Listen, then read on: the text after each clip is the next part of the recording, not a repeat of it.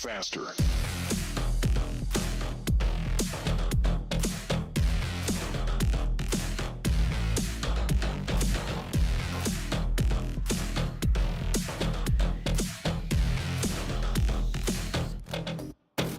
Go.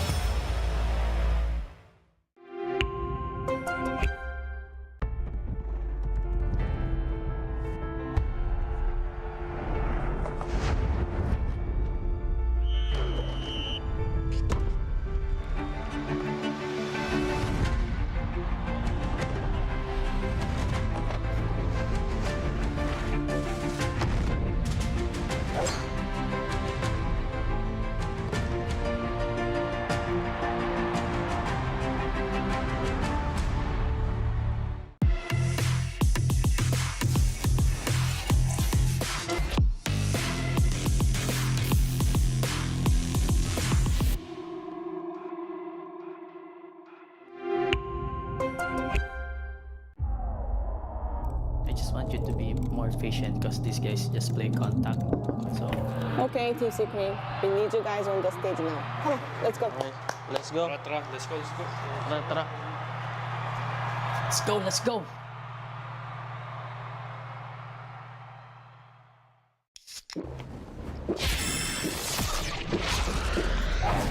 Red Bull gives you wings.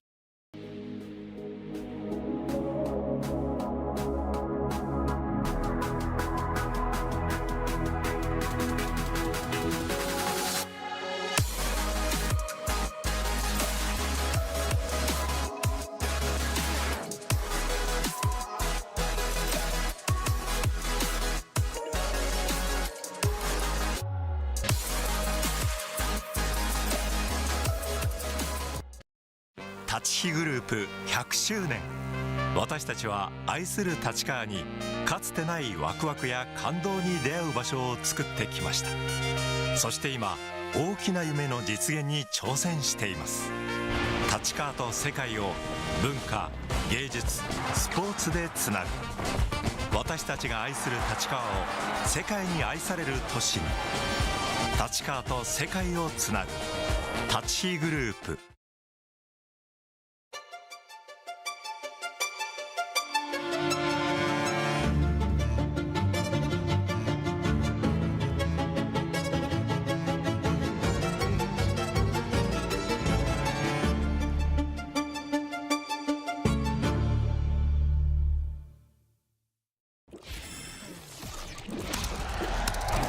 Red Bull gives you wings. Galit ka sa kanya, James. Ikalit ako sa lahat ng tao. Chill, bro. Chill. Pati ako? Pati kay Bray. No, ikaw daw, Bray. Madaldal ka to eh. Madaldal ba ako? Tanong mo si James. James, madaldal ako, James. Hindi, bro. So, di ka galit sa akin. Hindi. You're my bro. My roommate.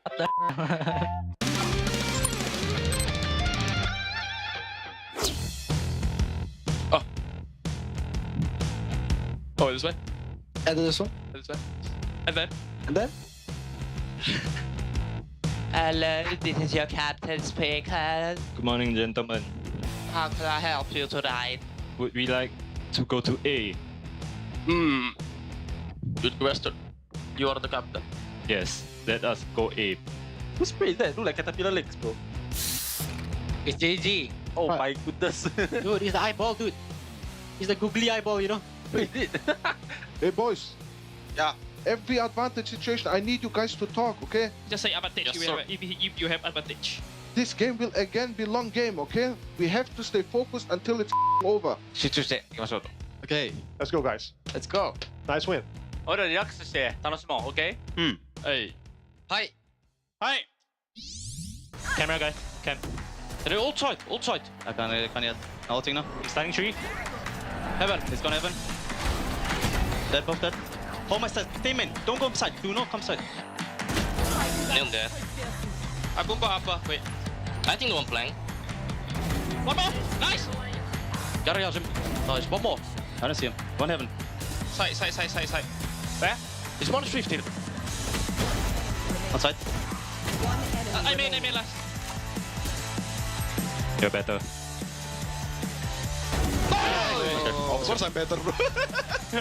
Let's go. Cam C. I come up this side, guys. I come up. Yeah. So far dead. Cypher C, guys. Can you open door? Yeah, well. Let's go back, see, guys. I'll take this. Nothing from B. Chamber is still posted on the C line. Neon wall. Neon wall there. Neon's there. You just hit a random wall. What? I think you come back A. You should come back A. I come back, they smoke from B. Let's go. Sonic now. Left side. Start. Nice. Go back. Should be A. Bridge have ult, yeah, they will make a play. Maybe Heaven also, guys, yeah? You got this, bro. One's holding deep. Confirmed. Nice, chill. 3v3. I have out. Listen, guys. Surf, stay tree. Everyone just tuck somewhere. Surf's gonna ult, Peter. You should get out of there. Sound. Oh, bridge sleep. Wait, I can flash. Check you guys. You got stun. Wailing. Nice, chill. Hey, main and Steph. I fed. Nice. Good job, Peter. Nice. Don't worry, baby. Surf, don't worry. Surf, don't worry, bro. Yo, I knew you were gonna win that round. Good guys, good job. AQQ 램프 QQ 레이즈 스카이. 오맹공 시티 조심. 오맹공 시티 조심. 1층 가려놨어. 오맹공 다 몰라. 야 램프 하나. 야 여기로 뺑 까봐. 뺑 날라가는 중. I'm gonna reload first. I flash flashing now. Nice. Let's go. I cannot dock ya. 우리 사이트 막자. 오케이. 제트 대시 들어왔다. 하나 더, B앱은 하나 더. A앱은 하나 더, A앱은. Red. 사이트. One, city. 사이트 제트. 오케이. City. Dead. I'm gonna ult. 야. 원어원 셔보. Yeah, watch my elbow first. I can watch elbow later. 형. Heaven. 뺑 있을 수도. 12발. 5발. 엘보 쪽에 있다 엘보. Right side. 연막안 조심.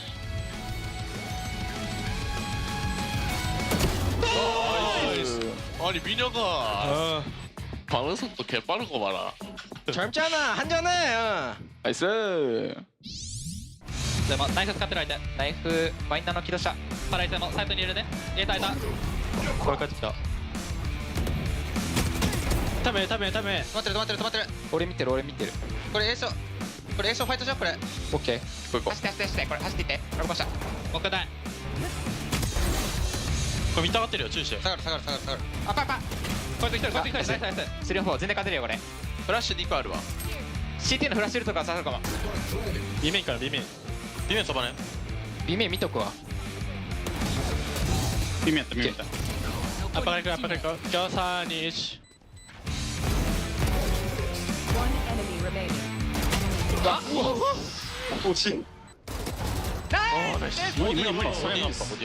おお。帰るよね。どこ。オペ俺飲んでないよ。アッパー。Well, lamp, I guess. I heard some sound. B面。2。 The trap on me. Coming out. Maybe low. I don't see anything. I got spam. They're coming out. One aiming. Guys, kill him. One aiming. Separate aiming. Only solo. Separate aiming, guys. Kill him. We don't know about Omen. Yeah, all men unknown. Where is Spike? Maybe. I think May. Did you go B main? One city. Let's try to kill him. Come on. I'm going. He's using pistol, guys. Nice. Happen. Be happen. Wait here. City. Nice. Up down. Side. Backside. 램프 몰라. 야 램프 벌리자. 램프 있다. 야 1층 블랙 깔았어. 램프. 언더 있다. 아직 언더 있어. 궁 들고 있다. 램프 축세. 램프 2명 더. 사이트 하나에. 언더 하나. 메인 하나 램프 하나. 언더 올줘. 나이스. 최소 뒤. 야 지렸다 인형아. 야 민혁이가 해줬다 얘들아. 좋았다. 1라만 더 따보자. 가자. Alright, wall down. Can we scale right now? Tagged. Alright, wait for tag. Wait, I'm ready. Alright, I'll clear right. They got a thought. I'm Jack. Dead. One more. Chill. One more in the smoke. After that. Chill. Like that. Dead. Keep holding. Screen. Big shit, let's go. Let's go. Gun. Good comms too, guys. Let's go. Let's go Nice. Just keep coming like this. Yo, keep coming like that, and we're winning it all, bro. Okay, man. Good job.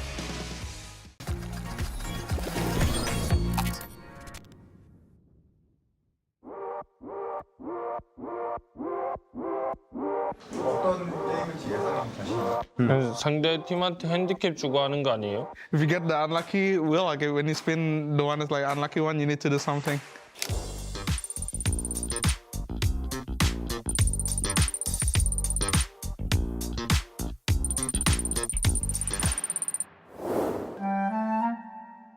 육상 선수 계속 뛰어다니는 것 같고 범죄자 사건 길치 갈치? 야, 배고파서 그런가? 돌릴게요.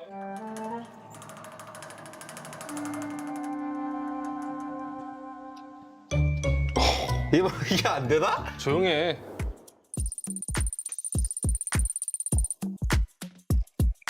It's either this one or this one. I only guess the bad one. Easy. Easy, bro. Bad. Really bad. Nah. Wait. Oh, Okay. it's good.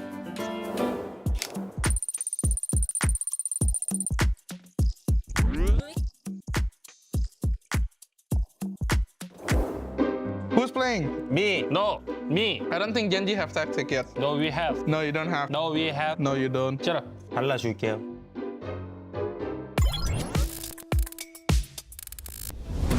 Where are you, Ryan? Yeah, no. B키를 눌러. Where are you? 총을 사야지.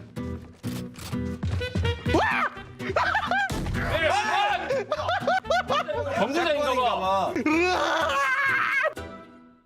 Where? I don't know. Go find me. Where is it? Hey, don't. I. Where are you guys?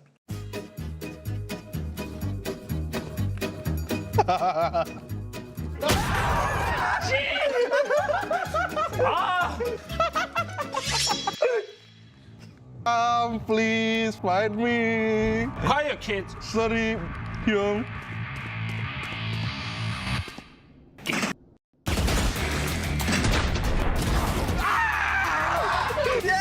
Easy. Find me. Stop hiding. Stop hiding, guys. I'm not hiding.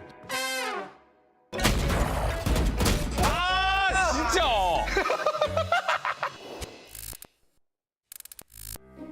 캠핑러. I'm not camping anymore, bro. Stop crying, bro. 우와. Let me to change position. In this one. 아니, 저 어떻게 뚫을 건데? 남의 총 사. 무슨 느낌인지 알지? 우린 총을 다 살 수 있죠. 이걸 사보면 잘할 수 있어? 딸이. Where? I'm in T-base. Where you at? 잘할 수 있어? 발라줄게요. 저기 이지하죠, 이지. 저희는 한 몸이에요, 한 몸.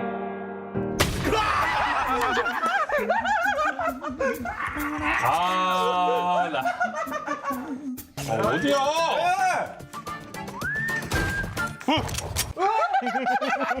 Run!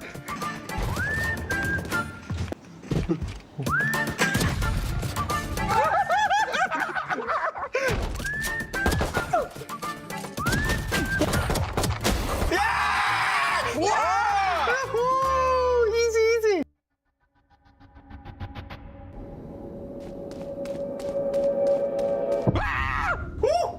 Why you lying? I'm in city spawn. I'm not lying. You lie.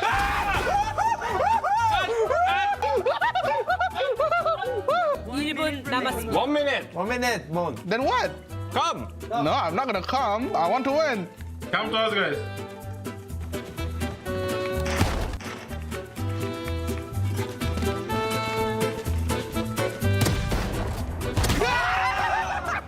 Nice, coach. 오른쪽을 왜 봐? 충분히 갈만했어. 네. 저희가 불리해요. 저희가요. We. Us. Oh, okay. We move. Easy game. 이지 게임. 야, we more harder. No.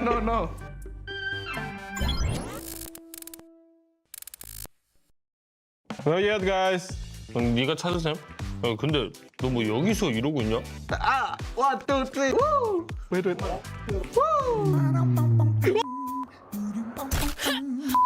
We won kill. One kill. We get the one kill. Nice. Thank you, more stupid. 아, 이지 깎아. Yeah. GG. I'll say very good, you know? I think it's so good. Good coach, good players, good team. 아, 나쁘지 않았다고 생각합니다. 단지 좀 상성이 안 좋았다 생각해, 그지? 잘했어, 우리 막내. 잘했어. 응. GG. GG. What? Hey, toxic. Yeah, it's so toxic. toxic. You're so toxic.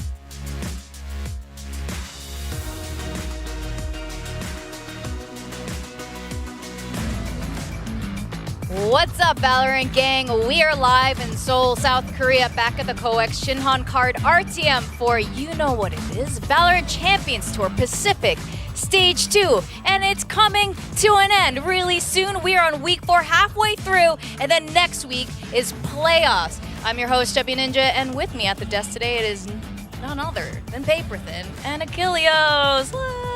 Welcome back to the desk. It's been a while. It has been, which I like it that way because I don't have to play the guessing game. Not because of you and Mika. It's because right now I'm in a decent position. I haven't fallen down too far in the guessing game. I've just been treading water, but now I have to put myself at risk. Okay. I kind of feel the same, to be honest. Like this is like my second day, and I just hovered at gold. Like I went up and down, and then nothing changed. Yeah, you guys are both in gold right now. Now I'm nervous. Yeah. Comfortably in gold. I've been able to avoid wood solely because I haven't been on the desk. Like that's the only reason. Today's the day. You guys are going to be joining me in the lowest of low ranks, wood rank. Now we got a lot of teams fighting for that seeding position. This is going to be really important going into next week. We already have our top 2 seeds, PRX, DRX. But the rest of it, we're going to be finding that out today, huh? It's just so weird because last year, like, oh yeah, PaperX and DRX are the top 2 teams. That makes perfect sense. And then we come into this playoffs, they're already locked into those spots. They get to avoid the single elimination matches, but it's just a very different looking DRX. Yeah. And before we get into that, though, and you're absolutely right, last year, speaking of finals, when we saw PaperX and DRX, this year we have a different location for our finals. It's at Interpark? Olympic Park. Olympic Park. I haven't been there yet. Have you guys been? Many times. At that actual stadium? A couple different events over there. I believe it did LCK finals at some point over there as well. That would have been an age ago, maybe back 2017, 2018. So it's a pretty epic. Yeah, it's really sick. I went there finals. for the Seoul Jazz Festival a couple years ago. Really, really nice. Okay, so this is a pretty legit destination, and you guys can buy your tickets tomorrow. More tickets are on sale. So, mark your calendars and your alarm clocks. They're going to go quick. Yes, 100% going to go quick. It's going to be super fun over here in Korea. Now the standings, we were just talking about this. Achilleos was mentioning how it's almost like a different feeling seeing PaperX and DRX up there at the top this time. Gen G in the 3rd place in the standings. Also unexpected, just considering how all the things have been playing out this year. Paperthin. No doubt. I mean, I'm definitely a little surprised that Gen G might end up not at that 3rd spot. Like they could fall here today if they lose to Team Secret. Surprising after they won Master Shanghai, right? But they just weren't good enough in the group stage. I mean, DRX in particular, in stage 1 went 5-0. They were absolutely dominant. PaperX is just kind of them normal selves, just only losing to Team Secret. So, kind of par for the course. But I am pretty curious about Gen G here today. They have looked at times a little bit shaky until last week, coming back off of that win at Master Shanghai. So no doubt that these standings could be jumbled up quite a lot today. No, they certainly could. I mean, nothing else is really decided. I mean, but Talon with the loss yesterday, not doing themselves any favors, trying to leapfrog up above these other squads. Now have to wait and see what the results look like throughout the weekend to figure out where they're going to be. Who are they going to be playing against? We'll have to just wait and see. That's right, and we don't have to wait very long. Here are our season playoffs brackets. So the very first day of playoffs, we are going to find out where these 4 teams, who's staying and who's going. How are you guys, what are you guys thinking about this going into next week? Well, I'm pretty curious. I mean, PaperX just needs to win today, and they go to champions. There's just no mathematical worlds where they can't. So there's actually a lot for them to play for coming into that. I mean, obviously, I'm looking at both them and DRX. Let's say PaperX loses to ZETA today, then it's just a one and done, right? You just need to win, and you're into champions. That's all it takes for them. So obviously, having those 1 and 2 spots, super, super important. Everything else beyond that, getting into those 4th to 6th spots, single limb. That's scary. Yeah, and Gen G are still at risk. It's worth noting. Yes, they do have an immense amount of points, but there's a lot of different things that could shake out that could see them not qualifying for champions. I think it's heavily unlikely, but the fact that the possibility is there is still scary. That would be wild. That would be the craziest thing, actually, if they somehow didn't qualify for champions. And here are the championship points that we were just discussing. I do want to break down a bit, one of you guys, why if PaperX wins today, getting that 15 points, they would still be in over Gen G in terms of championship points. I think it's how it breaks down with the playoff bracket and everything. There's all these weird worlds where Gen G just can't. It doesn't really matter. Like PRX will just kind of have the points. It's really complicated. So I've given up on trying to understand it. Like somebody just told me, and I'm like, aha. Yeah. And I just nod my head. I'm like, yeah. Kind of at the point where we just go with what we're told, and it could all just be fabrications. It could Yeah, all we be could have lies, lied, too. but we trust the staff to get it right. So There is a logic to it. It is very complex, as you guys said. But yeah, so even if they end up tying at the end of this, with PRX, if whoever gets with PRX won in that head-to-head, and if they also win out this week, you know, they get an extra point going in, and that is why they'll always be secured, even if they lose somehow in playoffs. And Gen G, like you guys said, though, I feel like it's just an unlikely scenario, so it's actually more of the other teams who will be needing to vie for those points. And that's kind of the thing, is that if PRX and Gen G were to end up bombing out of playoffs together, then if they just have the same amount of points kind of tied up, PRX wins that head-to-head, they would push them down into that 5th position spot as far as the team that's going to be qualifying into champions. So that's why Gen G is a little bit more at risk. But we could explain it, but if we did, then people on Reddit wouldn't be able to make the posts explaining it. So I don't want to take their job away from them. That's true. There is so much effort put into that. Good job, guys. We really do appreciate it. We do appreciate it. We look at it. All of the information that I'm spouting is because I've been reading those Yeah. threads. All right, duelists. This is definitely the year of the duelists.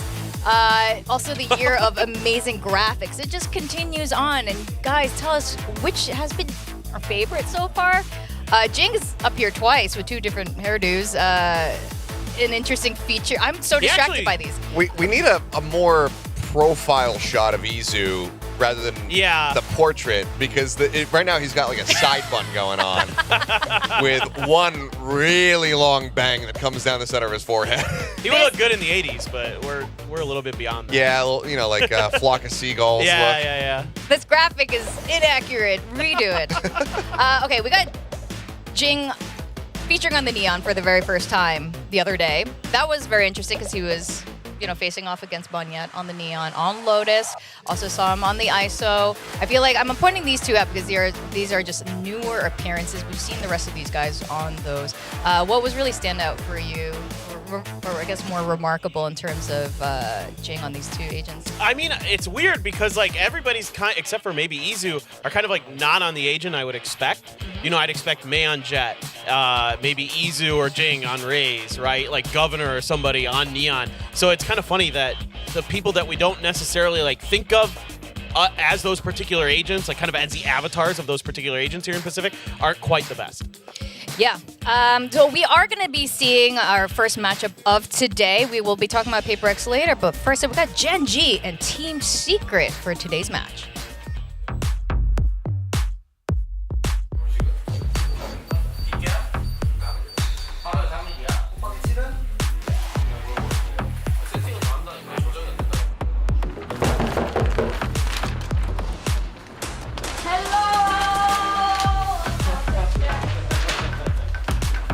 Who do you want to meet in playoffs?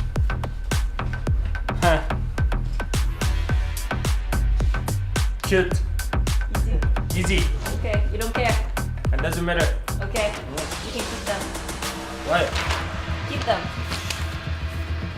Bye. Bye.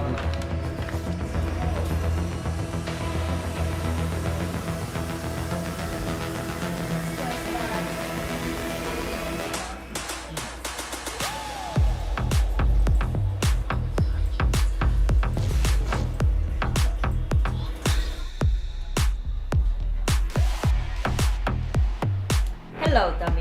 Now, do you guys have a secret weapon against Gen G today? I can't give that out. It's a secret. Please, please, please, please! Secret weapon! Alright, fine. Right here. Zeus will be playing today? Is he warming up right now? Taking matters into his own hands? Dang. That'll be an interesting roster change. We've seen a lot of changes this stage, so why the heck not? But that is definitely the question, right? Who do you want? Which of these teams want to face who in the knockoff rounds, like the knockout rounds? What do you want to see? It's kind of weird to say, but I almost don't want to see Gen G Team Secret, because if Gen G wins today, then it just happens again. Like, and that's kind of weird. I mean, it's kind of fun in a way also, because like a lot of times the repeat matches have very different results. Yep. But also part of me just wants to not see that match twice in a row. Like that'd be a little weird for sure. Yeah. What would you like to see? Do you have a preference? Good Valorant. Just good Valorant. Oh, that. All right. That's we've had some weird days this weekend. I'm just happy to have some good old salt of the earth 2-1 clock in, clock out Valorant. Yes. All right. Well, that's fair. I think we can all agree with that one. All right. So now we're kind of looking at the head-to-heads here now. Of course, the question for Gen G is like, do you want to face RQ or Talon, depending on how today pans out? And here are the different variables of how this could play out. It is really interesting. I mean, on the one hand, yeah, it'd be great to see Gen G and Team Secret play. I think they're pretty strong teams overall, but man, I don't think anybody wants to play Gen G there in that first playoff match, whether it be RRQ or Team Secret. It is very, very tricky no matter what. So Talon, I think, has a decent shot here to maybe get out of that spot and maybe find their way to champions. Who knows? I mean, they've been pretty decent in the regular season.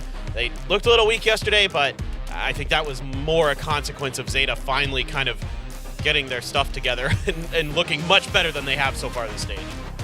Yeah, that's right. And as far as Gen G and Team Secret goes, you know what, Paper, then maybe it's not too bad if we do end up seeing them twice in a row. Explain within yourself. 7. Because we haven't really seen them play against each other this year. It was just one time in kickoff, and Secret didn't have Wild Oreo back then. Okay. Gen G was a trophyless team back then, so seeing them face off twice in a row could be pretty exciting. I'd be curious to see what the changes look like, because obviously both teams would have about a week to get prepared for that set, to be able to see what kind of adaptations and new things you can be bringing to the table. And I think it would also show us just kind of like how much teams maybe have been hiding at the moment, in anticipation of the playoffs. So I'd be curious to see, even if it was the same map set going into a repeat matchup, if the compositions end up changing as well. Yeah, I mean, that's a really fantastic point. Again, we haven't seen these two teams face off against each other since all the changes, since the patch changes, since the map changes. And here are our key players. Wild Oreo has been on fire, but why are these two our key players for today? Oh, I mean, it's because they're really, really strong performers, typically on the Sentinel role. Obviously, Wild Oreo shifts around a little bit these days, depending on what Jesse wants to play, but Meteor has been one of the best players in the world, if not the best player in the world over the last couple months. So certainly you got to keep your eyes on him. His performance against GE was absurd, but Wild Oreo just comes in and looks like he's a natural. Looks like he's been playing in T1 for years. Looks like he's been in Pacific since the beginning. Very comfortable with this squad, has integrated really nicely, has very similar stats to Meteor in almost every category. Yeah, and I think that if he's going to be able to keep up with this, then we know for sure like he is the real deal. I think he's already basically proven it, but now you're going up against the Master Shanghai winner. If you're able to keep pace alongside Meteor, alongside Texture, and continue to have that same impact that you've been putting up across your past series, then yeah, I'm completely sold on this guy. Yeah, he could be the missing piece going into an international event. Team Secret has come close so many times since last year, and it's just one little thing that seemed to be missing, seemed to be stopping them, and Wild Oreo seems unstoppable at the moment. We also got to see Team Secret's Haven for the very first time last week, at least for the year, and I think we had high hopes for it because they were pretty darn good at it last year. Ended up losing that one to T1. That was the only map they dropped against them. Yeah, I wasn't sure what to make of that. Yeah. I think it's a singular outing, so it's going to be hard to glean too much from it. We obviously need to see more of that map, and perhaps we will get it. But Gen G have also very much been keeping it hidden away. They haven't played this at all since it's been added back into the pool, and oftentimes we see them go for like a second round, ban on it. So I'd be curious to see if it does come up between these squads today. But for Secret, I think that they just maybe need one to kind of get out of the way. T1 still a strong team in their own right, despite not being able to qualify for the playoffs. So I think you can kind of shrug off that loss for the most part. Yeah, and I mean, I wouldn't be surprised if it was something like it's the old standard map, and maybe there was a way that Jesse and company like to play it, where you got these new players, 2GE and Wild Oreo in there, and trying to get them kind of on the same page may have been a little bit tricky, or you just caught T1 at a good moment. I mean, another team that has a lot of players who have been very good on Haven historically, so Could have just been a little bit of symptom of a couple different things coming together there, but I think you should bounce back pretty nicely. I think that attacker side win percentage should go up for Team Secret if we see Haven again. You know, I feel like we haven't seen Secret in ages. It's only been maybe 2 weeks, but that feels like forever in VCT time. So I'm kind of curious of what they've been cooking up since then. And now we got our coaches, Dummy and Solo here, HSK and Jesse Vash. Go into our map picks. I can't wait to watch Solo decide for a solid minute. I was going to say that the 14-minute timer is how long until Solo finishes making his selections. Pause the timer. Pause It's not the when timer. the game starts. That's just when this map draft is going to be over. But looks like respect on the Icebox, Gen G. They have overall had a pretty strong Icebox throughout the year, but they opted to just ban this one away, so they know that Secret are quite proficient at that map itself, so they decided to just go ahead and take it off. I think that's a little bit shocking to me in a way to be the first ban, just because I think, didn't Secret go to overtime on it last time against T1 if I'm not mistaken? But, I mean, I don't know, whatever. That sounds correct. Yeah, but Sunset makes sense for Team Secret. This is a really good map for them. Yep. I mean, they're one of the best we have in Pacific. Them and PRX are two top Sunset teams for sure. And then, yeah, Lotus is kind of the old standard for GG. I mean, they blew GE out of the water on this map, so certainly feeling comfortable about it. Here we go. Set that timer. And if I'm Secret here, maybe Ascent. Okay, yeah. So Ascent going to be banned away. Gen G, do they want to float Haven or leave Split here is the question that Solo is trying to answer. It would be the last time we will see Split for these two teams. True. Oh, that's true. It goes bye-bye after this. That's very, right. very true. Are you going to show us one last Split? Well, I don't know if I'd want to see Split. I don't know how, I mean, I guess I don't know how comfortable Gen G's Haven is, but Team Secret destroyed. I think it was like 13-6 on Split the last time they played they're it. banning Haven, so. They're, all right. Secret is good at both of those maps, frankly speaking. That's true. So, but Gen G's also got a huge They're also map great pool on too. every map. Yeah. I mean, Yeah, the Split, I think that overall that rounds things out quite nicely just because Haven is that question mark for Gen G. We can suspect that they're going to be strong on that map just given that they have played an immense amount of it in the past. Even the old iteration of Gen G was quite strong on Haven. I'm thinking about some of the great moments from GodDead in the past, etc. But given that we haven't seen it, I think that right now, taking a look at the draft, it overall does kind of favor Gen G. I mean, it'd be hard not to. There's not many maps that I feel like Gen G are weak on. Vine may be one of them, but that was banned out right away. So other than that, I feel comfortable with Gen G on every other map in the pool the rest of the way through. How about Sunset then? Yeah. Sunset as well, given the stats that we're looking Comfortable at right now? enough. I think it's definitely it's obviously the most uncomfortable one that they have. But this is where, like, for me, Secret need to have the win. I think if they have the win here, they have a shot at the series. I think that if Gen G comes out swinging, they pick up a pretty convincing victory here on Sunset. I become very concerned for Secret as we get ready to go into Lotus. Okay, I think that's a fair assessment because these stats are only from here in Pacific. This doesn't include Gen G's performance on Sunset on the international stage, of which they also have immense experience doing. I think that's a very fair assessment, but Secret picked it for a reason. And with that, I do want to lead into our predictions. If we can pull that up. Please. Drum roll. It is not a full Gen G. Some of you guys saw that graphic and then it got taken down because it was a mistake. Wrong. Yeah, there's some back and forth. I was thinking about Team Secret today. I thought, you know what? Maybe. Gen G until last week looked kind of sloppy, to be honest. Look, so even if I wanted to, I can't. Why?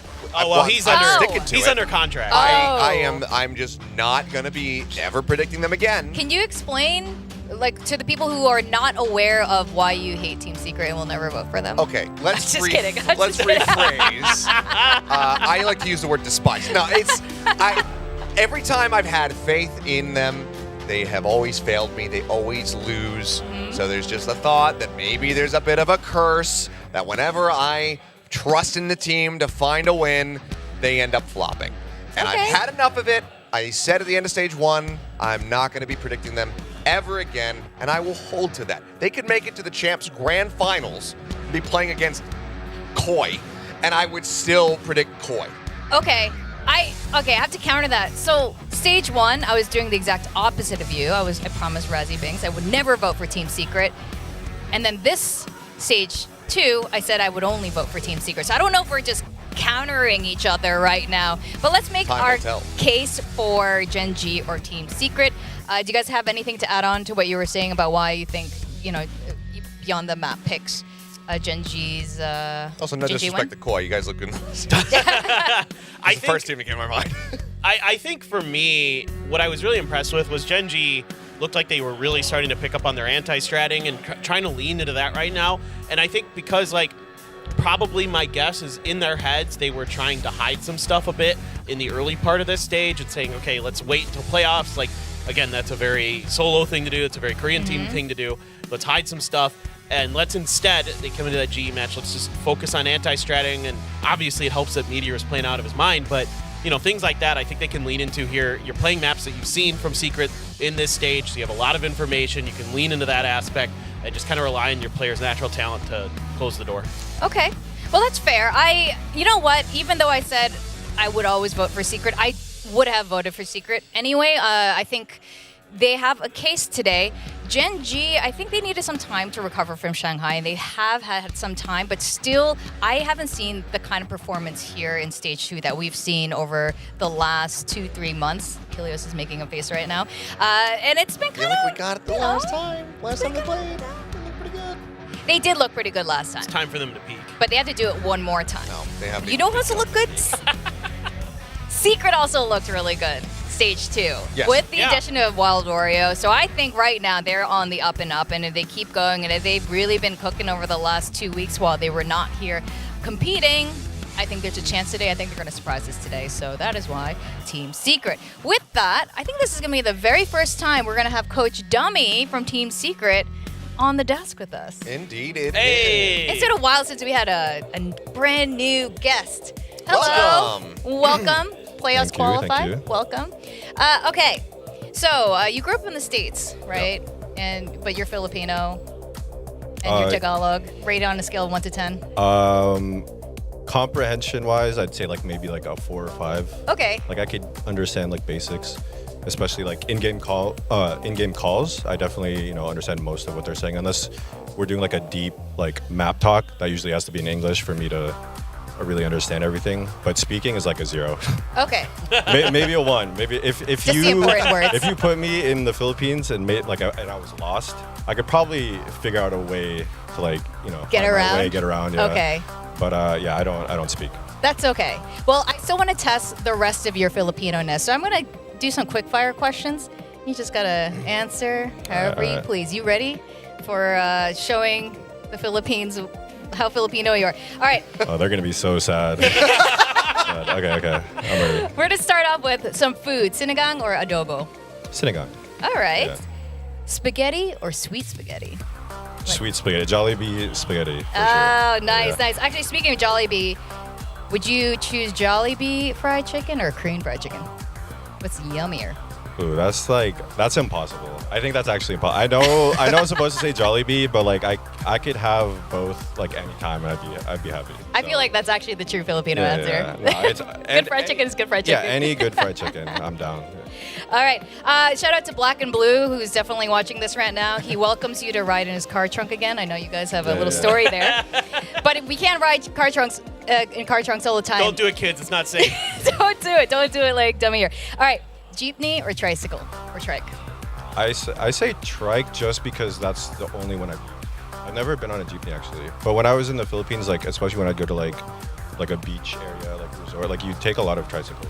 Yeah. And yeah, it's kind of nice Yeah, actually. it is. It's a vibe for sure. Okay, speaking of beaches or Baguio? Baguio is the mountainous kind of area. I would say beach. I mean, Philippines is a tropical island and tropical islands, and people go there for the beach. So I would say beaches, but Baguio is really nice too. It is super nice. I have family up there, so I've visited. Nice. All right. Would you rather be the best karaoke singer of all time or the best backyard basketball player of all time? Since I'm already both, I don't know what the Oh! No, I would say basketball. I love basketball. Okay. Yeah. But karaoke is fun. But that you kind of don't need to be good to have fun in karaoke. It's true. Yeah. We're just... Yeah. Exactly. That's So- true. That's true. So I'll take basketball. All right. And last question before we go into the real questions. Team Secret or Gen G? I mean, team secret. Wow. Yeah, what am I gonna say? Just give him a softball. Yeah, I know. It's like if you went back to the Jollibee, you're like, Jollibee or Taco Bell? Which one? See, that would get me nervous. I don't know what to. Yeah, I don't know what to say for that. No. Taco Bell's great. Yeah. But okay, you passed the test, I think, right? Filipinos can rate that. Okay, you know, coming in into the franchise league, into VCT Pacific, you know, you're joining a very experienced team with a very experienced core already with Jesse Bash and the rest of them.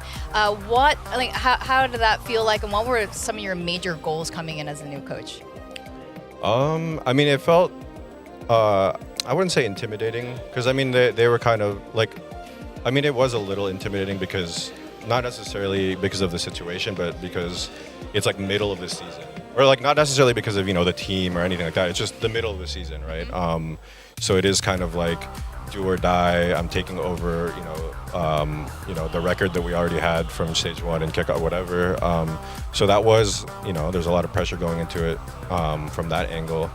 But as far as my goals, I think the first thing I told them, like our first week of scrimming, was I want everyone to just have the green light to express themselves as a player. Like, play the way you want to play, and it's just my job to connect everything so that it makes sense. So like I kind of just filter, you know, what makes sense for the whole team. Like, you do whatever you want, you call the play you want, you call what you want to do with your call anything. And yeah, if it doesn't make sense for the team, then I'll you know, weigh in on that. But other than that, like, I want everyone to be capable of, you know, impacting the round, not just by like shooting their gun, you know. So I want all 5 players to have you know, the freedom to express themselves. So that was my main goal. But I mean, the second and obvious goal is just to win. Like, and Sure. you know, that's what we've been going for. We've been trying to work hard and you know, prove the new lineup to, you know, to everyone. If I could dig a little bit deeper into that, obviously, yeah, you want to give the players some freedom, some flexibility, some stuff like that. But you as a coach, you got to come in. You probably have some other ideas, maybe strategically or tactically. You know, obviously, you don't want to give away too much. But was there anything you came in and really focused in on, you know, on the in-game aspect to try to you thought you could improve or work on with the squad coming in as the coach? I mean, I don't think this gives anything away too much. I really just wanted to add more layers to existing plays. Instead of just throwing in like a bunch of just random strats, like just, I thought of this, I thought of, you know, and just throwing it at them. How about just, you know, creating different, almost like protocols or decision trees that go, you know, in different directions based on how the round plays out for the same strat. So it's like, you know, you can run you can give them a lot more different looks that way, but still have confidence in like the foundation of what we have. And then again, to touch on like what I was talking about earlier, that also allows the players to have like more individuality and like express what they want to do as well still. So yeah, I think strategically it was just, it almost sounds like, you know, like a contradiction, but I kind of went for expanding the strats we do have rather than just like adding more and more and more. Okay. I'm curious about just the team coming into today, because obviously the players themselves fairly well versed at going up against Gen G, but now they're going up against Gen G, who are you know, a trophy wielding demigod organization at the moment. How do they feel coming into today? Is the energy any different, or is it just another day of like, let's go in, let's play our game, let's win? I mean, it might be hard to believe for people watching, but like it legitimately just feels like this. I feel exactly the same as I felt going into GE, into Bleed, into T1. It's really just another match where we're kind of more focused on ourselves and our preparation and showing what we can do. And yeah, I mean, we have no regret. We're gonna have no regrets no matter what happens, because we did all we could to prepare. All right. Yeah, I think that's all we have time for, but thanks so much for joining us here. I hope we get to see you again with the analyst desk, and all the best. First interview we had. Yeah. Nailed it. Number 1. Nailed it. 10 out of 10 Filipino. It's because I picked Jollibee, right? Yeah. Last question, you really quickly. What's your go-to karaoke song? Because you got that deep baritone voice. Oh, man, I kind of. No. I don't think I have a go-to. I kind of just go with what people pick, and I'll sing it. You know what I mean? All right, we gotta send you down to the stage because your walkout is about to happen. Oh, okay. Thank you so much, Dummy. Okay. Sorry, Thanks. I'm taking up your time. We can just take him out and find out. Yeah. Let's go for some karaoke after All right. this. What do you call it here in Noreban. Noreban, yeah. Song room. Song room. Yeah, we're gonna go for some songs. All right, we are gonna go and welcome the players. Dummy's gonna have to sprint out to the stage.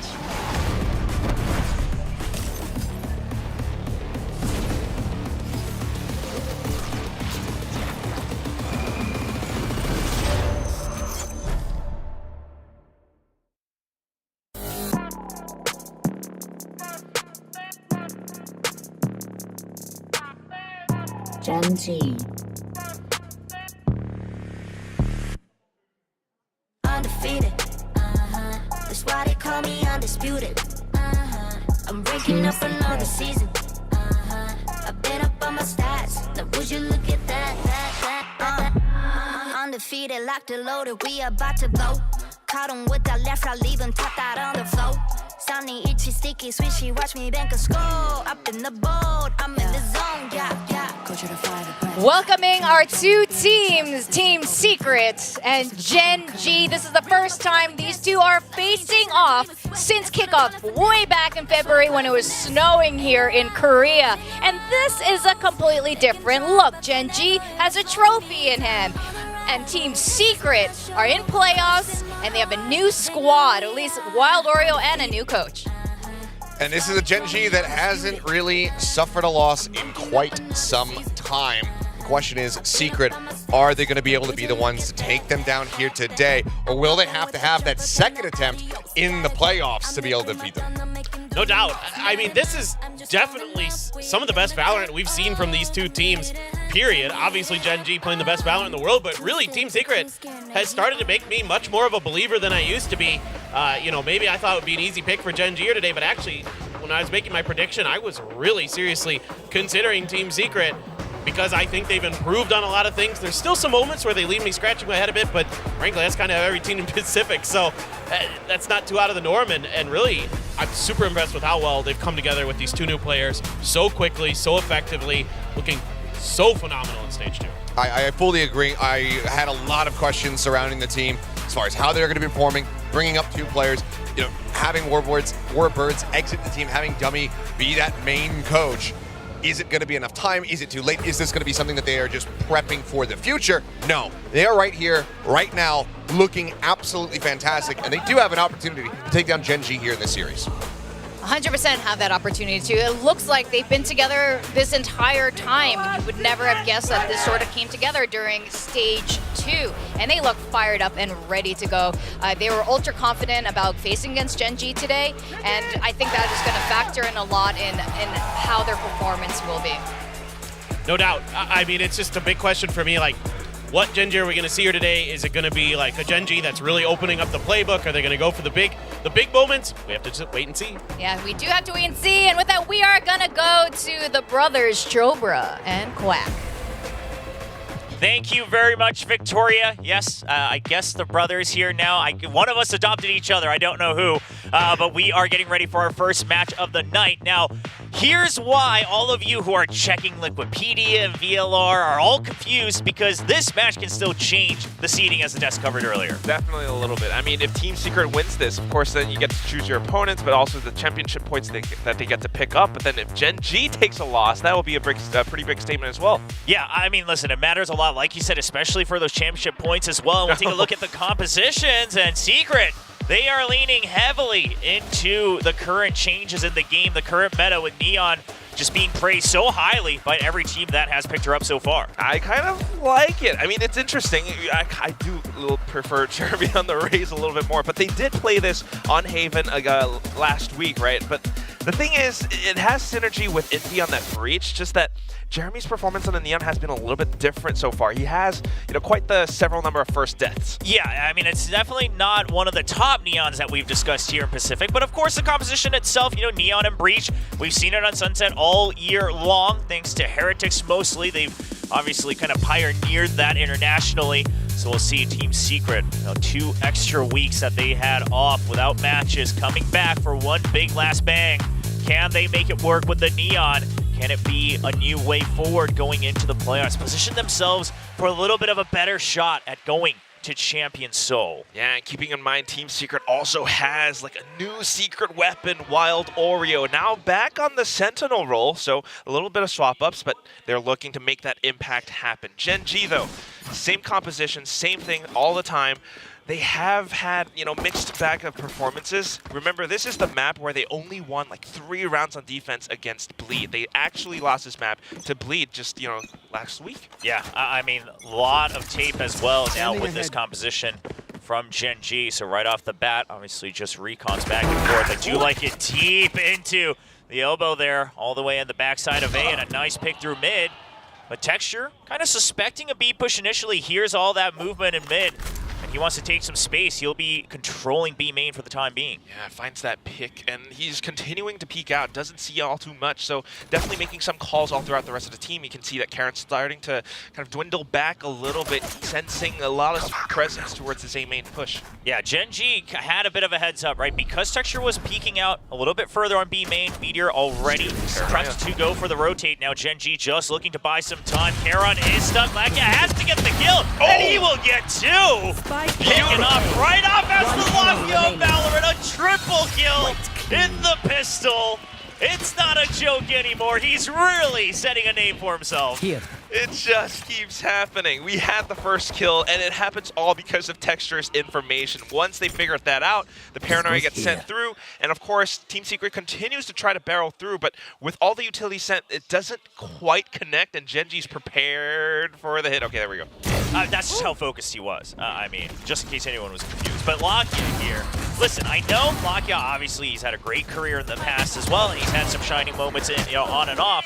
But the thing is we've actually never quite seen this consistency of aim, like pure just aim from him when it comes to match. But now already in round 2, Team Secret, they're not slowing down. They want to push the tempo, recognizing that it could still be a weak hold onto the B site. They want to pressure it as much as they can when they have the opportunity before the Cypher starts to get all crafty with their setups. Yeah, and just manages to break right through it. Karen can't quite land the shots either, so rotations have finally gone through, but Texture just dives right in with the Sheriff, finds the first shot, but instant trades go through. Jesse fast with a double now, and that's going to clean up the round. Team Secret right back at it, this eco. And this is what I do like about this compositional change, Quack, coming out from Secret, is that you look at the KO, right? You look at the Sova. This composition, whether it's on Ascent, whether it's on Sunset, it's about playing the map. It's about playing it very systematically, playing it slow, digging for that information, and you're just looking to command the tempo any chance you get. You have an eco, just barrel through like they just did over on the B site, and now maybe that causes the Cypher setups to be a bit more passive. We'll have to wait and see. And already Shock Darts at the ready to continue destroying that from afar. Most certainly looking to break some trips and whatnot. I mean, the slight weak point from Gen G's Sunset just last week was, Meteor kind of losing out in all these early fights, having several first deaths as well, and it's a lot of map control that you kind of lose or give over to your opponent's team. But at the same time, it's very interesting how Jesse Vash is utilizing his utility right now. Texture just getting first contact. Team Secret wasn't quite ready for the trade initially, but it is good news that 2G will still clean house there. They'll be able to continue pushing through. Lakia, oh my gosh, he almost got that one again. He has been as calm as ever today here on the first map of Sunset. Numbers advantage still for Team Secret, though 4-3. The health a little bit risky. Right click out the ready, Munchkin. He'll try to get one. He'll finish off the next. 2G is weak, but he's going to wait for his teammates to wrap around. And now it's a 3-man entry into the site. Meteor, just a Sheriff to his name. Not going to be able to find too much. Entrance has been smoked off as well, so he opts to go over to the other side, but the angle's not quite favoring him. And look at how Team Secret is stacking up. They know their jobs just to cover that spike. 2G watching the angles. I mean, they're not quite suspecting him to come entirely from backside, though, because there's not a great trade opportunity if 2G were to get caught. But 2G, of course, the jiggle is good, creates that angle advantage for himself. So Team Secret, I mean, this was pretty much their bonus, obviously, taking that Thrifty on the second round, but now continuing to snowball that economy. We took a quick look at the creds there. Several members break that 5,000 credit mark. 2GE leading the charge. We've talked a lot about Wild Oreo today, but 2GE started off maybe relatively quiet compared to Wild Oreo, because since Wild Oreo had such an explosive start, but 2GE, he's kind of reminded everyone why he was picked up by RRQ last year, why he got to stay on that roster, and why he stayed on that roster even though it was a 6-man roster. That's right, a very reliable player to say the least, and he comes up huge in some of these clutches as well, but for now, Team Secret not dropping down on the pace whatsoever. Jeremy just sliding right in. They're already taking elbow control, looking for more space to take against Gen G. They've got the full buys though, Gen G, and they're trying to fight back, pulling up the generator now, but the shots through the cyber cage. Wild Oreo takes one down, Jeremy on another, and then 2GE chimes in. Oh, this was Gen G, I think, overcooking just a bit. I mean, Lakio was pinged, and they were trying to use that opportunity to set Munchkin up for a better kill. But all his teammates fall like flies all around him through the smokes, and now it's just a 2-man retake. Now just one. Karon has to save. I mean, sure, if it's a 1v3, maybe you go for it. You're going to have to go for a eco round the next round anyway. But there is no chance. Karon just trying to make sure that they do not chase him. They'll try to come through with the fault line, and it's good.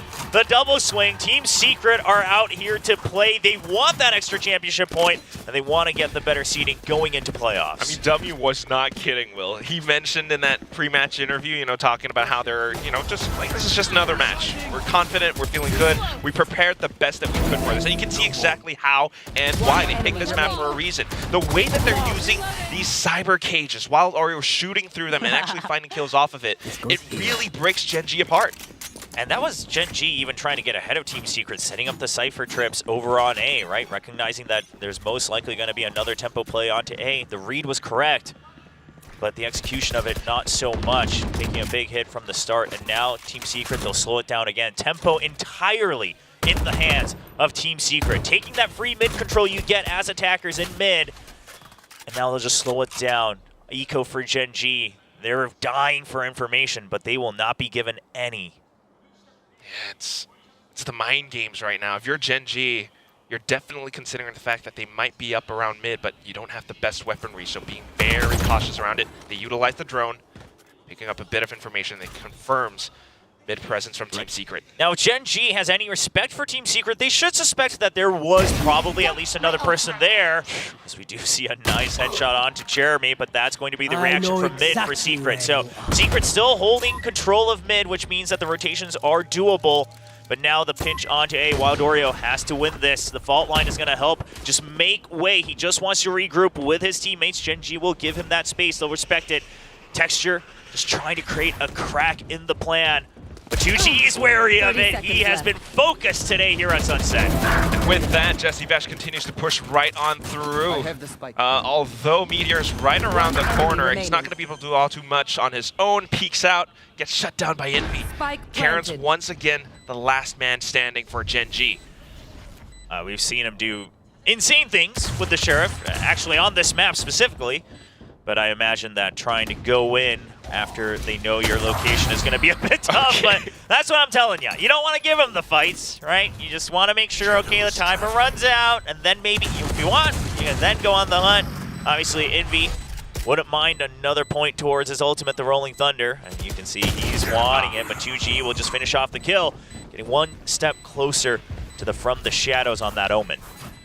That said, though, this is a very impressive start from Team Secret. It's a commanding lead, 4 rounds in a row now, and it shows you exactly how and why. I mean, the way that they're playing around this map, like you mentioned, Will, the way that they're working around it, and then this time just switching things up all around the sites, going back to slowing down the pace, going for that early mid control, and then executing off of it. Gen G are kind of struggling to read this and adapt to this. And now the trips falling even further behind. They know that there's been this lineup from Jesse Vash from Spawn.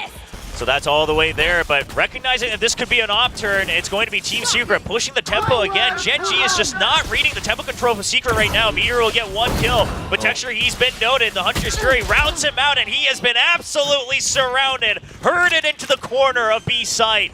And Team Secret once again ready for the plant. Jesse Vash already making his way to wrap around on a flank in mid. So quick, so relentless. That operator now handed over. Karen, though, spots out Jesse Vash up around mid, tries to support his teammates, but unfortunately loses his head. Jesse Vash now will be able to take market control, and that is going to be a thorn in the side of Gen G. Munchkin just ignores that and decides to push through. He's looking for even more just to try to get a little bit more control before they go in for that tap on the spike. He can't quite go through. Jesse Vash has finally spotted him. Lakia, being steady as ever, gets the first shot. Spots on the jiggle, but he's running out of time. I can't believe this, Will. Team Secret are going through yet again. I mean, Gen G, they look a little flustered in that round. I imagine a timeout might be in order here. Yeah, the time stopped because here's the thing is that the read you had going into each round was already off, right? You think they're going to go for a power play, then they stop, they spam through the smoke. Now you think, okay, they rushed it, going through mid, they slowed it down. Now they're going to try to wait because we're going to be buying it up, and then they say, no, we're just taking full control of mid. And so this is where the coaches have to step in and just pump the brakes a little bit, create a bit of a reset for Gen G as Munchkin, the IGL, he's been so good, but he hasn't really been able to catch on to the patterns yet from the Secret side. Yeah, it's been a while since we've actually seen that Team Secret sunset, though. I think that's one of the factors as to why Gen G feels a little bit lost in the sauce right now. They don't really have that much data. Meanwhile, Team Secret has all the data up against Gen G, and that's why we're seeing these very specific dedicated planets and how they want to take mid control. The way that they change up pace so much, so often, really throws Gen G off. And the way that Jeremy just sprints all the way up front mid with that fast lane, with that overdrive, really confuses them so much. That Operator was such a big investment and was lost in that round. Yeah, they're not going to be getting that back. You do have the Blade Storm, though, so Gen G, they have an opportunity to stem the bleeding. Obviously, they want to do that right now, already past the halfway mark of the defending side for Gen G. Trips now forward once again, trying to just stall any sort of push over on B main, and it's going to be a push out of A as well, taking full control of the updraft over on the A side on the minimap. The Trips just further in. They've recognized exactly where that lands. Meteor's been downloading that all the past couple rounds. And now Team Secret, if they rely on that to go for a fast execute onto B past the 1 minute mark, they will be in for a rude awakening. I like the little trips up around market as well, though. So Team Secret definitely making use of their own timeout as well, trying to get a sensing for how Gen G might have switched up their setups. Slow mid push coming up front. Texture hovering right around the smoke just to check. Now you say, okay, they've taken mid control, but that's all right. Gen G, we can see on the minimap, they are well prepared for a takeover on mid. Meteor's going to be fishing for information. He's not going to be checking the left side, though. Completely goes in blind. I mean, there's just been no information on that side. And Gen G, starving for information once again. They don't want to use their util too much, and this is something we recognize bleed abuse as well. Gen G does not want to use their util early because they rely on that in this composition as Texture gets taken out, and Jeremy taking out another, and Munchkin Lakia once again trying to be the hero, but the spike already moving slowly around from B main. Charon's fast on the rotate. Bit of a painful loss, but the round's not over yet. Gen G, they had the angles, but Jeremy just crouches right under Lakia's line of fire. It's all up to Karen now. He's right behind them. Might just be able to find a couple more shots. Spots Jesse Vash out. Throws in a bit of a smoke just to give him some safe angles. But then the fast lane comes up from Jeremy. The recon. I mean, the counter recon and the fast lane. This is perfect from Team Secret. Jeremy, he's weak. He's going to hide and survive for the double peek. The comms are clean from Team Secret, and they'll shut down Gen G's attempts once again. Very good usage of utility. I mean, you talked about it. The counter recon, the fast lane, it blocks and throws Karen off so much. Not only is he unable to isolate these angles any further, it allows for Jeremy to kind of reposition himself and Jesse Vash to kind of set himself up for that trade if necessary. It's so difficult right now for Gen G, especially to consider how the round starts off. They lost so many players that quickly, and they don't have the information to kind of inform them as to where Team Secret is about to hit. And Gen G, I mean, sure, you would like to push out aggressively at one point to meet them and fight them, but your econ is just broken every other round. Charon gets one, but Team Secret will answer back with two. And the numbers advantage once again for Secret. You still hold control of the orb here in A main as well. Drone going to be used for safety. Trying to bait out a peek from elbow as well. Charon will not fall for that one. Just trying to hide away from the drone for as long as possible, but they recognize he was there, he got a kill. Team Secret, this is where they slow things down. Karen doesn't want to give up control too early on though, so he tries to stay on the site. Munchkin here to back him up. A bit of a flash to allow him to swap on over to elbow. Fragment just to stall a couple of seconds more, but unfortunately the shot's just whizzing past Jesse Bash's head. It's all down to texture. Good couple of shots just to start things off. One shot. Swaps over onto the Vandal and tailwinds to the back just to find more. But look at this high-low setup the Team Secret has. Yeah, he's created the 50-50 that he might be wrapping around elbow, but like you said, the setup's very good from Secret, and there is just no way he can get more than one. That's way too high of an angle, and 2GE will be wrapping it up for Secret.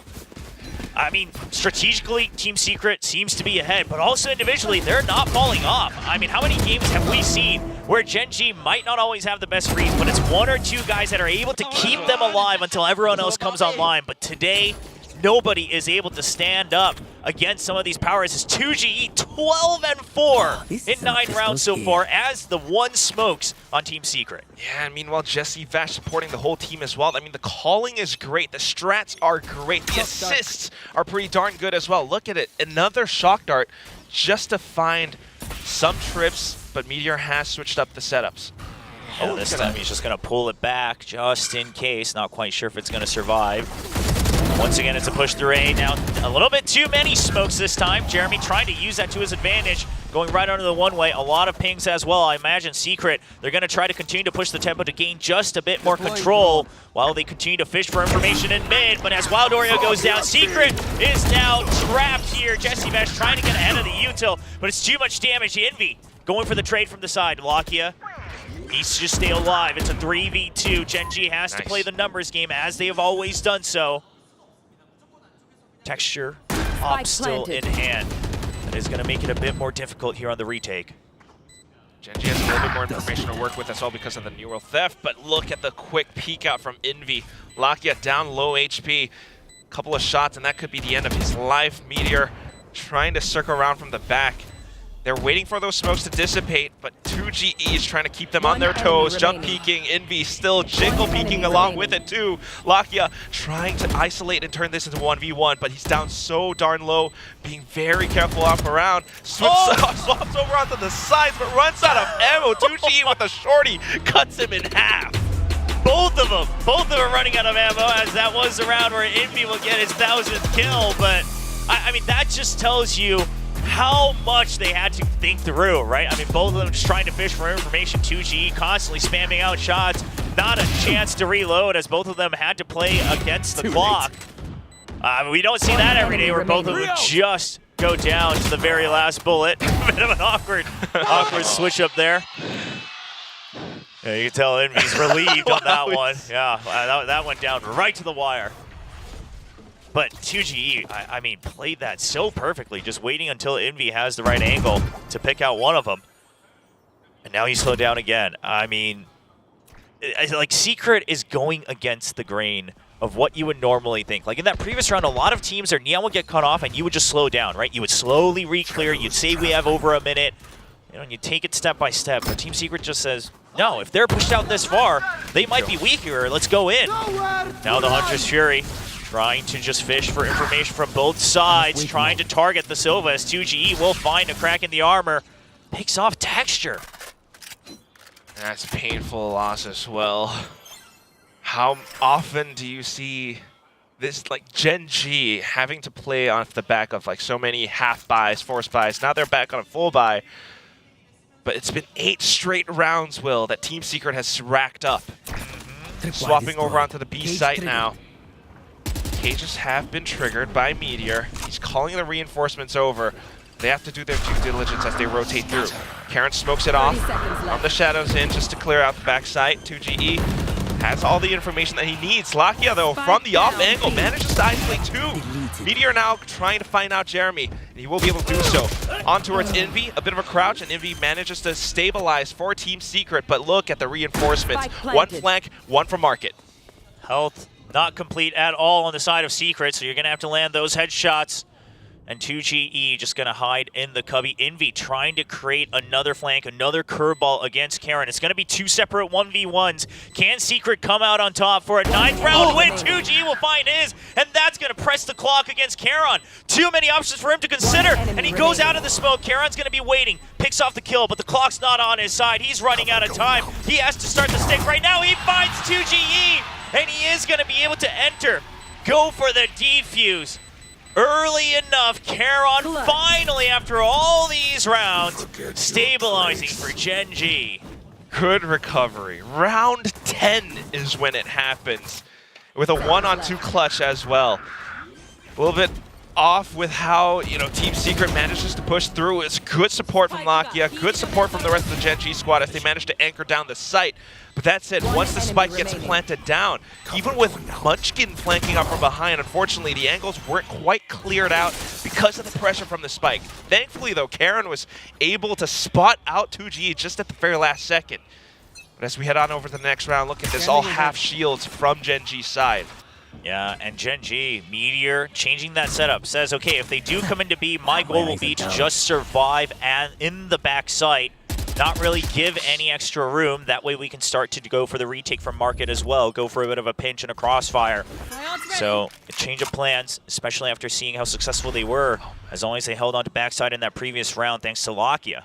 It's good setups from Gen G as they try to switch things up, but at the same time, Team Secret are making use of this to pick up those alt orbs. Jeremy now has the overdrive. Envy has been sitting on this rolling thunder from the past round, and they might just be able to save it for the next. But here they go, fault lines in, overdrive out, and instantly Munchkin pops a null command. Good shot from Jeremy though, it comes in for a trade, but Jesse Fast just pushed us on through from B main, and with that 2G finds yet another angles all being covered, site being claimed by Team Secret. Yeah, the fault line into Market and then the flood in from main, the timing was perfect, and on top of that, you knew that you had the rolling thunder, which meant that Gen G had to respect it. They had to back off as Texture will get one pick, but it's gonna be a really tough round for him if he wants to go all the way back around. Once again, your economy in shambles for Gen G.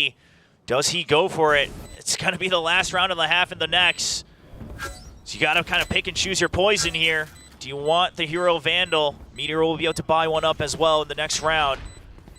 Or are you just going to go for a Hail Mary? Time not on his side. He's gonna have to save it up. Yeah. Not gonna be able to get that Blade Storm either. I think you want the Hero Vandal, Will. Oh my gosh.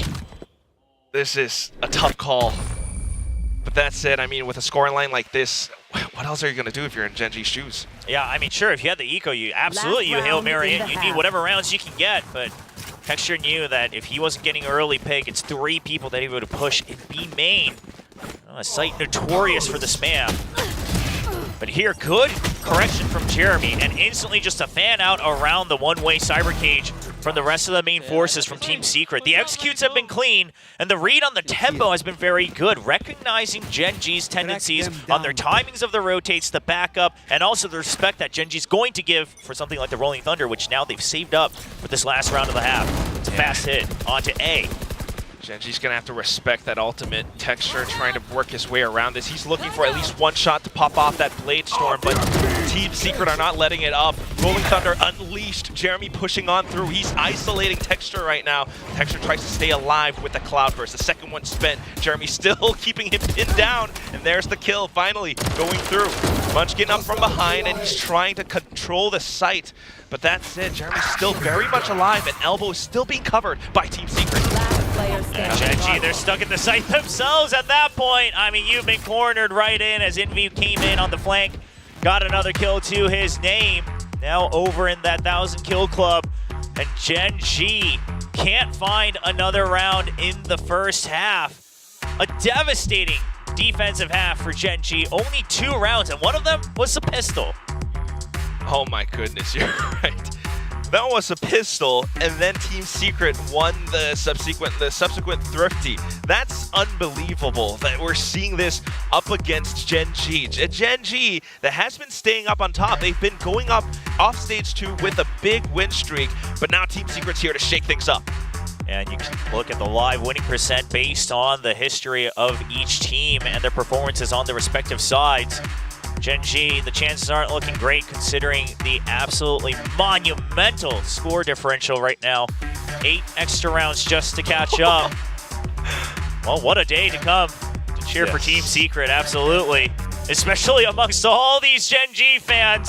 And all these fans probably left home today thinking, you know, it's unfortunate because today should just be another 2-0 for the Master Shanghai winners. But they're in for a rude surprise. Yeah, Laban Pinas. I mean, like, it's crazy how much prep work, how it's so supreme that Team Secret comes into this match with such a commanding lead. And it really, really shows. Once again, it happens with the calls from Jesse Vash, with the prep work that they've done, but also looking at how 2GE is able to clutch things out. 2GE is able to support them with that paranoia. Jeremy always good for the entries, and just everyone doing their job with the utility that they have. Team Secret right now looking for a fast push out of A main just to control that orb. Can't imagine that they're going to go all the way, but they will want to deny any sort of information from Gen G, leaving mid entirely open. So the plan should be to push out A main and then reconfigure right onto mid to maintain that map control.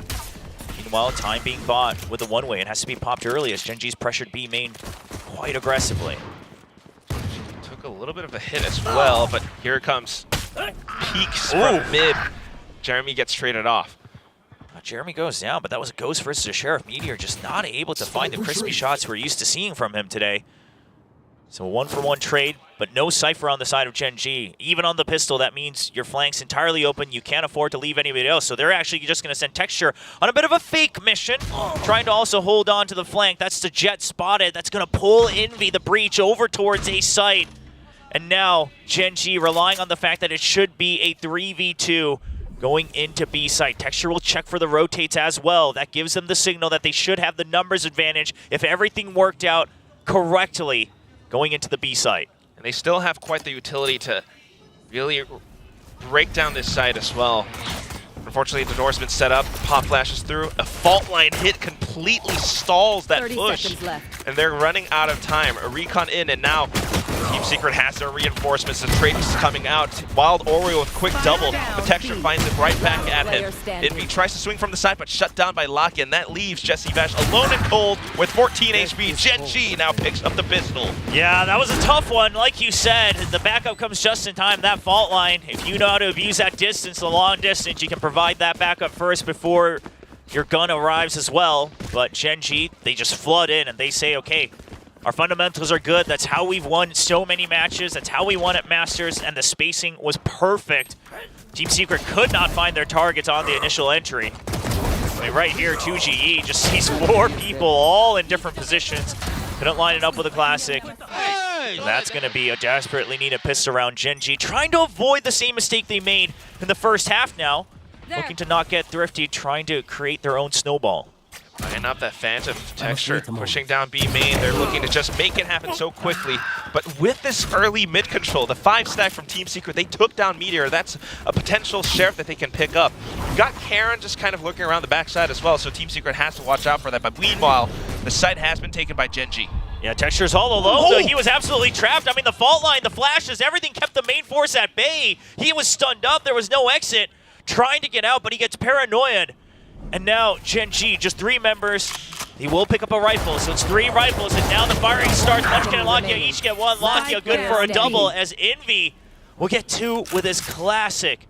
Classic versus Guardian. Karen has the half armor as well. Everything on paper tells you that Karen should be winning this, but he doesn't have the spike just yet. He wanted to make sure he clears the site. And Envy, he's wrapped around, and Karen will land the headshot, saving Gen G from humiliation. Yeah, down to the shooting game. Thankfully, the bigger weapon survives. But that's it. I mean, it got a little bit hairy, and that impacts Gen G's economy just a little. You can watch the way that they actually executed, right? I mean, losing Texture was such a big loss, but thankfully, Gen G had the protocols to go in for that fire and cover movement control. They were able to have that Guardian set up just to watch the back of the spike planter, and with that, they managed to get through. But that said, still, it's 6 rounds that Gen G needs to claw back up. See what they can do here. They'll scrape together whatever they have to make it 5 rifles, one of them a Guardian.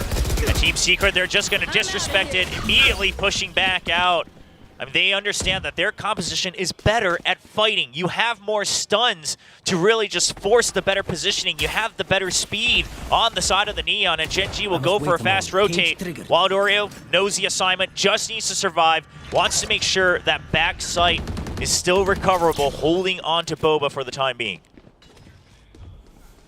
Just keeping that control allows them to sneak in through to market, which is a very valuable angle if they can take Munchkin down. Setting up for the retake now, but Munchkin has plans of his own, swings out the other side. Karen comes in to support as well. That's the trade that they're looking for. Jeremy able to take one down though, but here comes Lakia just to find another line of entry. Meteor getting his own as well, and that's going to be Gen G securing the bonus. As they move on through. This is why so many teams don't like to entirely empty the B site, right? You want to hold on to at least back site because then, you know, the trips come out. If they have a Sage, the walls come out, and it just becomes an entire hassle even if you hold on to Boba because it's such a choke point to go all the way into market. Now, overall, I don't think it was necessarily bad from Secret. I think it was actually just great cover from Lakia and Karon bouncing in between the site and market to make sure that they can create double swings on both sides. Gen G trying to get fired up here. Texture doing his usual thing. Lakia leading with 15 kills. Just waiting, hoping that it's enough time for the rest of his teammates to get right back into form. Yeah, with a couple more rounds, I can definitely see this comeback happening for Gen G. Again, it is Gen G after all, but Team Secret are also doing a pretty darn good job. One thing I've noticed is the way that they are actually taking on these fights, these exchanges against Gen G. They're not allowing Gen G to fight full on with trades. Like you mentioned, Will, it's the stuns and everything. They're hanging so far back on the map right now. Yeah, I mean, that's how Gen G wins their matches. It's really, at the end of the day, it's with good trading. If you can deny that opportunity, make sure you somehow always have the numbers advantage. That's going to be a nice way to combat this Korean squad. Jeremy holding an off angle. He's waiting for the support once again. Like you said, working on those advantages. Now, Meteor this time does get out alive, thankfully, but he just noticed the fault line. He notices Jeremy. He notices another man swing out. It's 3 people. So Gen G looking to go into B site, but the rotation is already here. Texture has to hold off the flood. Can he be the dam that Gen G needs? And he'll be good for 1, holding the line, repositions, is going to wait for the trade in from Lakia. Karon good for 2 as well, and Gen G break open the B site. Both teams very aware of what the other is trying to do. Karon with the wall banks now puts Gen G up on 6. I mean, you mentioned it, and they saw everything. That fault line just gave the biggest tell to Gen G that, all right, B site is open. Let's rotate through. Jesse Vash caught onto it as well, and that's why they were rotating that quickly. But that said, weaponry just wasn't quite there. The fast line kind of working against them just for a second as well, because Gen G had the best covers. They were blocking out every single exit from the edges of that dark cover to market. So on to the next round now. This is the full buy. This is the opportunity for Team Secret to bring things back to their side. Yeah, you have the Rolling Thunder as well. It's going to be an aggressive push out of mid and a pinch all over. A high-low setup as well. And Team Secret, they've just completely flipped the map in a matter of 10 seconds as Jeremy slides in for the 4th kill for the team. All down to Karon. He's being hunted down, and Team Secret will not stop. I love the pace change coming out from Secret, and what a setup too. Going for that high ground in mid to just cover both sides, over by tiles and all the way bottom mid. This is impressive. I mean, you have to respect how much prep work Team Secret has done coming into this. This wasn't off of a timeout. They planned this, you know, so many days ahead, and it really shows. They had that setup. They knew what they were going for. It's that high-low setup. Jeremy sliding in and everything as well. And like you mentioned, in a matter of 10 seconds, Gen G had no idea what just hit them. Well, Rolling Thunder saved over as well. Sure, Lakia still has his Hunter's Fury too, but again, this time it's a different pinch with the Paranoia onto tiles. They will get slowed down. Jeremy still just barely goes forward enough to chase him down. Now the Rolling Thunder come in because they've already gone in for the pinch. Spike still not discovered just yet, but Munchkin is stranded. He needs backup so desperately. He is fighting for his life, and Lakia comes in, buys just a few extra seconds. Texture not going to be able to do the same as Secret leads on to map point. just no trade opportunities available. They had the angles, they had the shots, but Team Secret with that tiles control turned things around. Look at how Jeremy's watching down one angle. Look at how Jesse Bash is walking down another. This is impressive stuff. Again, switching up the pace. Genji is so surprised, so stunned that Rolling Thunder just connected. I mean, again, it's this composition of Genji's. It's great if you can slow things down. It's great if you can play default. But those early fights are not going to be good for him. You can hold them off if you want, but then you're losing so much time. And Genji trying not to do that. Team Secret this time, a bit of a curveball, trying to just play for the same thing. But it's a fake out from Genji, but it's just too many people out in mid once again. This squad of Team Secret is just too fast, and there's the bait and switch. Jeremy and Envy, the duo, shut down Genji for a 13-6 victory. Too fast, too dominant. Genji caught and stunned repeatedly. How many times did we see this? In the first few rounds, Team Secret staying on top of things, switching things up between sides, between mid-control, between the pacing. And pacing it is, especially in the second half. I can't believe this is happening, but you know what? Our analysts will break down the rest of the action on their desk. I can believe it's happening, Quack. I think the tactic there was fast and faster, and Genji looked almost surprised by the Neon and in terms of being able to counter it. Yeah, they couldn't really keep up. There were a lot of really good pieces of util that were landing. You know, obviously the guys were just talking about the stuns were happening. And also I was kind of watching Jesse clearing the Cypher util really well. Meteor did not look comfortable at all on that B site. So I don't know what to tell you. That was like crazy fast from Team Secret. Yeah, this was really, really dominant, and a lot of mistakes being put on display from the side of Genji. I mean, just even things as simple as corners not being checked. They push out from Munchkin to try to get a retake on the B side. He doesn't look over to the right-hand side, ends up getting picked off. You know, versus two players that basically have like no health remaining. There was a lot of rounds that just were allowed to get away from Genji, and this was just maximum discomfort for the team. It seemed like they never got into the groove. They're whiffing a lot of shots that you would normally expect them to just be able to hit, 99% of the time. Something is off at the moment here with the team, at least on Sunset. And granted, like, Team Secret are incredible at Sunset, but this is still way more dominant than I could have anticipated. I thought, if Secret are going to be able to take this map, it's going to be a 13-9, a 13-10, something more within that scope rather than this domination. Yeah, I mean, even scoreline aside, just watching every single round and how it was played out, it looked extremely dominant by Secret, and I think you're onto something. Genji looked off.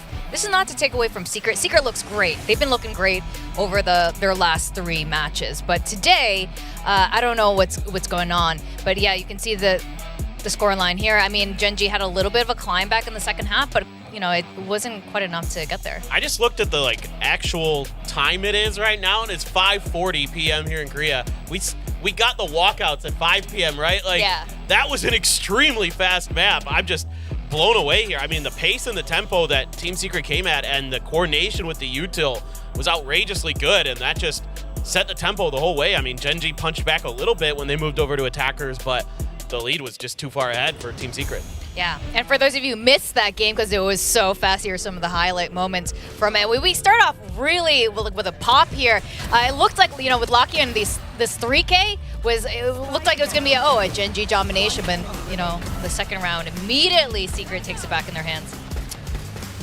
Yeah, my jaw was very much on the floor because, again, this is just a level above from Secret that I had not been expecting coming into this. Not to sound like I was disrespecting them at all. We mentioned that this is a series that they very well could take, and right now it looks like they're poised to do so. This is also just Genji not operating at a level that we are used to seeing whatsoever. I thought that this was going to be them coming back in feeling a lot more refreshed, reinvigorated. We saw they had, a bit of time off. They used that time not to scrim. They went on a trip, and then they came back. They stumbled a little bit in their returning series, but then the follow-up, they looked clean. They looked like the same Genji that we had been seeing ahead of international competition. This is that regression once more. Well, I think it's also partly because this is a Team Secret we've never seen before. Yeah. Like, the tempo and the speed that they're playing at here is very unusual for them, because usually they're a team that wants to kind of take some time. They're going to use some of that info to come at you. Yeah, sure, they'll come at you with hard, fast rounds from time to time, but this was like the pace that they were playing is dare I say, almost PRX-esque. Like, it's really crazy. Well, the thing is, like, while maybe Gen G didn't anticipate that Secret were going to be playing at this pace, it's not like they haven't dealt with this kind of pace before, because they were able to beat PRX before all the way back over in kickoff. They took down Team Heretics, which if you want to talk about pace of team, that is one of the ones right there near the top with some of the entries from Woot. So the fact that they weren't able to shut things down, having those timeout calls lead to basically no value whatsoever, is a testament to Secret just really being on point and nailing every single one of their shots, but also for Gen G to be wavering quite a bit there on that opening map. And for them, they need to be able to get back on the horse. They're going to be in a bit more of a comfortable position going into Lotus, a map that they are incredibly more well-versed at compared to Sunset, and one where I find that they run a much better composition, frankly. But Secret, plenty of opportunity to maybe cook up their own stuff, come up with maybe some changes coming through, but also to just study how Gen G like to pilot this map. Neon Part 2. I think It that's what we're probably gonna is. see. For Secret, I think so. Oh, for Secret, totally possible. Gen G, I don't know. Is there any history of Neons on this roster that we know off the top of our heads? Maybe, and even if not, sometimes consistently. we could be surprised by it. I mean, Jing did it yesterday. Played it. Like, I'm sure he has. I'll tell you in 2 seconds. Like, I'm looking I it feel up. like there had to be a moment where he at least tried it, or maybe Meteor did, but it isn't something that they're comfortable with or something that they normally run with at all. Like, you think of both Meteor or Texture as Jets, primarily. Like, that's the first agent that comes to your mind. Texture also a very good raise. I played don't it know. twice. Yeah, I was going to say, I'm sure he's Okay. tried it at least once. So, yeah, there's history there, but... He's tried it. Yeah. I don't know. I don't remember it going well. I'm sure we might have casted one of those matches way back in the day, but... I can take a look at the stats yeah, average. he's like, he's going to find the actual match. It's just so tough. One of the things about 169 Valorant, ACS across the 2 average now, Ooh. so it's not the best. not the best. All right, there's so much more to comment on this, but we have to do our guessing game, so you guys are going to find out if you're going to join me in Wood Rank. Those of you, I know there's some people We who have think a little this bit more that's not leeway. a bronze. I mean... It's a wood rank. So the question today, I just want to, if I'm going to own a rank, I want to make sure it's right. The question today is which team is going to get more thrifties on map 2, which is Lotus. Most of you guys have picked Secret. Tie is an option to double up, double down, I believe. So, nope. No double down. No double down. Darn. Yeah. So it's a double up, no double down? So... I guess not. Well, whatever. Yeah. I mean... We're going to find out when we come back. There's no I don't hope of make me these making rules. Radiant no matter what, so it's like, totally fine. We're... I only have like Chobra is in 2 more days on the desk, so like, Oh. I'd have to get like everyone right the rest of the way, All right. unless there's double ups that I could lead into. I think there will be. There always is a Ah, chance okay, to do this. Well, Thrifties. Okay. I don't have anything clever else to write, just my answer. Yeah, that's okay. You're meant to only write your answer. Yeah. I think our fans are a bit on the recency bias, which is why they end up in wood. Yes, with me. You guys are wood. I was in the chat yesterday, and some people were shaming my rank. I'm like, you guys are in wood too. Yeah, what are you talking about? You're right there with her. All right. All right, here we go. I went with Vic and some talent. I'm saying tie. Okay. All right. Because I don't think that there's going to be any thrifties. Oh, there's going to be 0. I think it's going to be a Lotus tie at thrifties 0. are unusual. They are pretty Yeah. rare. I mean, I it think is Gen G will Gen get, like, G, 1. but this is a punt. This is fully a punt from me. Okay. I won't be shocked if either team, frankly, comes out with a thrifty. Yeah, especially given the game we saw just now. All right, so we got our votes in. Okay. So we are going to go into map 2 real soon, but what I wanted to say is the interesting thing about Valorant VCT is once people win that trophy, once they make it to the top, even just once, it's hard to maintain it because, especially in the case for Gen G, there is so much tape to study on this. The meta is constantly changing. There's new map pools, new patches that have changed the agent comps. So it's really hard to stay there on top, even though Gen G looks so dominant since the beginning of this year. Team Secret, on the other hand, has clearly done a lot of work over the last 2 weeks. And I think this map is going to be the test of whether or not it really, was that There it lucky is. map or was this it? Here we go. Jeremy with the neon. Wild Oriole in the sky. Okay. Inby on the Sova. They're running Jesse's Sky playing- Sova? They're running Sky, Sova, and Jesse's playing Killjoy. This is very, very different. I mean, this is like so many multiple layers of information that you're going to be able to gather for Team Secret in a very different way than Talon's zombie comp that they use on Ascent, but they kind of actually do something similar where they're using a lot of their abilities to get extra layers of info. So this might be kind of going back to what Dummy was talking about with us during the interview, where he's taking what they're doing at the foundational level and then allowing them to build layers upon it. Yeah, I like this actually quite a bit. I need to see it in execution here for the side of Secret, see how practiced it looks, but it looks like this has really good scaling on the attack.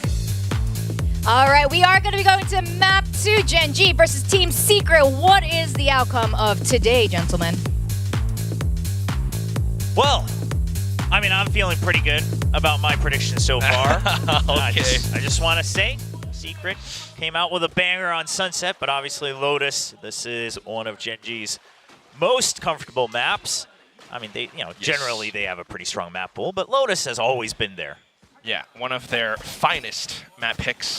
They had like a 13-1 against Global Esports, you know, and it's definitely a very strong showing, but that said, it was against Global Esports. It's a different team now, and it's also a team that hasn't shown us any Lotus so far during Stage 2. And now they're showing us a Neon, a Sky, Sova? Yeah, it's a very interesting version now on the desk as Texture takes a bit of a hit. We did hear Achilles talk about, sure, it can scale up. Achilles and both Paper Thin talking about the layers that you can have of utility, but the thing is you need to win your fights at a certain point, right? There's no real strong way to just force control of Rubble or anything like that, so we'll see how that pans out after the pistol round, but for now it's just going to be a 4-man hold. Jesse Vash is digging so deep onto A site, and he doesn't spot a thing. Curious to see if he reads into this. He's actually going to get picked off, and that's the signal to go right into C site. The double-triple swing out. It's going to allow them to survive. The decay allows for 1 kill over to Lakia, but it's still going to be 3 members left alive for Team Secret. So not an impossible retake for Gen G, right? But as you look at the utility, there isn't all that much. Only Karon with the paranoia, and he has to make use of it to get that early control. Team Secret is already looking to snuff that out. Jeremy pushing up front with the Sheriff, but okay, nice little collateral from Munchkin. Starts things off. 2GE is in a rock and a hard place. He's going to try to find a bit of cover, but footsteps all around him. Karon spots him out. Yeah, as soon as you got that collateral, you got to save the paranoia. I love that they were considering using the paranoia there, and it seems like Munchkin perhaps just made the call to say, hey, let's just try to peek this double peek, right? If we use this here now, that's not the way we're winning the round. Going for the round-winning play, showing off the Gen G spray as well. Not too many opportunities to show us that in the first map, so you'll take what you can get here at map 2. Munchkin. Nice and clean, though. And these are the shots that we've been waiting to see from them because that's what we usually get, right? I mean, even if you have a rough start, you get in the middle of the map.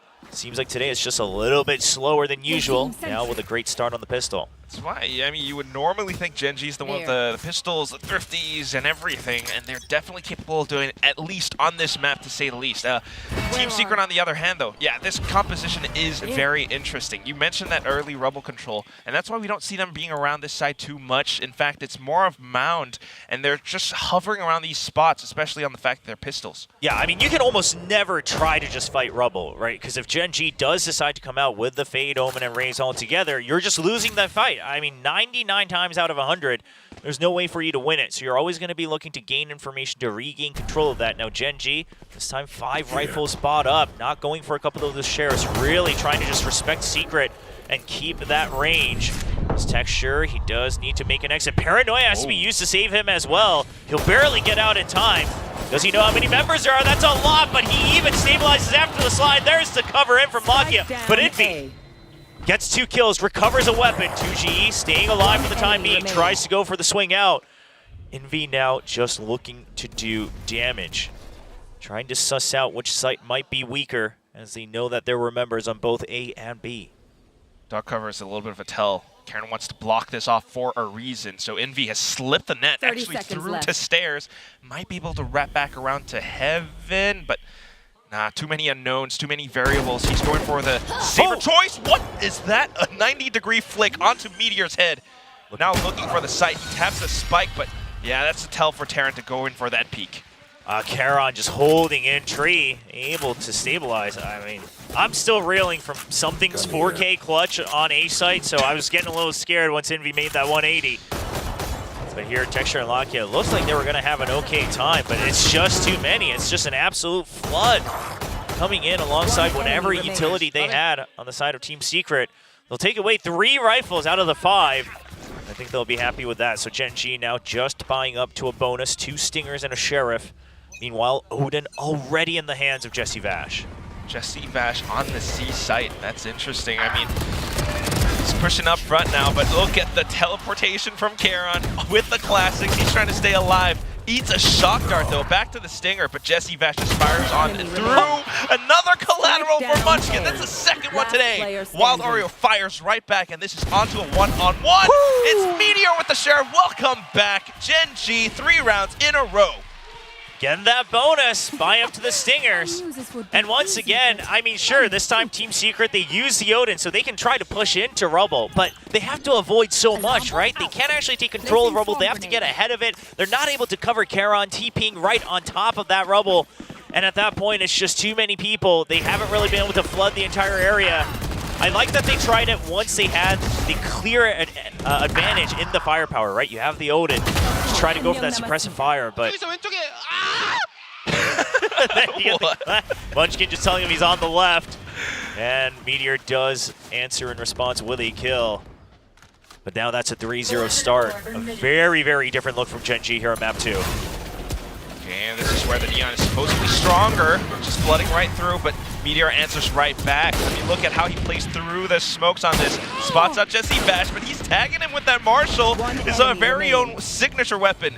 Lakia finds the trades right on through, and Texture with the push out manages to secure the kill onto Team Secret. Well, Secret might have waken up the sleeping tiger here on the side of Gen G as they are just stomping through Lotus. Very different look. Nightfall now online.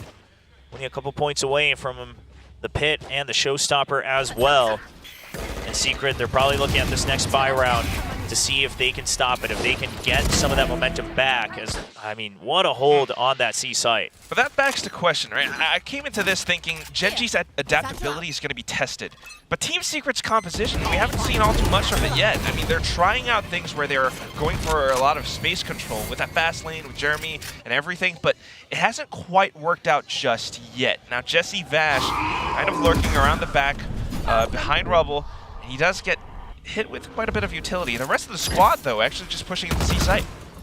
This is an opportunity for Secret, though. Now that you've seen that the paranoia was used over on Rubble, you can slowly regain some control. Get some information, at least try to push them back to force them back into a default position. Now, Gen G just saying that, hey, they're probably just going to still stick around over on the C site. We haven't really heard anything otherwise. Han going to be going in for the check, and that should be the notice. Jeremy going to get that kill, though. There are the Seekers to Paranoia chasing through. They can't quite catch Meteor just yet. He's still alive in the back of sight. Lakia coming in for the trade and the support. Meteor gets taken down. Lakia now all down. Alone, but he gets another, stays alive. The cover from Texture is perfect. And Lakia truly has been the torch here for Gen G today. It's Jesse Vash all alone. Oh, spammed down the triple kill for Texture. And that is now the 5th round in a row for Gen G. The reads, the rotations, everything goes through really quickly. I was just thinking, I mean, the way that they hit this site, they were looking pretty darn good on it. But as soon as Lakia turned things on, I mean, Jeremy, even with a relay bolt just to secure the kill on towards the back of the site, Lakia knew where he was about to peek out from. Texture knew when he had to show up, and everything from Gen G just arrived in the nick of time. Well, 5-0. That's definitely when you want to pump the brakes a little bit. Coach Dummy trying to course correct here, trying to get Secret to get a couple more rounds here on the attacking side. And one thing that we saw in that previous round was Gen G again recognizing that, you know, Secret, they're weak on that A side at the start of the round. You can really force them far back. I mean, Jesse Vash did his best to hold on to that extra nano swarm. You know, he was able to stabilize a bit, but that's a threat that will always loom over Secret's head. And if they don't have an Odin, it's really just that one relay bolt. Even the Guiding Light's not a surefire clear over on that area of the map. That's why Team Secret, I guess, are facing some difficulties with finding the cleanest entries into sites. And Gen G are not giving up space that easily this time, at least not on Lotus. the way that they're going for these early controls, I mean, right now, you see the pings on the map. They're going for that play up around Rebel again. No reason not to. Bot coming back. Just try to contest for it. Not going to be a full commit, but we will see the paint shells just to hold them at bay. Catch a sight of just the Killjoy, and that's to note that this is the tail end once again. Texture just swings out confidently with support of Karon, and the haunt lands as well. No trade afforded by 2G either. I was wondering, I mean, you've got this Overdrive, you've got this Hunter's Fury from Team Secret. Are they going to be looking to do anything with it? Without the clearest entries, without that much information on either site, it's too difficult to call. They're not going in for the Hail Mary. And now, without the Killjoy, you don't have someone to watch your flanks. You're just trying to re-clear this side that you've already given up over to the side of Gen G. You imagine that it should be a weaker part of the map, as that is usually how this push out onto Rubble is played. So you push back with the drone. And now again, that turret not activated with the Killjoy being down. They have to commit to this A side. The Paranoia is good. Karon just trying to stay alive. The Paranoia just completely hides it for the second, but it's too many members. Jeremy just being the bait, just being the scout. Now it's up to Lakia to hold them at bay again. The showstopper to try to buy time. But Jeremy, clean shot right through the edge of heaven. And Texture's now just holding the line. Fuse running out to the last second. And it catches on to Jeremy at the very last moment. Onto the paint shells now. He goes in to clear out the tree. But 2G manages to hold clear. With the Guardian, though, taps on through. Munchkin finds the trade. And with that, 2-on-2. Putting a fake onto tree, but Meteor already gets spotted. There's a double swing, though. They don't expect it to be that fast. The wraparound from Envy. It's just a stinger. He can't get the kill on the first target. Gets the dink, but not many more bullets after that. Now it is going to be the spike defuse. Gen G up 6-0. Yeah, rapid fire kickback a little bit too high, but that's it. I mean, not too bad of an idea from Team Secret, right? The way that they managed to take down this site, kind of doubling back after losing Jesse Vash, going through tree in that fashion. I think the funniest part was Karon not being able to find the kills, but that said, it gave them enough information. Without the firepower, Gen G had the right retake protocols to really surround them completely. Now Gen G has built up that much of a bank. They've got the ultimates, but so does Team Secret, trying to execute with the overdrive now. Yeah, it's just going to be a fast hit, but Texture's ready for it. Knows the weave in and out, and that's shut down immediately. You're trying to go for a fast rotate over to C, but you just have zero information. Team Secret stuck in chaos here in B main, and now they're just hoping and praying once again. Hoping and praying that their fakes are going to work, as they have no control over other parts of the map. Gen G just keeping them trapped like fish in a barrel. Like fish in a barrel, Gen G will try to shoot them down too with the Odin now firing off. 2G finds a bit of a trade while Oreo as well. But Karon and Texture, they have found their own. Spike has been retrieved, and I guess he's going to try to get it planted on the A site, but he's going to be surrounded pretty darn quickly. 3 players from Gen G. And now going up to heaven, the spike plant. It's pretty noticeable. Not going to matter, though. Meteor just going to land the headshot. Everybody on Gen G seems to have woken up during that break in between the two maps, as they now lead 7-0. Not a single round on the side of Team Secret. I mean, it happens, like, really quickly. Oh, I like the artistic creativity here. Having fun now. Yeah, it's important to keep those spirits up, right? But this is very, very awesome to watch Gen G operate in this fashion, right? They get the early denial against Jeremy, and then instantly you see the layer of smokes that they set up. They block off C, they block off B, and of course the toxic screen just extends all the way to A as well. I mean, that's why Team Secret did not have any control whatsoever. Karon and Munchkin are just staying on top of things so darn well. Yeah, and Lakia now going to be shutting down A side with the Odin. The Paranoia used early as well. I mean, the fact that Gen G feels comfortable just committing this Paranoia every chance they get. There. Jesse, see if you get out alive. Yeah, you just got to bail out of there, because we know that Lakia will go through all 100 in that first magazine to really spam out anybody who hides out in A lobby. So now forced to go to C. Gen G's ready for it. They're very well aware. Meteor's Nanoswarm just halts and stalls them for the longest time. Hunter's Fury in now, and that allows for Jeremy to get a little bit more space. The triple kill is good. And with that, the site will be pretty much handed over onto Team Secret. The long-awaited Hunter's Fury, they just couldn't find a good round to use it on. You know you stopped it, though. I mean, this is giving a lot of time to seize as well. It's all time for Karon to try to wrap around. If he can get the kill onto Jeremy, this is a retake that's doable. Karon gets one. He opens up the site. He finds sight of another Lockheed coming in, but he will not get the kill with the shorty. And now they're two spread out. 2GE will stop it for that precious first round win. Wow. That Odin kind of works out for a second. Manages to funnel Team Secret onto the A side, but look at this. The Hunter's Fury combo in with Jeremy switching up the pace. Something that maybe Gen.G didn't quite expect. I thought that Meteor really managed to stall them with that Nanoswarm, but Jeremy is just quick enough to come in and slay all three of them down. Yeah, and the Hunter's Fury just targeting that pillar as well. So either saying you either exit the site or you have to come close. Jeremy's ready for it. So that's a play that Team Secret has worked on for sure. Now Seeker's back online. You do have your own lockdown as well. Meteor his own to counter on the defensive side. Killjoy setup switched over to A. Now two members over on the C side. Paranoia is going to chase Texture out. Karon all alone. He needs to find the first target, but the Seeker distracts him. So does Texture. He's going to have to back out. Gen.G will have to wait for an opportunity. 2GE will get spotted, but that's the timing for the aggressive lockdown just to secure the spike plant. Trying to halt and stabilize Gen.G. They want to recover. It's going to take a little bit of time, and in that time, Team Secret, look at how they're setting up. They're actually pushing deeper into Waterfall just to try to catch them from behind. Gen.G already up from Defender spawn. They put down their own lockdown, but Envy spotted out Munchkin. That is a little bit of a tell, and you can see the Lock gets instantly turning his back around this. Meanwhile, Oreo just holds things down.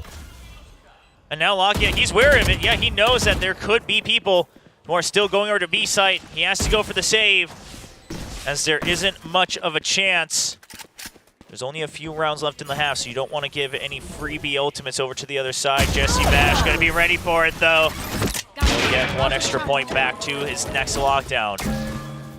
A really great play here from Secret. I love the decision just to go for the early lockdown, right? You know that they have one too, but you know that they're so far back over from their rotation. So you decide, we're going to put our lockdown, and then we're going to make sure we actually gain space from it rather than only getting the spike plant. That's a mistake we see a lot of teams make.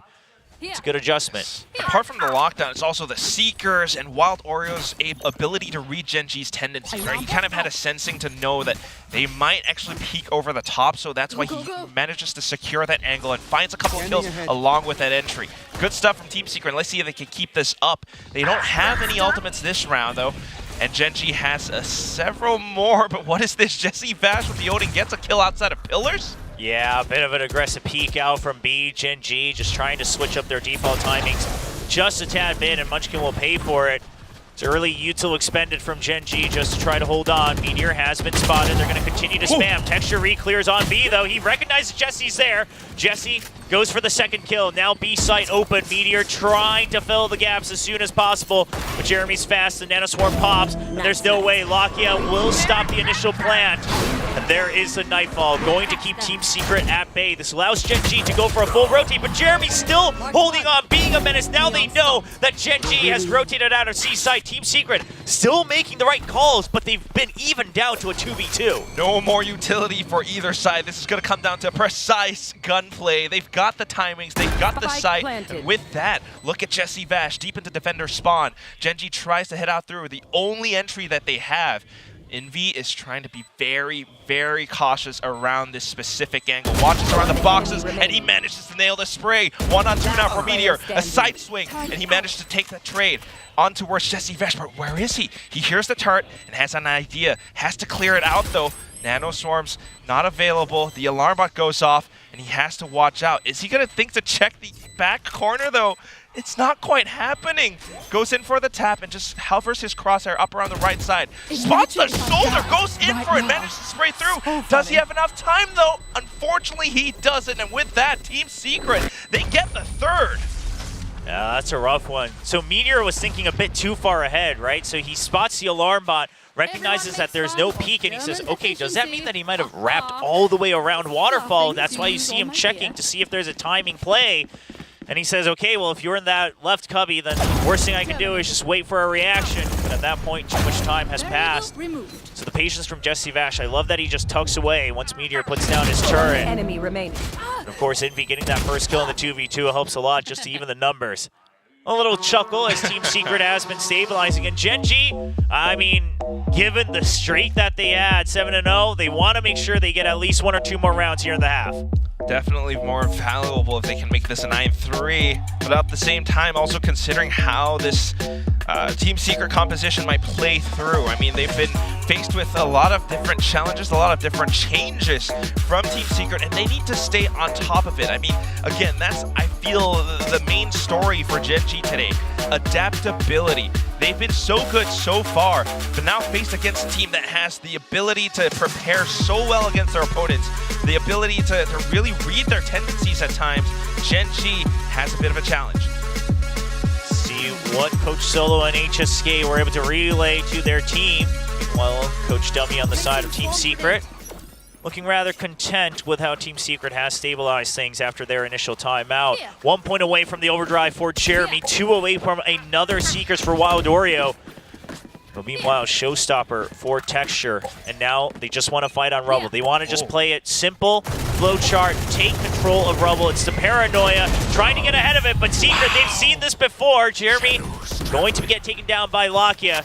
2G will be the one to take down Charon, so they'll be able to get the space, but now they're lacking their Neon, the explosive entry. Not there anymore for Secret. Good little exchange. Regrowth was used to top off 2G as well. He took quite a bit of damage in that early skirmish. Now the Trailblazer. Team Secret's looking for alternate escape routes, but Munchkin just locks it down. He eats the Trailblazer, but gets the headshot onto Envy. Yeah, now you know that Team Secret is still stuck here somewhere over on A. Gen.G, Meteor will be looking to go back to C site just to activate his Killjoy utility in case it's a full rotate from Secret. But the Haunt still gets a target. The Paranoia comes out as well. And Lakia just spending time away from Team Secret. There's the Showstopper as a reaction, but do they know that 2G is already snuck in? Not quite, but Texture's there for the trade. Still holding on to the site. Backup has now arrived. Munchkin up and Evan, but Texture gets taken down. It's yet another 2v2. Pit available, but Munchkin not in a position to use it. 30 Looking for a timing. left. Meteor wants to go for the first peek. As Munchkin, he will be stuck with the moment he gets player spotted. standing. Jesse gets the kill. All the way down. Regrowth comes back out. Not quite at full health. Meteor will need a spray down. The alarm bot keeps him trapped. He has to back out. Wants to reset. Knows that time is on his side. One man has to stick it. He wants to go for the spike blender. He gets one, but he just cannot swing back around. Jesse Vash calling it to perfection at the end of the 2v2. Such impressive plays from Team Secret. I mean, the trades, Texture with the Showstopper managed to land a bit of splash damage. He managed to buy a bit more time for his teammates. But as you can see, Team Secret reads everything perfectly. They knew when Texture would possibly re-peek, and at the same time, Munchkin dropping down into drop, he made a little bit of that footstep, and that just gave away everything. Team Secret was very aware of his position, and at that point, the alarm bot just secured the back line from where Meteor was about to approach. So now, switching up the pacing again, we're into the B site. Jeremy just creating a lot of noise and havoc onto this. Gen.G's attention has been pulled back in. Yeah, Meteor falls all the way back, and thank goodness he did, because there was that recon bolt all the way deep in Waterfall, but for now, 2GE trying to create an opening on B site. Meanwhile, Jesse Vash is stuck all the way in through the pit. It goes down, and this site has now been flipped. It's a crossfire. Meteor stuck in enemy territory. Spike recovered by Envy. Jesse Vash just holding on as they know Texture is the last one. Jesse Vash is just looking to buy time. He won't do too much of it, but a 2v1 in favor of Secret. If they could get back to a 5-7 scoreline, what a comeback it would be for the first half. Texture picking up the pace. He knows he doesn't have time. If they're spread out, he doesn't have an option. 2GE's hiding in the off angle, and he gets a triple kill in the last round of the half. After what seemed to be a disaster for Secret here in map 2, they will be catching up 5-7 going into the second half. Ridiculous. William, this is 7 rounds in a row for Gen G, 5 rounds in a row for Team Secret. What's going to happen in the second half? I mean, if it's this streaky, overtime seems to be in order. Of course, the live winning percent showing that us seems about right. yeah, a bit of a look on what to expect from Gen G. However, we should note that Secret, again, a new composition. And so on this defensive side, the past winning percent, right, their win rate might not have as big of an impact. Now, I imagine you're not going to be as explosive in fighting for any control, whether it's on Rumble or Mound, but we've seen some of the plays they had, even in that last round, a deep recon bolt into Waterfall, things like that. That's what you can do with the cross-map utility. So if they can just stall the first fight from Gen G, Team Secret should be looking for a little bit of extra info.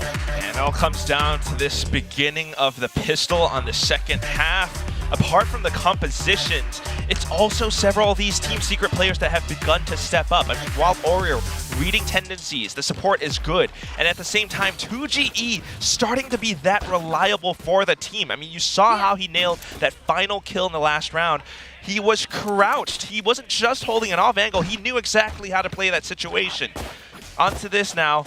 Gen G, we've seen all of this before. Can they make it happen once again?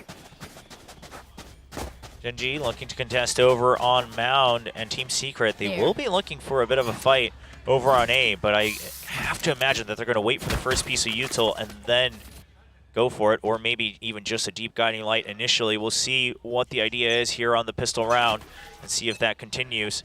Recon bolt at the ready, Haunt over on Mound as well. It's the one-way from cross-map, though.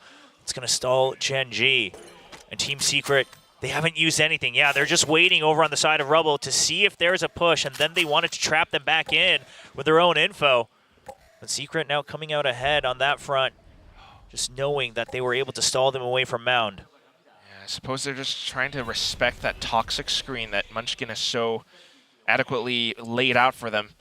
And then they also have the option to go through Baby Door if they need Team Secret. But that said, Gen G are just now going through the pillars, opening up the rotating door, clearing out all the back of Mound.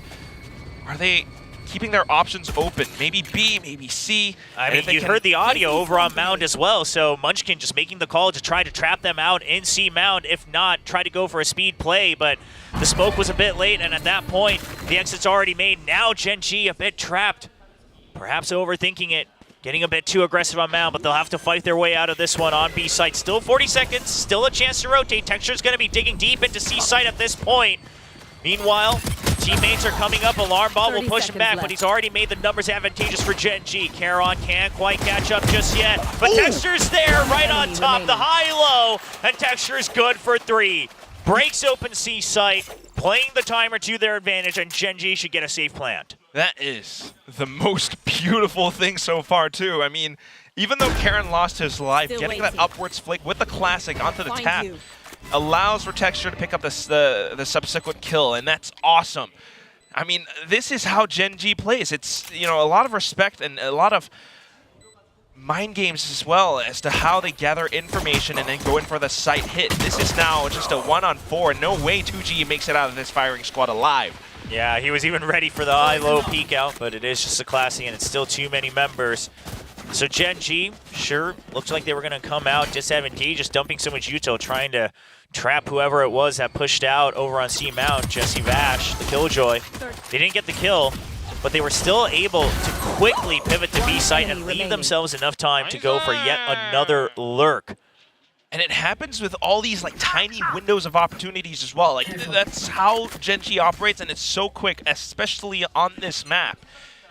Texture is a monster as he finds these entries onto the next round now with the Vandal in his hands. Team Secret is stacked up on the right side, but will they be able to meet this firepower? Back out. The sprays, it all goes through while Oreo takes down Texture. Karen with the Guardians from the back line. They have to nail their shots, and they are making it happen. Envy, though, a little bit of a sidestep. He manages to find one more headshot. That's 3 guns robbed away, but Gen G still with the win.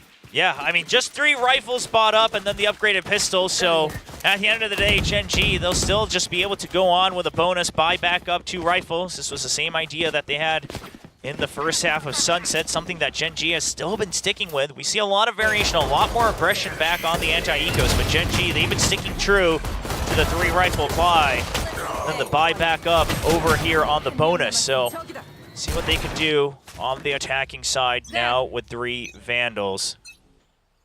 Looking to contest round once again. Forward alarm bot on Jesse Vash. That'll allow him to back off for the time being. Meanwhile, Team Secret has their own approach to retain Rebel control. Watching around that toxic screen still. We've got 2G now posted up on the rocks. Meanwhile, positions being swapped up. Team Secret back to a 2-1-2. But Gen.G not pushing up all that much up front. It's back to this Rebel control that gives Team Secret a little bit more space. It's a trap play at the ready though. They get spotted. Okay. Paranoia's at the ready if Gen.G commits to this. Gonna be the one-way first. He spots him, but Wild Oreo's actually gonna get the spam down right through the toxic screen. That's not the trade Gen.G we're looking for. Drone comes out now off of that. See if there's a lurk. They recognize there still is. So the opportunity to rotate to C site still open for Gen.G. Secret's well aware of it and slowly starting to shift their weight. Lakia will do whatever he can to try to pull them back to A, but Secret's committed now because look at the position from 2GE. He's looking to just play safe if they do end up coming to the A side. Left. Yeah, gonna need more to create that presence if he wants to really bait Team Secret into rotating over. But for now, not really moving just yet. The Prowlers, though, Envy is thinking about it, but now the dark cover completely tells it all. It's gonna be a C hit with 15 seconds to boot. Gen.G has to move quick. Just 2 members, but Jesse Vash, a nice flick out of the poison cloud. That will give them the numbers advantage, but Munchkin, great cover to allow the spike to get planted in the last second. Charon all alone on the site. Lakia has to start sprinting over. He's trying to cut noise, but he just does not have the leisure to do so. 3 members all on the site already for Secret. And Lakia, he'll go for it. He goes for the C's to try to make it easy, but he's just going to whiff over the shoulder. And he will not find the diffuser. It's another round going back to Team Secret. Oh, unfortunately, the plans have somewhat gone awry. Team Secret, very good job in controlling the map. Again, I mean, it's this Gen.G style of trying to play that default, I guess. But at the same time, you know, they've got rounds in the bag, so this is not the biggest loss. But great way from Team Secret to try to adapt around these plays that Gen.G are trying to set out against them. Texture now has the showstopper, though, so another potential change-up in how the pacing of the match might go, and Team Secret respects it. They're actually rotating back onto the C side now.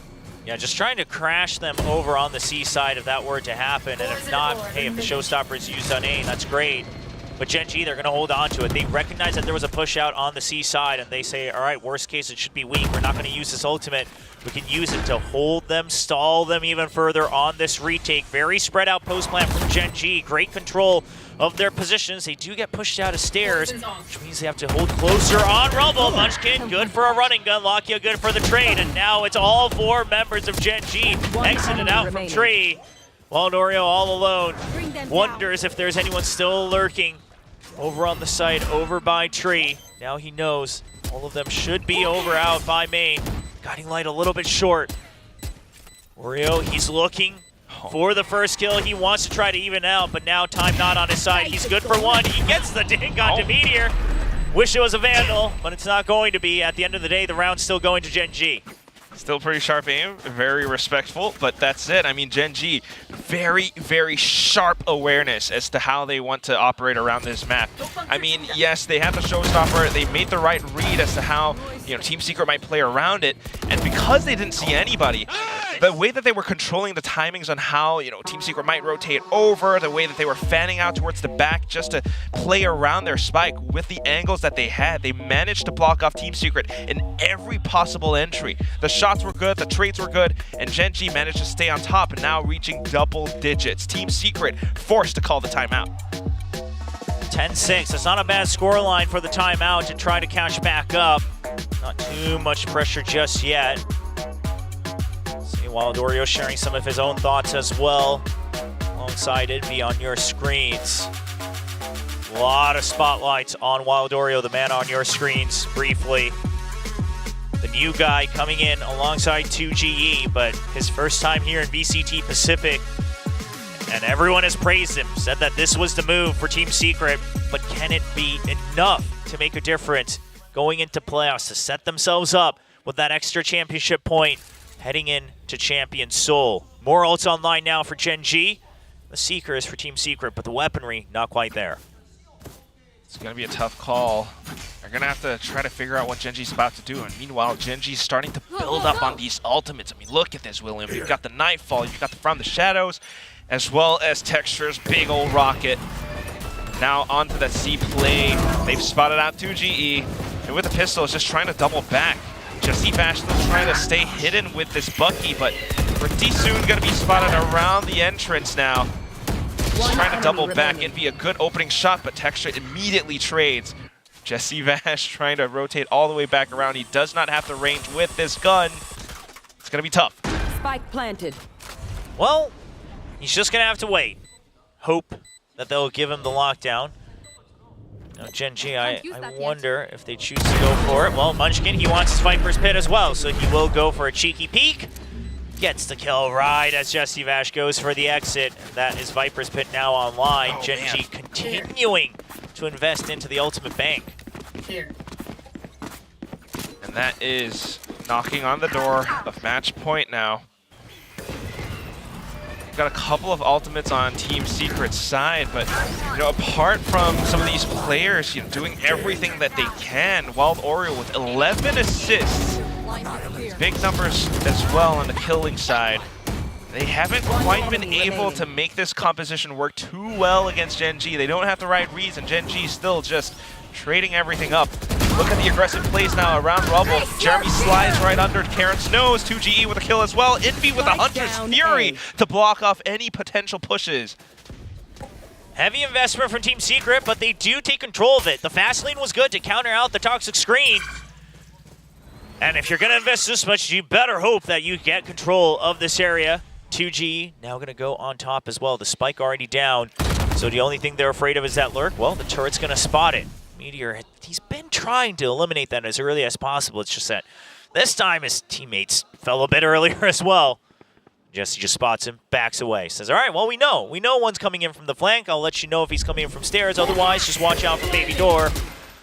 Texture is still here. You know that they're separated, so Team Secret, they want to take advantage of this. You know the stun has landed, and it's going to be a clean swing. Meteor all alone, trying to play whatever mind games he can. Does have the credits, but not looking like there is a good chance. Obviously, Jesse Vash 1 point away from the lockdown, so that's something for Meteor to consider as well. Oh. Well, 2GE, another headshot. Meteor will get 1 point towards his, and Jesse Vash at least isn't the one who gets the kill. Lockdown still a step away from Team Secret. Close to it. Good attempt, but yeah, like you mentioned, just a great counter from Team Secret this time. Managing to read the play from Gen G correctly, sliding through a full-on clash, but one that favors them when they play around these angles, when they play around the utility that they have.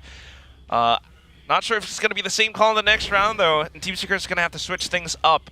They're still trying to go in for that Rebel control. Yeah, but it looks like it's going to be long-range support from Envy. The recon's on its way. The fast lane just to slow them down, and then the recon, so now they know it's clear. So Team Secret, this is how they always wanted to be playing it. Not to actually fight, but just to know if they should be fighting or not. Meanwhile, C-Site going to get cleared, but it's just far back Util because of the showstopper. And Jesse Vash, he'll actually just go for the trade. He will be successful.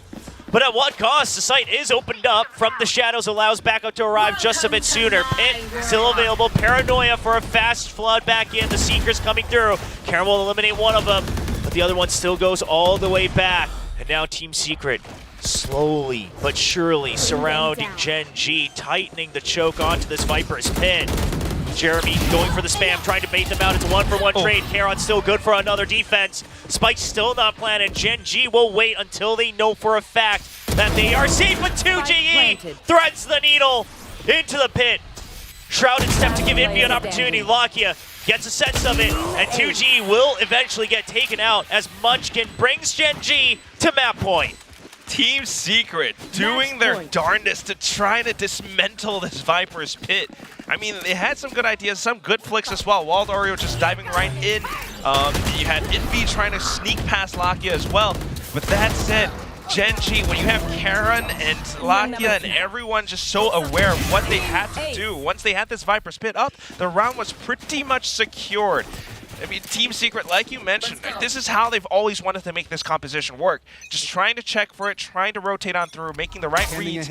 But unfortunately, with the ultimates on Gen G's side, it wasn't quite meant to be. And now, with the lockdown available from Team Secret, they might be able to extend this just a bit more.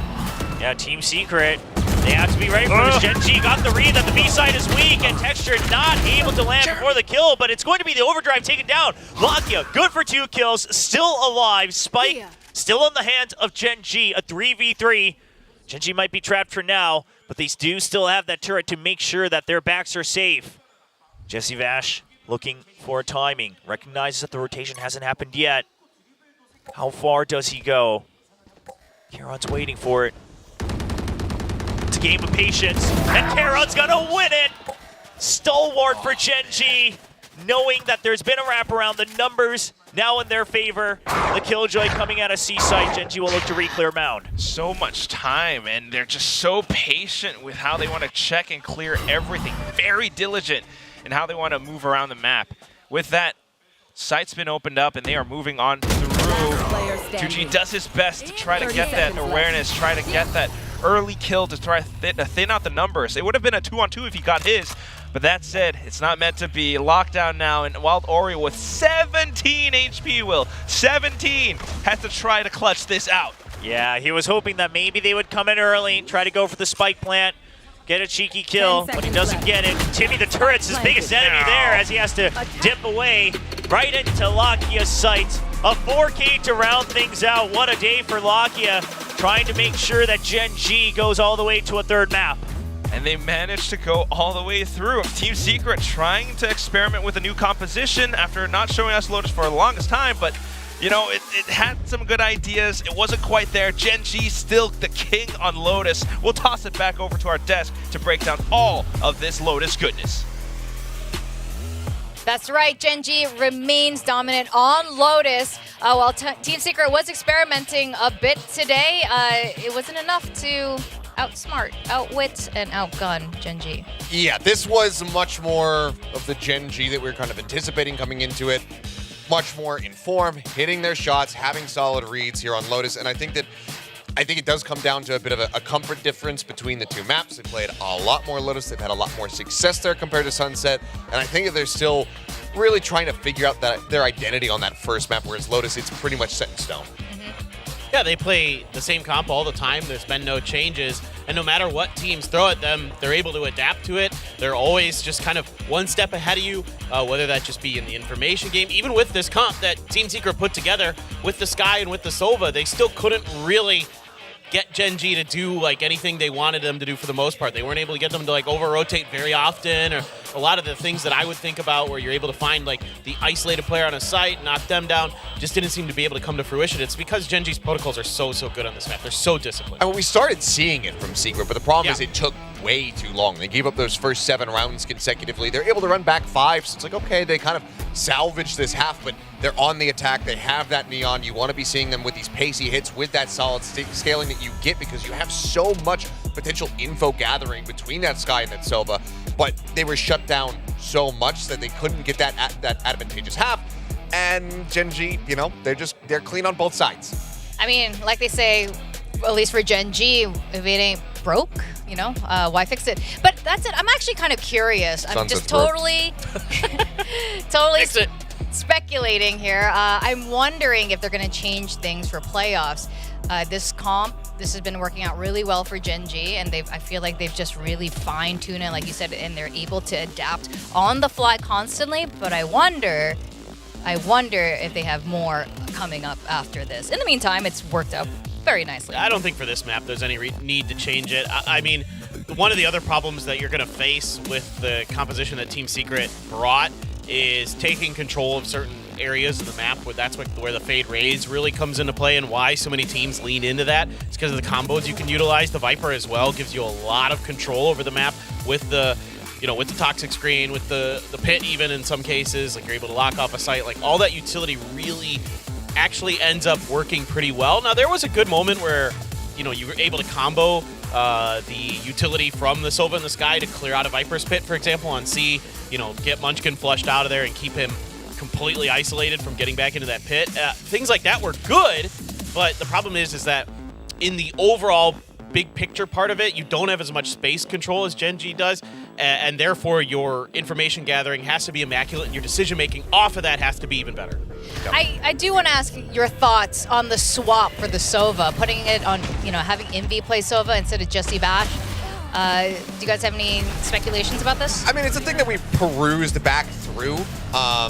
And Envy, this is his third most played agent all time. He has a ton of reps when it comes down to the Sova. Actually, just as many games played now on Sova as he does with the KO.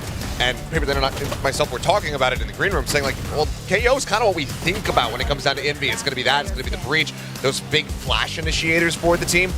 So I was a little bit surprised to see how many reps he has had on Sova in the past.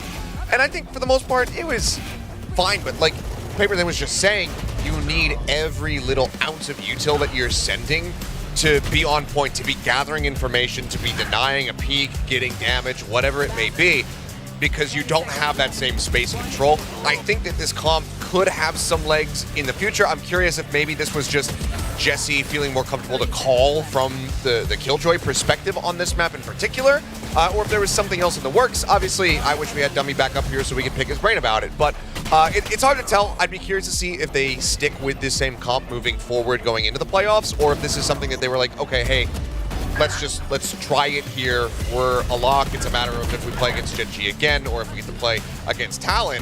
That I don't know, but I could see it working, but I think it needs more time. Yeah, I think right now is the right time actually to experiment a little bit, test out a couple things before you go into playoffs.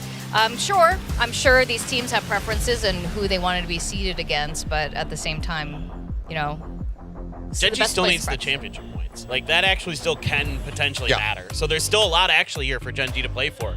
Like, you don't want to just lose these matches if you don't have to. Like, actually, because of the championship point system, there could be a world where that does come into play. So they have to win this. It is actually very important. No, that's a fantastic point, and probably why Gen G is doing less of the experimenting compared to the other teams. Yeah, I mean, they need PRX to, get the top 3 if Gen G lose in the first round of playoffs, since they are going to be in those single elimination matches. If they're playing against Secret again, Secret get a stronger read on them the second time up. If they end up bombing out and PRX can't make it into top 3 either, then suddenly we don't have our Master Shanghai winners going over to Champions to represent the region and have a chance at that secondary trophy. Yeah, which would be crazy. But you know what? Crazy things happen in VCT, and that's why we like it. Sentinels VCT. will know. Yeah, they would. But hey, they're on the comeback. Is it too soon? True, they're doing good now, which is so that great. means that Gen G would look excellent going into Masters 2025. Yeah, we're there's like, we're there's thinking a way pattern. It's like skipping a generation. Yeah, there's a pattern here. Now, you know where's the pattern? The pattern of casters de-ranking on the guessing game. And that is not me and Achilles today. I'm de-ranking. Woo! You and the viewers. See, this is why I got to pick against what I think's going to happen.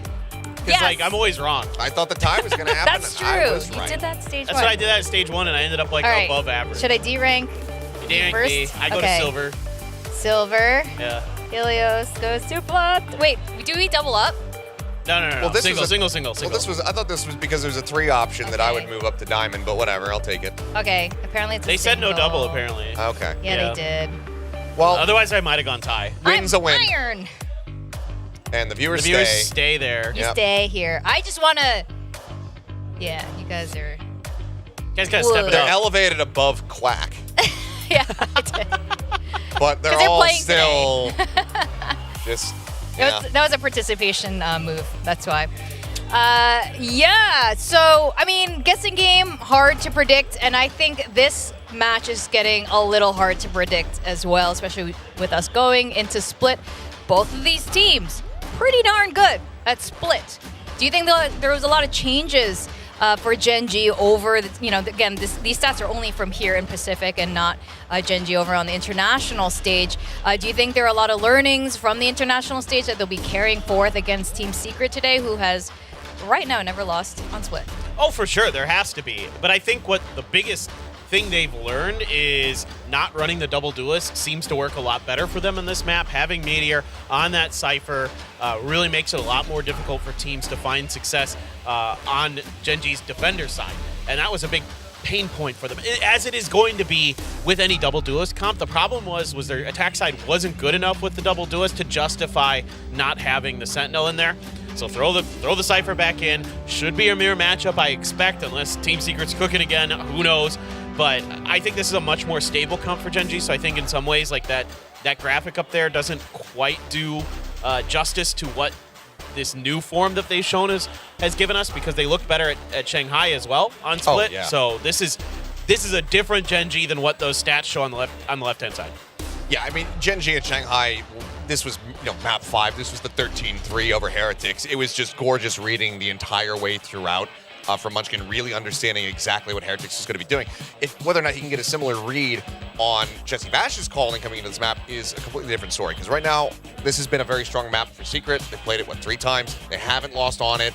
Haven't really even been played that closely on this map either, whereas Gen G, they had that 13-3, then they came back into Stage 2, played against T1, and that one ended up going to OT. So they haven't had the cleanest run back on this map, but it's also only the second time that we're going to be seeing it since Shanghai.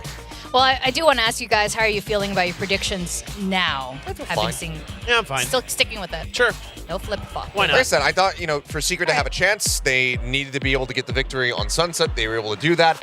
The run back here from Gen G on Lotus, I think, was widely expected. But Split becomes a bit more coin flippy, especially as we're just going to be having mirrored compositions between the teams. No changes whatsoever. Yeah. OT.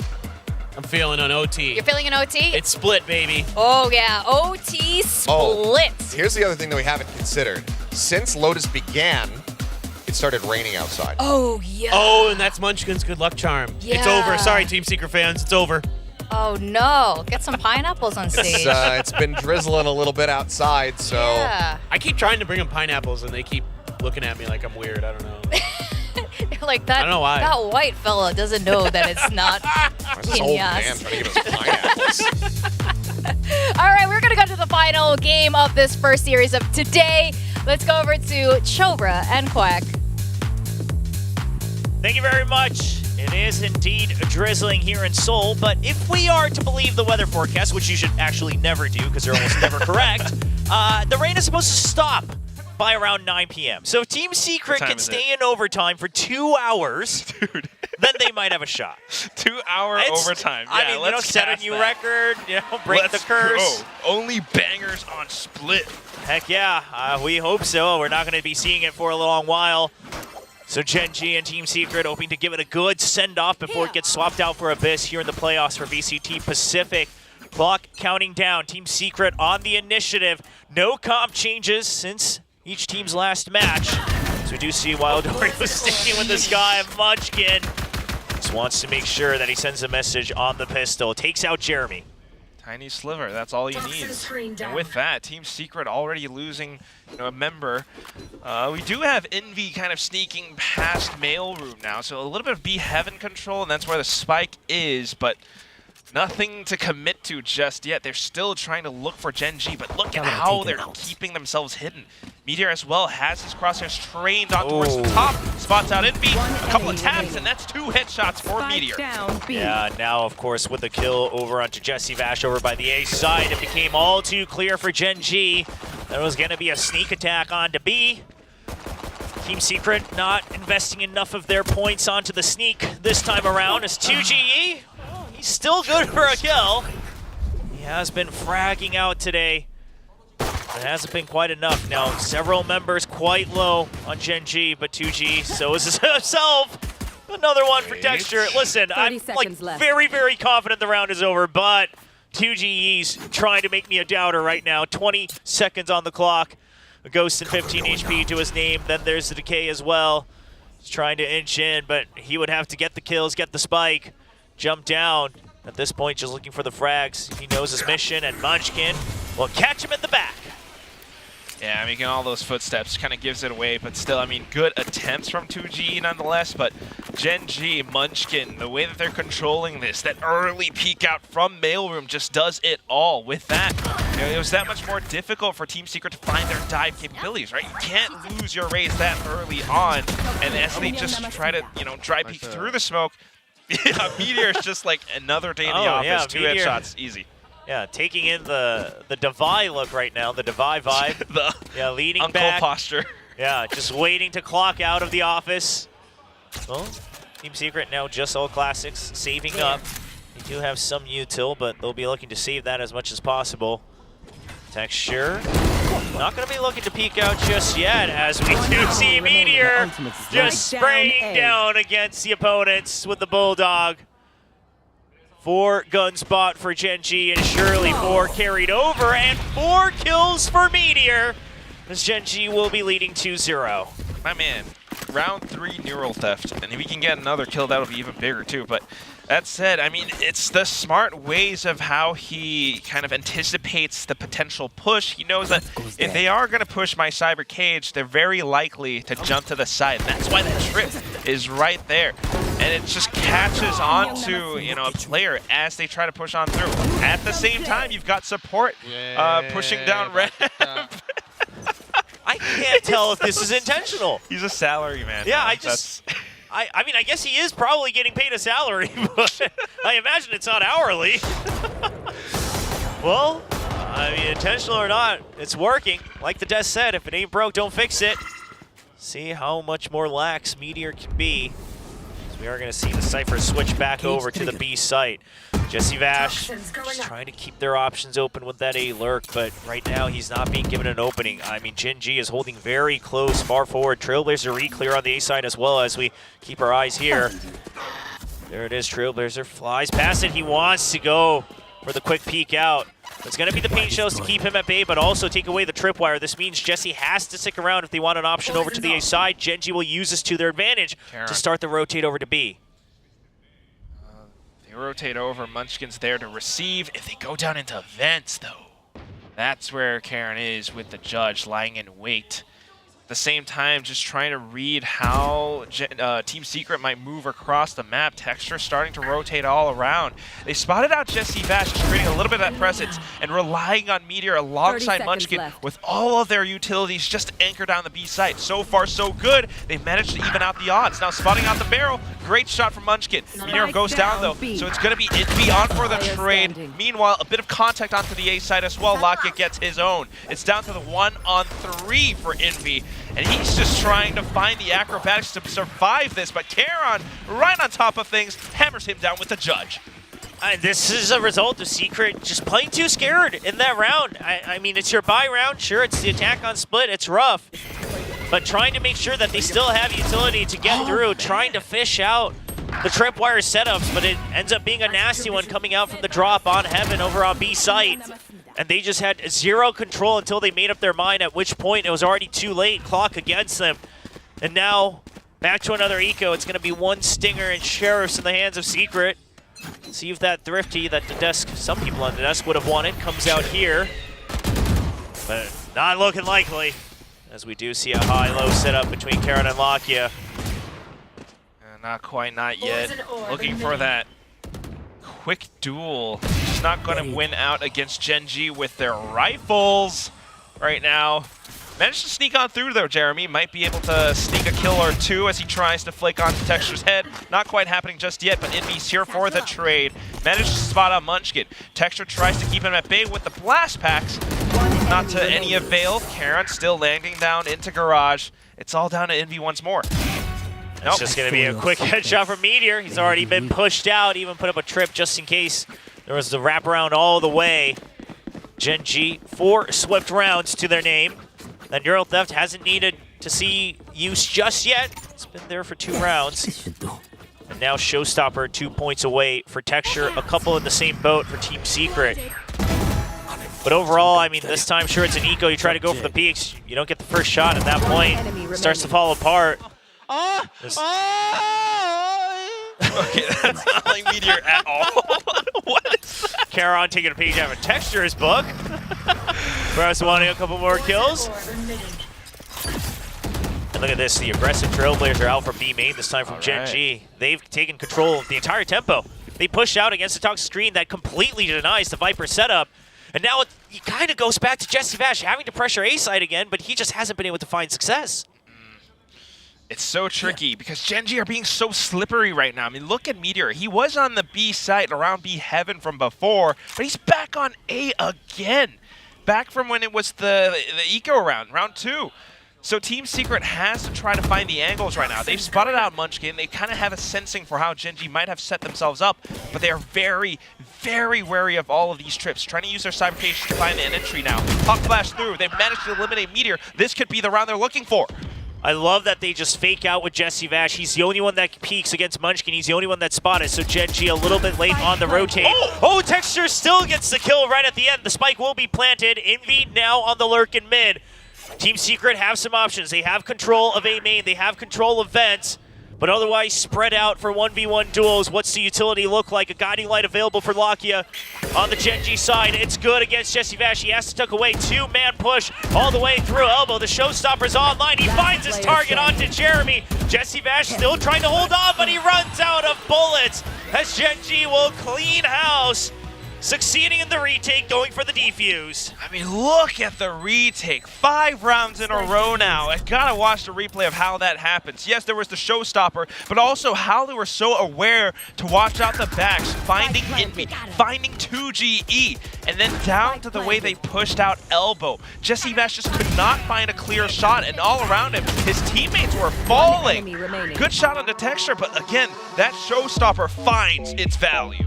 Yeah, and I love that they just used the pop flash to funnel 2 people into elbow. That way you're not as concerned about the crossfire, and you can still just make sure you're waiting for the lurk. It causes the lurk to actually push up against you, as Team Secret imagines the retake is already fully underway.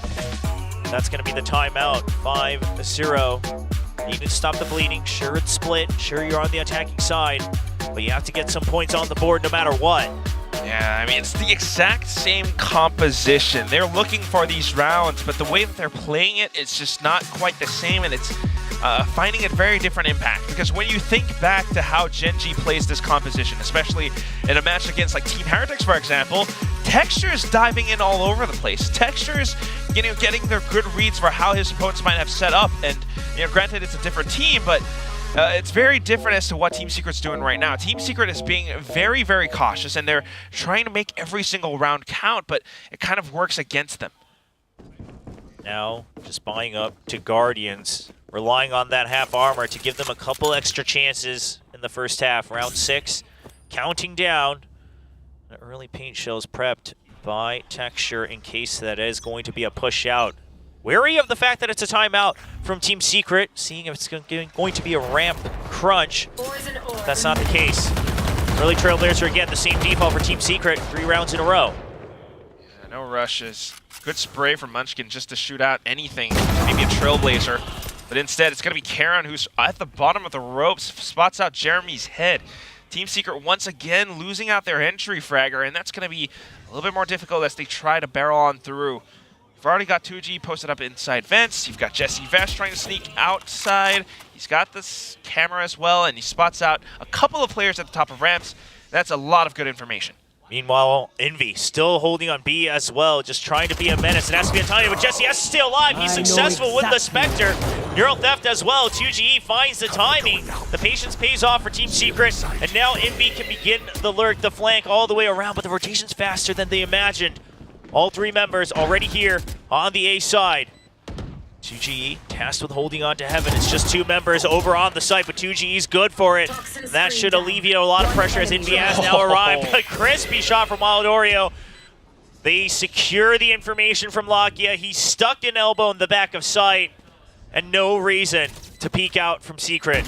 They need this round no matter what. Envy will be the one cleaning house. Yeah, made a little step at the end there too. Envy all the way from the top of heaven. I mean, I like this. Team Secret being very sneaky and like slippery as they slip on through. It's only Jesse Vash, like you mentioned from before, Will, like the previous round, letting his presence be known up around A ramp, up around A, and then slip and pulling through with his teammates as they come back on in. It just kind of baits Gen.G into peeking out against him because they think he's alone, but he's not. And now the operator comes out, so it's another assignment for Team Secret to figure out. See if they continue to pressure mid. They really have been wanting to take that priority. It's still going to be the same Trailblazers, but this time they were prepared to push that out. The operator spotted. Spammed down to 2 HP. Okay. Still alive. Yeah, how is he still alive? I mean, we've seen 1 HP, but I've rarely seen someone survive with 2. He will make it. Envy contesting for B main. They've given that up to just a single Trailblazer so many rounds in a row, but now that they've spotted the Cypher, now the pick comes out as well. Team Secret, your options close down, but you should have a decent idea of the setup. You even hear the Trailblazers coming out of A. Yeah, might be thinking back to double into A again. Jesse Vash calling all of his teammates to rendezvous with him up around ramp. Gen.G's just doing their best to try to block this off. Guiding Light doesn't spot anything, but the Dark Cover's there just to block it off even further. Yeah, you still have to be wary of the Seekers. Charon waiting for a Paranoia timing, and he tries to send it at the perfect moment, but Jeremy still gets killed. Munchkin's there for the cover over from Evan, though. The smoke just a bit too deep. It's not going to cover the entire exit out as Envy's good for one. Wildoria holds true. 30 seconds still remaining on the clock as Team Secret will take a site for their own. Meteor, does he find the timing? Going to cross paths, and Jesse Vash. Bit of a whiff, but he'll stabilize, get the kill. Tripwire set up, and that should be the operator save for Texture. Yeah, tried to spin her around, but unfortunately for Meteor, not quite able to land the flick. Texture, yeah, heavy investment, has to save. With the pushes from Team Secret, though, I mean, it's good cover from Munchkin, but Team Secret immediately knew where these players would be positioned, and they had all their crosshairs trained down these spots. I mean, look at the X's on the map itself. You can tell that Envy, Wild Oreo, they were all prepared for these shots coming through. They were watching Heaven, they were watching screens as well, and with that, Gen.G just couldn't quite land that retake as the hit went through. They want to take this operator away from him. That would make things so much easier for them. They're chasing down. There's not much time, and Texture, he will get the kill against Jesse Vash. That should be enough. Just 1 full second left. The paint shells will stall them, and Gen.G will get to keep the operator. And 1 ult point for Texture. Yeah. They'll take that. Now that matters. Jeremy getting that kill before the Paranoia hits, and then the cover from his teammates as well as he goes flying through the site. But yeah, I mean, look at the little push. They knew it wasn't like the best hit, but at the same time, just playing it around that way. Couldn't quite take down Texture. Now it's going to be a hard hit against B main. Wonder if this is Team Secret trying to get the hard read on Meteor, swapping back over to the A site. There's no surefire way of knowing just yet, but they will contest for B. Now, the Trailblazers are pushing out once again from B. That's one signal, and then the Cypher being spotted on ramps is another signal that the setup should be over by the A side, barring any curveballs. All right, so informs Team Secret's decision to head over onto the B side instead. Rotations from Gen.G coming on through as well, though, so we've got quite an interesting setup with the verticality that Munchkin is on rafters. You also have Texture watching out the A site. Lakia alongside Karen, very much so controlling mailroom as well as garage. The Paranoia has to be crucial here if he's able to stall them. Yeah, but Team Secret, yeah, they need to try to either bait it out or they need to go in with no audio. They'll bait it out for now, but Jeremy, he's been blinded. He's stuck in no man's land. We were talking about the Paranoia, didn't quite account for it. They let it be known that they're crashing into the site. Now they've all been spotted, all going into the 1v1 duels. Jesse Vash, the only one successful, but he's good for 2. 1v2 on the site, and Meteor will stop the push. Yeah, successful, but only for the time being. At the same time, Texture was just about to flank him too. So, Team Secret, they've been trying to get these ideas, trying to get the good reads on how Gen.G might have themselves set up, but it's all a bit of a ruse. You always have these players who are able to stall, able to position themselves for successful kills as Team Secret tries to push through. And because of that, it's always a delayed, always a, what do you call this, like a scuffled push. I mean, they're not able to go out together as a full team. Yes. I've heard a lot of praise for the Pacific soundtrack, and we'd be missing this one if we didn't listen to the full soundtrack, as I believe there should be a 10. You like dubstep, Will? You know, I miss dubstep. Hope he's doing well. Well, all right. Oh, that's a quick fix. All right. I imagine it was just like a quick bump or something. Now we're right back. Or maybe the audio director just wanted to make sure the full soundtrack was used today. Well, either way, Team Secret, you've got 5 rifles. Still got a shot to try to bring things back. It's still not too late. Jeremy gets spotted. He'll get away with a lot, but Texture's there. Jesse Vash is a complete dry peek, trying to find an off timing, and he gets punished for it.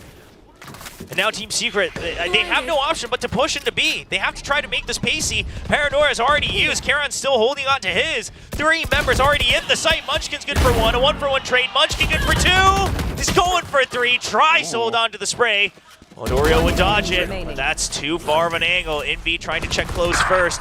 Waldorio not going to be ready for the 4th member, and it's a quick 7th round win for Gen G. Oh, Karen with a shorty. Yeah, you're absolutely right. That one opening kill onto Jesse Vash just eliminates so many options from Team Secret. With that, no more presence on the A site, and their only route then would be to just barrel through into the B site. As it happened, you could instantly see Lakia pinging out the top of B Heaven. They knew where they were about to show out from. While Oreo thankfully managed to drop down and get a couple of kills with the high-low setup, but that was it. Now on to the next round again. Team Secret has to deal with the threat of this operator from Texture. And they don't have complete econ, so it is just going to be a Spectre for Wild Oreo. They did draw out the Paranoia nice and early this time. They're still holding on for the trade from Munchkin as well. Footsteps spent, but now all 3 members not looking back. Jesse Vash gets hit from behind him once again. Team Secret just has to rush through, but Jeremy's good for 2. Envy, the duo break open the site. Hope still alive for Secret in a 3v2. The pit goes up to try to secure a 3rd round win. Decent trades, they got numbers advantage, but Munchkin has a pit of his own. He's got a snake bite available as well. Meteor up from the top. Oh, the Neuro Are Theft. they going to be able to sneak in? The Neuro Theft. Sometimes it's a bit of a fake too, though, because the pings go on a second too late as Munchkin tries to sneak in. He gets spotted out by 2GE. Meteor just trying to make some fake sounds, trying to swing back around the other side, but look at this. They know where he's going to play from. Yeah, they're ready for it. They already heard him up in Evan, so Jeremy's watching the other side. And Meteor will choose to save. Econ a bit all over the place for Gen G as well, especially if they want to make considerations for a potential operator all the way to the end of the half. Team Secret just happy to get a round win. They'll even get to keep 3 rifles at the cost of that pit being used. Not too bad, right? I mean, the round that does work for them, the round that does give them the 3rd win is the round where they kind of brute force things. Jeremy just dives straight into mid. And at the same time, although Munchkin was trying to be sneaky around the cyber cage, the rest of the team managing to go in for this split B push, right? Envy, Jeremy, they were able to find all of these trades, just luring out a lot of these Gen G players from their hiding holes. See if they can do it again. The operator still being favored for Gen G, as they will purchase that, and then a Judge, a Stinger, and a Sheriff to round out this round by. They're not able to the ultimates. Yeah, if they're not able to get this, so if they commit, especially if they commit the ultimates, we're probably looking at a 7-5 half. Gen G not going to be happy with that considering how things started. This time Team Secret waiting for a pinch, a crunch onto ramps, seeing if there's a push out. If not, they're just going to bounce in. The guiding light gets no tag. And that's already the Sky noted, the Cypher noted as well from Gen G. Very nice camera placement from Meteor, though, trying to spot out a foot or 2. There. Team Secret trying to find these gaps to allow them to sneak in, but as it happens, dark cover instantly placed. Oh, and during all of this, I mean, Team Secret might think that they're able to just spend time and go for a fake, but B main's been cleared. Texture's pushed all the way out of Garage. He knows that there is no rotate, so the pit goes up. The only way for Team Secret to go through anything is mid, and now they're trying to brute force their way in again. Envy doesn't get the spam all the way through on the pit. Jeremy tries to land on Evan. He's not going to land the shots, though. Meteor only good for 1, traded back by Wild Oreo. Site not quite opened up just yet. 2 members of Team Secret fighting against 3 of Gen G. But the showstopper, it's coming through vents. Texture, he's running, goes past the Seeker, and Spike gets planted in the meantime. 2G has to find his shots. He's out in an open position as well. If he can find a couple of kills as they try to push on through screens, that would be huge. But oh no, he collides straight into Texture. Texture sacrifices himself to allow his teammates to sneak on through. Lakia with a Sheriff, Karen with a Vandal. It's all down to Wild Oreo. Sneaks out the side, spots out the first, but Lakia sharp with the Sheriff today. How does he finish that off with the Sheriff? Great shots from Lakia. Able to clutch up that round. I think they were considering if the operator was an option, but it's either up top or it would have dropped down here. And it is going to be up top in Heaven. Texture had to go just blasting out of that window. I mean, a nice try. I thought Wild Oreo, he isolated those angles real well in the 1v2. It's a good attempt from 2G here. Yeah, Texture, I mean, obviously it feels a little bad. You wish you could have gone all the way through to the site. So 2G did what he had to. Obviously, he would have hoped he got the kill earlier before he has to go with him himself. But either way, Team Secret now picking up an op of their own. I wonder if they imagine also that the operator absolutely was not recoverable. So trying to take advantage of the long-range fights, the read peaks coming out from Gen G. Poison's off. It is the last round of the first half, so why not, right? But if he can get a couple of kills, that would be the showstopper for him. Just trying to spot out all these angles, but Gen G not one to expose themselves too eagerly. Setting up for the utility. Okay, that confirms it.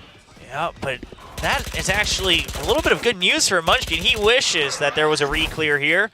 We'll just push him back with the Trailblazer for now. Yeah, the judge was in his hands. Now just backing away with the Vandal.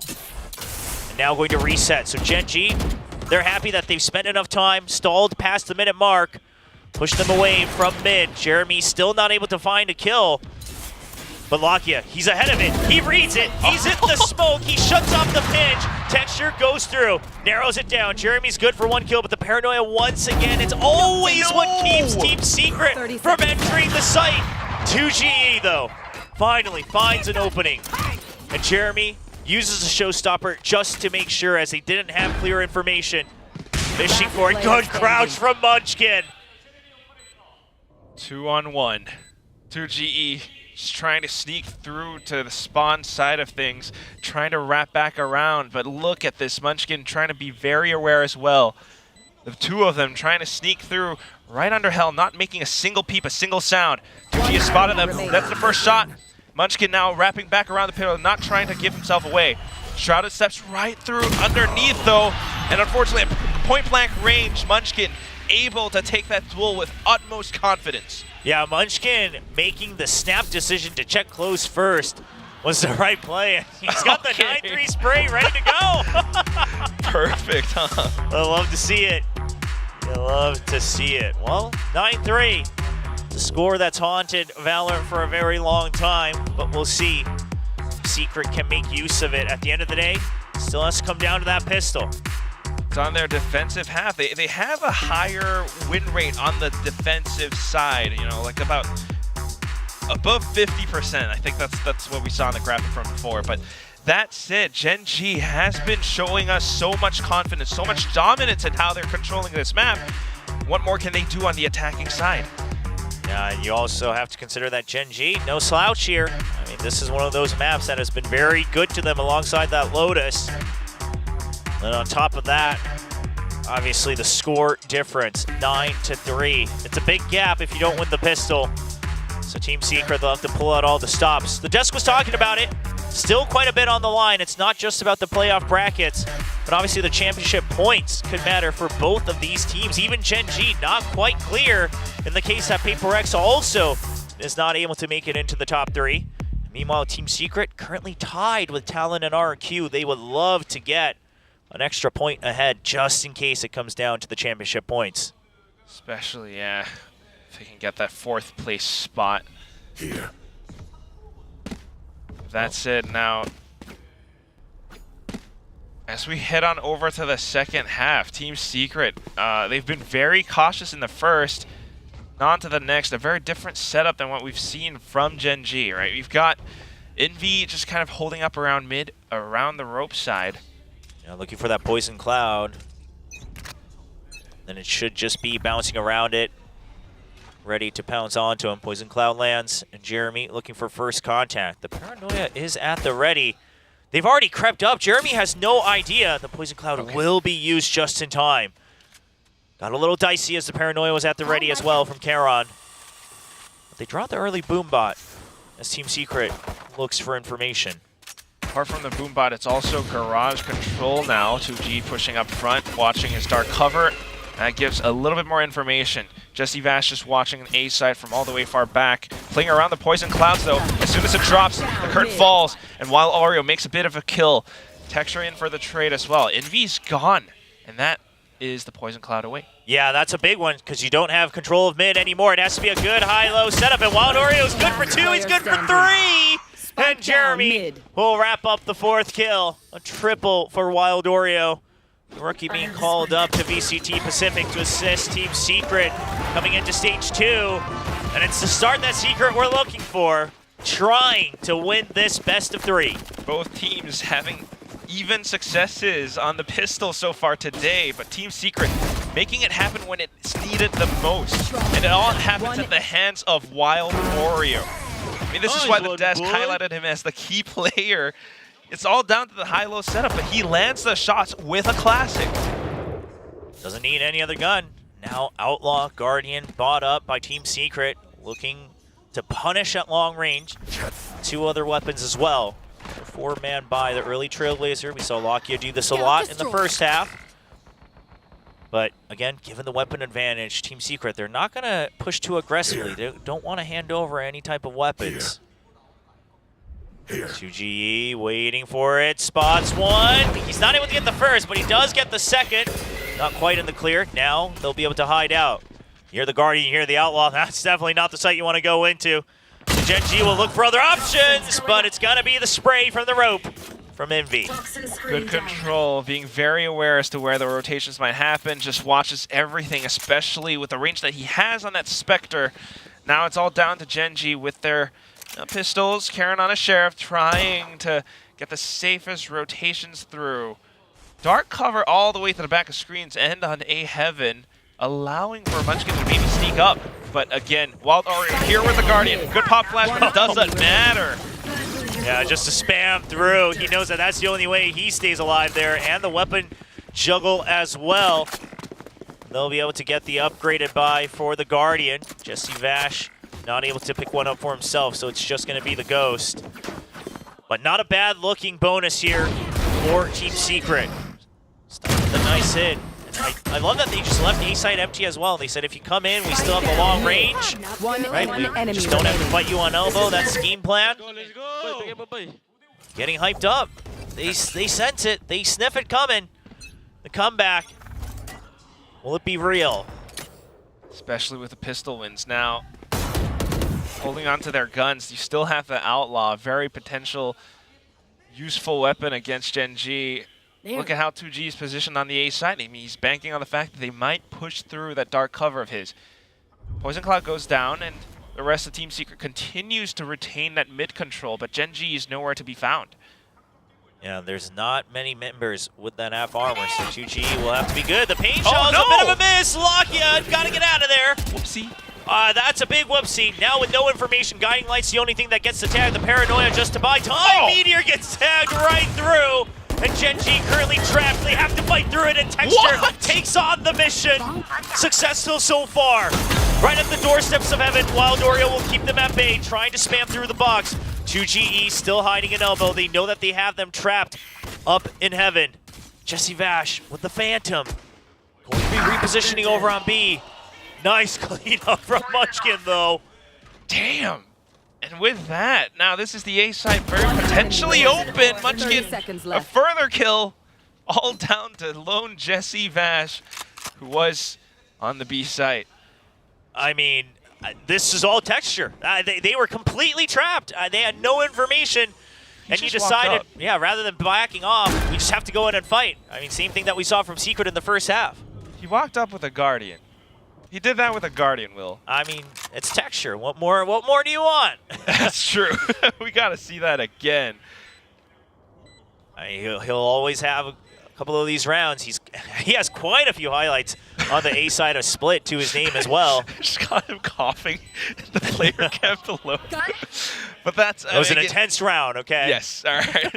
But he has the confidence to make it happen. I'm knowing that this is the bonus round for Team Secret. They don't have, the best guns. I might have a Guardian, but I have the aim, and he just waltzes up front on ramps. Lands the shot perfectly. Well, 10-5. Getting that buy round. So Gen G still staying ahead. But Team Secret, you know what? They bought up to that Phantom. They'll be able to keep that going into the next round. and they are able to find a way to make this operator work as well. 2GE might be looking at using a judge, maybe a stinger. We'll have to wait and see. But, I mean, it's just patience there from Texture. Trusting in his teammate's paranoia as well. He says, well, the paint shield just wouldn't go off. It just wouldn't get thrown. I mean, a little confused himself. I mean, we were confused too. Texture, things you hear in your own ranked games. So that's a good little bit of a tension breaker, but that said, still the shots were good and it's all that movement. Now Team Secret having to respect this, playing so far back. They might have to full buy in this round, but still, they can't quite find any vision into the site. Jesse Vash trying to sneak through around the cyber cage, catches onto Meteor, and that's numbers advantage. Secret's now going on out. He's trying to push alongside them. He knows they're trapped in the corner. With that, able to spray on down. Texture able to get one, but that's it. Munchkin, he's all the way backside of ramps, but the spike's already being defused, so the round is belonging to Team Secret. Yeah, they know where Munchkin is, but they'll be happy to keep their weapons. It's a great retake here from Secret. I love the push out, and then the Seekers used as well. And during the Seekers and the paint shells, Jesse Vash able to mask his noise as well, running all the way close on elbow. Texture had no idea what hit him from the side. Spike planted. Just a great hold and quick backup from Team Secret. As they bounce right back in. It's still anybody's game, 10-6. Especially if Secret's able to win this round. The Econ starting to break down on the side of Gen G. However, Gen G is getting closer to some of their ultimates now. Very crucial stuff. Oh, Jeremy just completely shuts down Texture. There's no more showstopper in this round available, and that's going to be Team Secret working with numbers advantage. A lot more confidence as they start to head down over to mid, looking for that control again, looking for some extra kills. They've got that high-low setup. Yeah, and they have basically everyone focused on it as well, just in case that Gen G is trying to punish the operator. So instead of still fanning out, you still got the trip over on B main. You'll have a chance for the retake if needed. You make sure that it's not an instant re-clear from Gen G. This allows Team Secret to know 100% that we still hold control of mid, and Gen G will not have the fast rotates. Gen G, though, delaying their pushes, down to 50 seconds now. They might think about finding an angle into this B site. Good clear with the guiding light, though. Might have informed them. No, I don't think so. Well, the Poison Cloud going to mask their entry for the time being. It's a nice cyber cage, but Envy's already inside of it. The paranoia is good from 2GE. The paranoia's on both teams. It's what stops them from breaking into the site. It's so difficult to try to bait that one out nice and early, especially when you're a man down. And Lakia, no choice but to save. Spike in hand, but nowhere close to the site. Fantastic round for Team Secret, right? Like you mentioned, this breaks Gen G's economy. It's going to be Lakia with the Hero Vandal in the next round. Texture might have the showstopper, though, so there is still a chance for Gen G to go up front in double digits.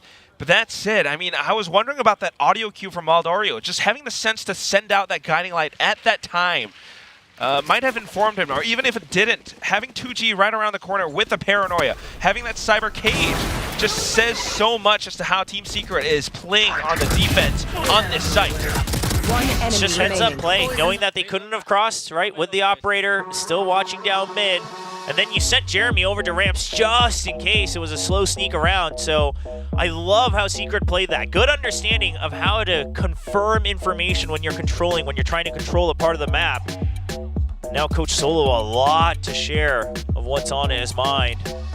The Gen G players will try to take it all in. Team Secret will have to try to get ahead of them after this timeout.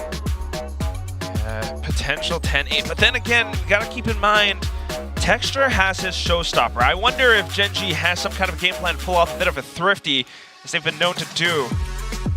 All they're looking for is 3 more rounds to secure this win up against Team Secret and to solidify their placings into this playoffs, their placings into championship points. Yeah, they want to make sure that they are in contention, at least guaranteed with the points. That would make them, you know, take a lot of pressure off their backs during the playoffs, just in case things go awry, as we have seen a lot of craziness, a lot of teams growing rapidly here in Stage 2. And I was going to say, well, there's a couple options when it comes to the showstopper. It's either mid or ramps. don't imagine he's going to use it, though, as we are just going to see a buy scraped together. Half armors, 2 rifles, and a stinger. And it's going to be an all-in on the A side. But it's an instant clear over by Garage. The guiding light goes out, tags nobody, and Team Secret should be quite well aware. Jeremy's waiting for it. He is trapped right now because of the paint shells. He's not able to get out. The paint shells will catch him in the air. And there's the showstoppers going for the trade against Jesse Vash. A noble sacrifice from Texture just to open up the sight, but knife in hand from Meteor. Lakia, the Sheriff, he can't pick up the weapon just yet. Doesn't have time, has to buy it with a guiding light. NV trying to go close, but it's the running gun from the Stinger and the Sheriff. Too much damage. 2GE, that's not the weapon you want to fight close range. And Lakia somehow fishes all 3 kills with the Sheriff. I said it. I was wondering about it. That timeout just came at the best possible time when Texture pocketed that showstopper. Gave up his life. He sent in those paint shells. Jeremy tried to survive them, but just couldn't. And at the same time, Showstopper immediately finds a player as Team Secret tried to rotate out from Heaven. That is just perfect.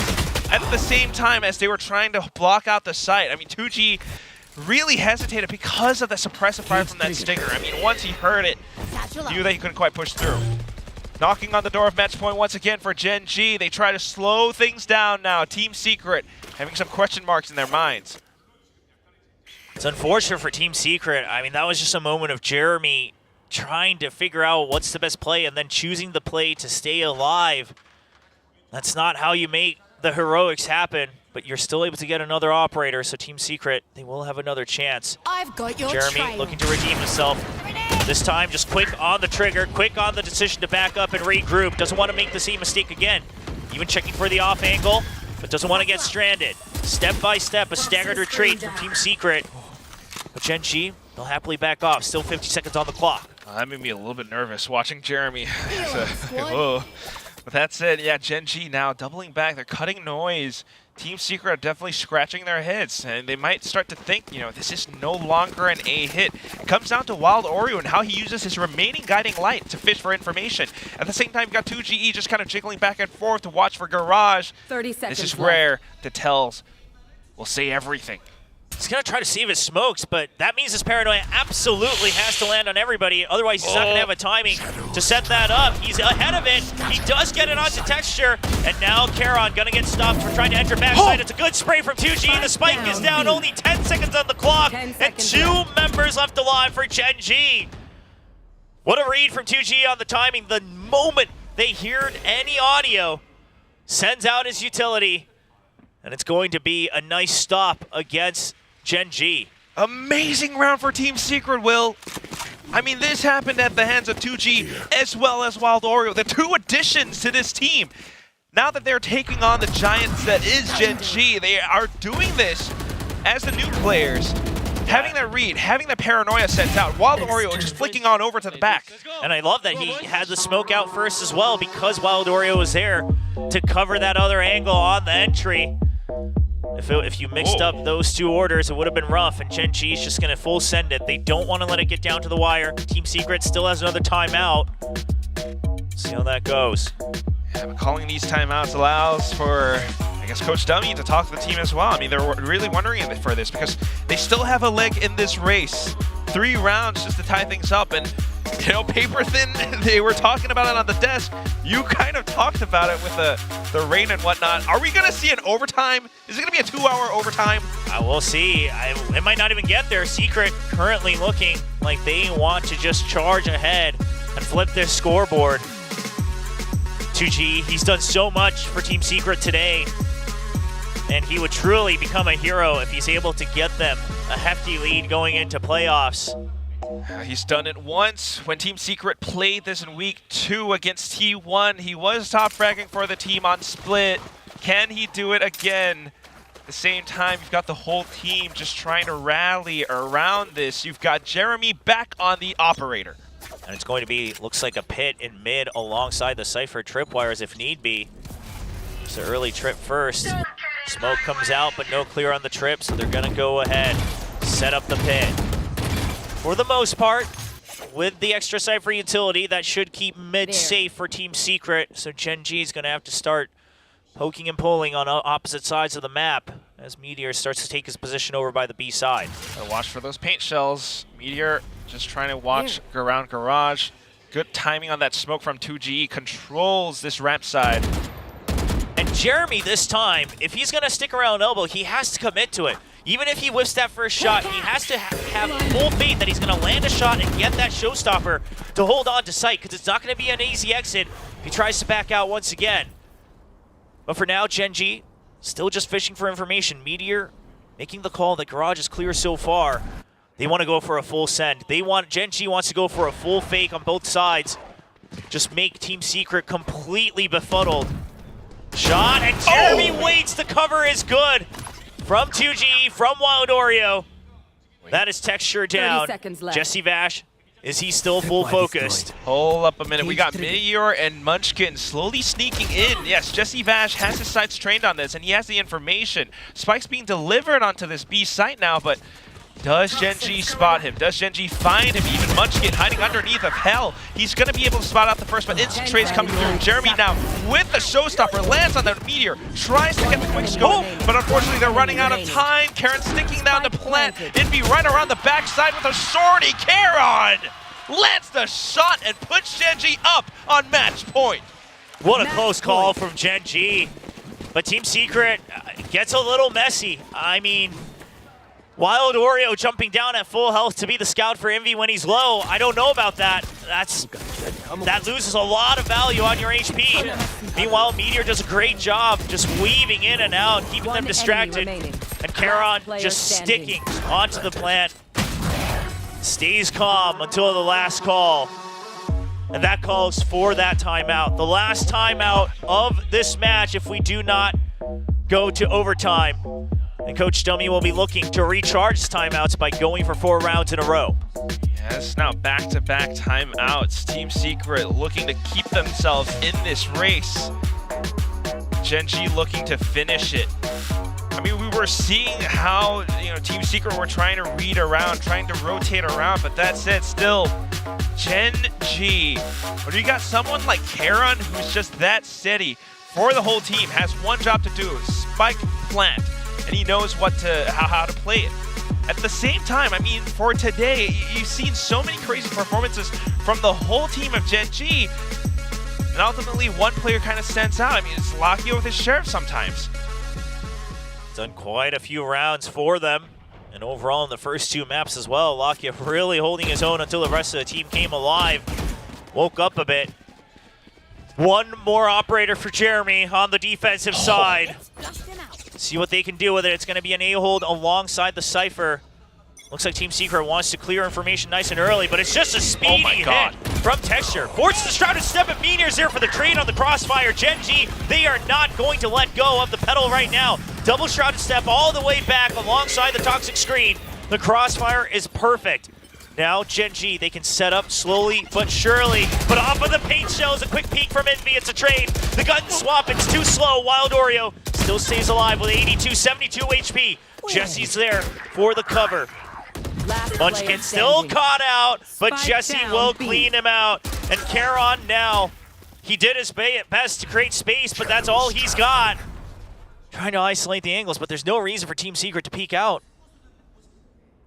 8 rounds in the mag. There's a little gap in the smoke, but oh my god, he still managed to sidestep back into Wild Oreo. Now reloads, spots out Jeremy, who tags him down to 30 HP. But so is Team Secret. They are so darn low. And with a Phantom, Karen could end it all with a single spray. Jeremy has to land a shot. Jesse Vash has to land his shot. Karen trying to stay tucked away. Smokes off, no peeks. Jiggles out now. He suspects it. Oh, Jesse Vash still good for it.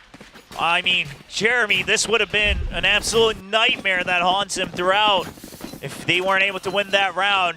Several crucial whiffs, but Jesse Vash will buy him another chance for redemption. Team Secret reacts to this quite patiently. I mean, Envy sure goes for an aggressive peek, but outside of that, no greed, no overextension, because at some point, the screen has to come down for Gen G to be able to plan. It's really impressive stuff. I mean, it's not only just a peek. I mean, he sent a snake bite to delay the rest of the push as well. And at that same time, it buys enough time for his whole team to rotate on over. Still trying to keep themselves alive now. Jeremy with the eco. I mean, we hear the crowd reacting. I mean, this is Jeremy getting shaken up. Needs to stabilize. Still a little ways to go. As we do see Gen G taking full control of mid. Rush walking on up, though. Boombot spots out Envy. They're going to bypass him straight through. Rerouting with Meteor through the ropes. Looking to punish Jeremy. They know that he's been a bit shaky now. But Jesse Vash is right here to protect him as well. Jesse, it's up to him to try to stay alive. Texture all the way through, getting close, waiting for the peek out. Jeremy, you can't get too curious here, but Texture's good for one. Jeremy answers back with the Sheriff, but it's too late. Rifle dropped on the site. And now a 3v4 retake for Secret as the spike goes down. Post-plants positions are good. Ramps control onto Gen G. Holding on to Heaven and holding on to the site. The Paranoia already sent. The pit comes out to cover everybody. Charon now the eyes for Gen G. Lakia trying to hold time as Meteor gets one. Wild Oreo sprays down for two. And now it's up to him to take down two members. The Seeker's trying to buy time. He gets the half. He gets off of it. He gets one kill. Spots the next. Half is already done. Does Munchkin read it? And Oreo, he peeks out. What an incredible 4K clutch for Wild Oreo to keep Team Secret in the game. Wild Oreo. I mean, he comes into VCT Pacific right as it comes down to the second stage, and he manages to pull off these hijinks, playing inside of the Viper's pit, bobbing and weaving out alongside his Phantom. He lands that spray transfer. The guiding light, the tenacity to stick down the spike and get off of it halfway just to go in for the final two duels. He's got him fired up. Got them the second win that Team Secret needed. The operator continuing in Jeremy's hand. It's another fast hit. A pacey one on to B, but the Trailblazer will keep them at bay. This time 2GE gets out alive. Set up the one-way. Texture, 1 point away from the showstopper. Could be the make or break here for this best of three. Trying to stay hidden too. Team Secret, they've been working around their current buys with the operator for so long. Gen G starting to work their way around this. They've got the full buy now. Texture and Lakia both 1 point away from their ultimate. A single kill can give them such a big advantage, and 2GE has been banged up so darn low. He barely gets out, but this was Gen G reacting on the fact that they could punish, thinking that Team Secret would have read a rotate to A off of that guiding light. Jeremy getting very shaky. Misses the blast back as well, but he will stabilize for the time being. Jesse Vash has to let go complete control of Heaven, which means a rotate needs to happen. Does Gen G read this? They do. They're going to break the trip. Force more movement over from Team Secret. And here's the judge. Envy's been waiting. What? Spike down mid. Completely crushing Gen G under the hammer of Envy's judge. Lakia will stay alive, but only 15 seconds. Soul crushing as Gen G now out of credits. For the final round? Will not be a full buy. Half armors and rifles for most of them, but Meteor only at 100. All it took was a single judge. They'll lead us right to the enemy. We were questioning it. You know, some of the plays, the flashbacks from Jeremy a little bit shaky. Minus 40, but minus every 40. single round from that weapon just fired off, unleashed hell upon Gen G. The force buy now coming in. They've got the ultimate, sure, but it's a half buy through and through. Let's start this All party. ults mostly online. Only missing the pit here on the side of Gen G. Meanwhile, pit available for Envy, but it's not going to be a quick one. I did see him holding on to a judge, so he might have that on standby. It's going to be the setup in mid once again. That means only one trap wire on the site here for B. Not quite spotting anything out just yet. Got the wires. The Trailblazer goes in to clear it. Jesse Vash starting to come back to reinvestigate. Meanwhile, the rest of Team Secret starting to rotate on over. He Meteor still lurking right around just to watch his teammates' backs, but Texture's looking for that flight path into the site. Good tag onto B main. Will allow Team Secret to hold their positions. Now down past the minute mark. 2GE is going to be looking for the trade to support Jeremy. The Seekers come out. The Showstopper's out as well. Team Secret, they've emptied the site entirely. They're just going to give it up. It's going to be a 5-on-5 retake with an operator in hand. Oh, that Showstopper went deep. Wild Oreo down to 16 HP. He can't heal himself. And so they will trade. Okay. Wild Oreo looking to be the sentry. Meteor wants to cut off the initial retake. And it begins. The paint shells come out. The flood is here. Lakia trading 1-for-1, but Wild Oreo, the sentry high up above. Texture trying to hold the line, but 2G's already dropped down. It's a 2v1, and 2GE will bring Team Secret to overtime. Called it, and overtime is what we have. Only bangers on split. Team Secret is delivering. They came back from what looked like a 10-6. 11 and 8, and now they're at 12 to 12. All at the hands of the two new additions to the team. 2GE alongside Wild Oreo have been doing all of these rounds and more. Let's not forget, if it ain't for the judge, we wouldn't be here. Achilles, I hope you remember that. It's a valuable weapon. Yeah, 1,600 credits. Heard him shout something over from the desk, but can't hear him, won't mind. Anyway, overtime now for Gen G and Team Secret. Championship point on the line, playoff seeding on the line. As Team Secret go back to the attack. Texture going for the glass cannon operator. It's gonna be a check out of B. The one-way first, and I imagine on a timing, they might even send the guiding light out even deeper. Trying to set themselves up inside of the garage too, though.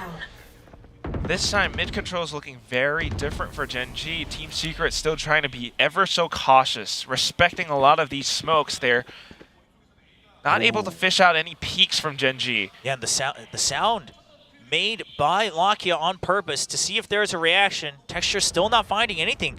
Team Secret might have a read on this. Whoa. Well, there's the punish. Envy's been tucked away the whole time. 2GE risking his life for the team, and he'll still get out alive. The operators haven't been good for either team, and now a 5v4 for Secret. Amazing little jump peek.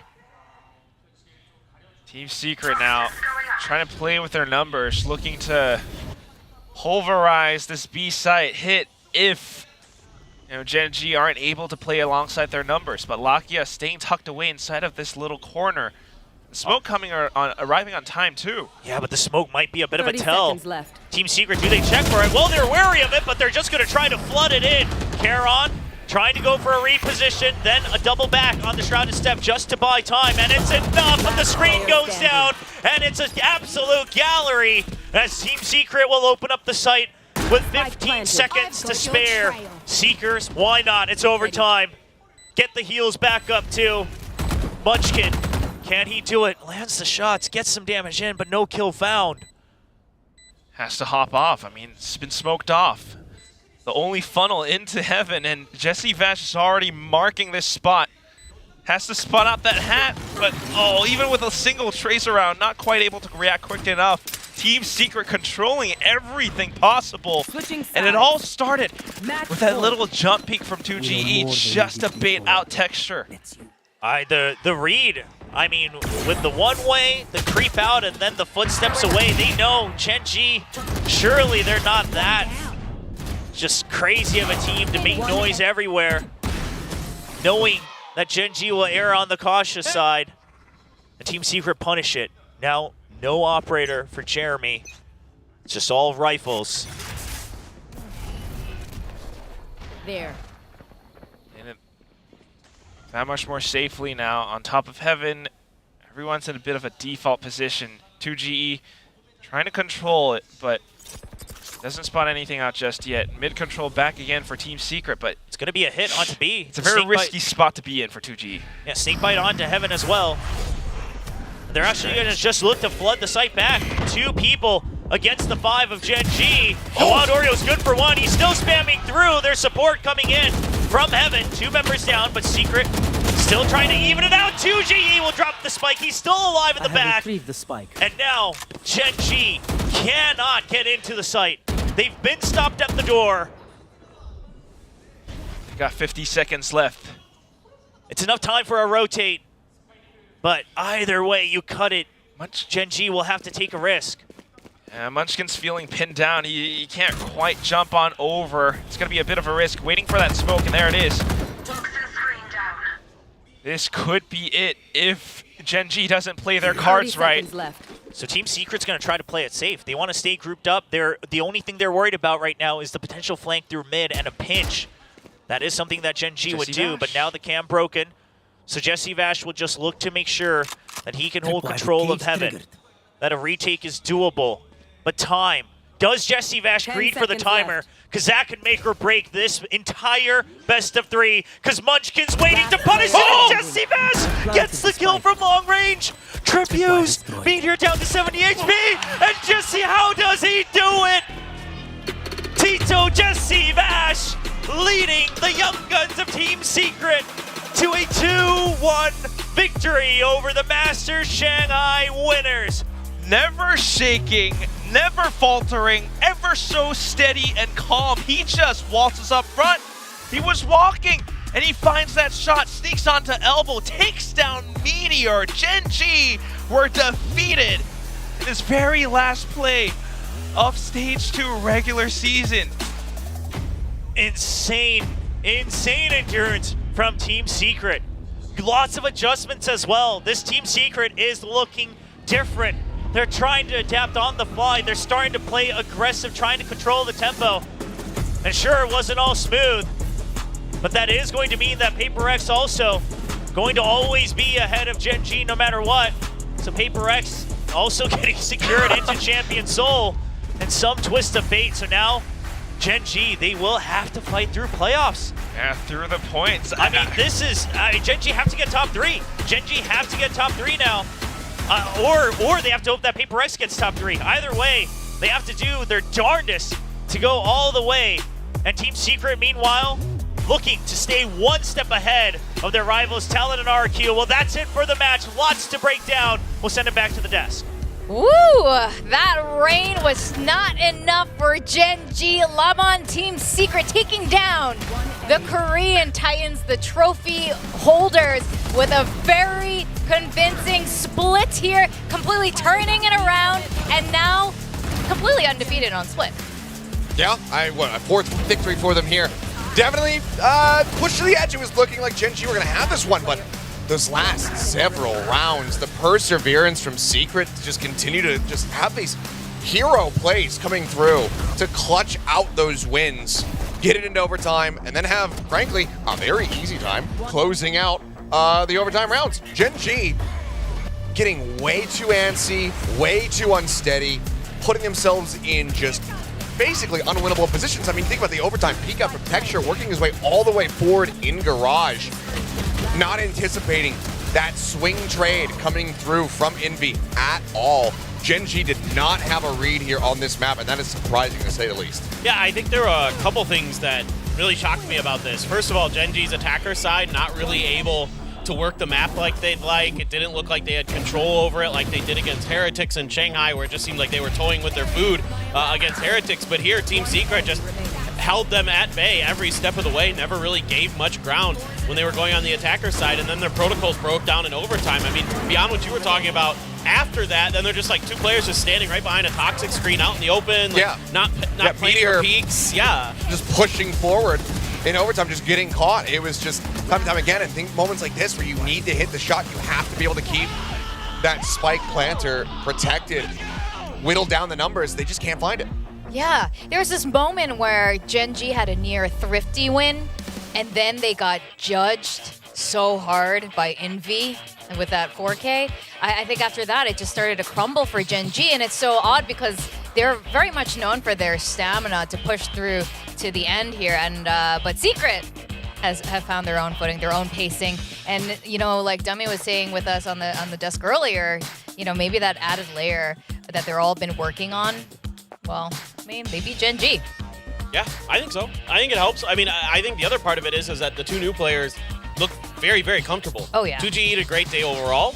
May not have been our pick for MVP, but he had a really, really good day. We were debating it, yeah. Those first two maps, he was right there. It was just that last one on Split, the impact we were seeing from Envy, it just kind of tipped the balance just ever so slightly for a few of us. Yeah, and the other thing I want to mention is Wild Oreo came up with that big clutch there on Split as well. So, like, all of those moments kind of led to Team Secret regaining that momentum, regaining their footing, and being able to close out that map.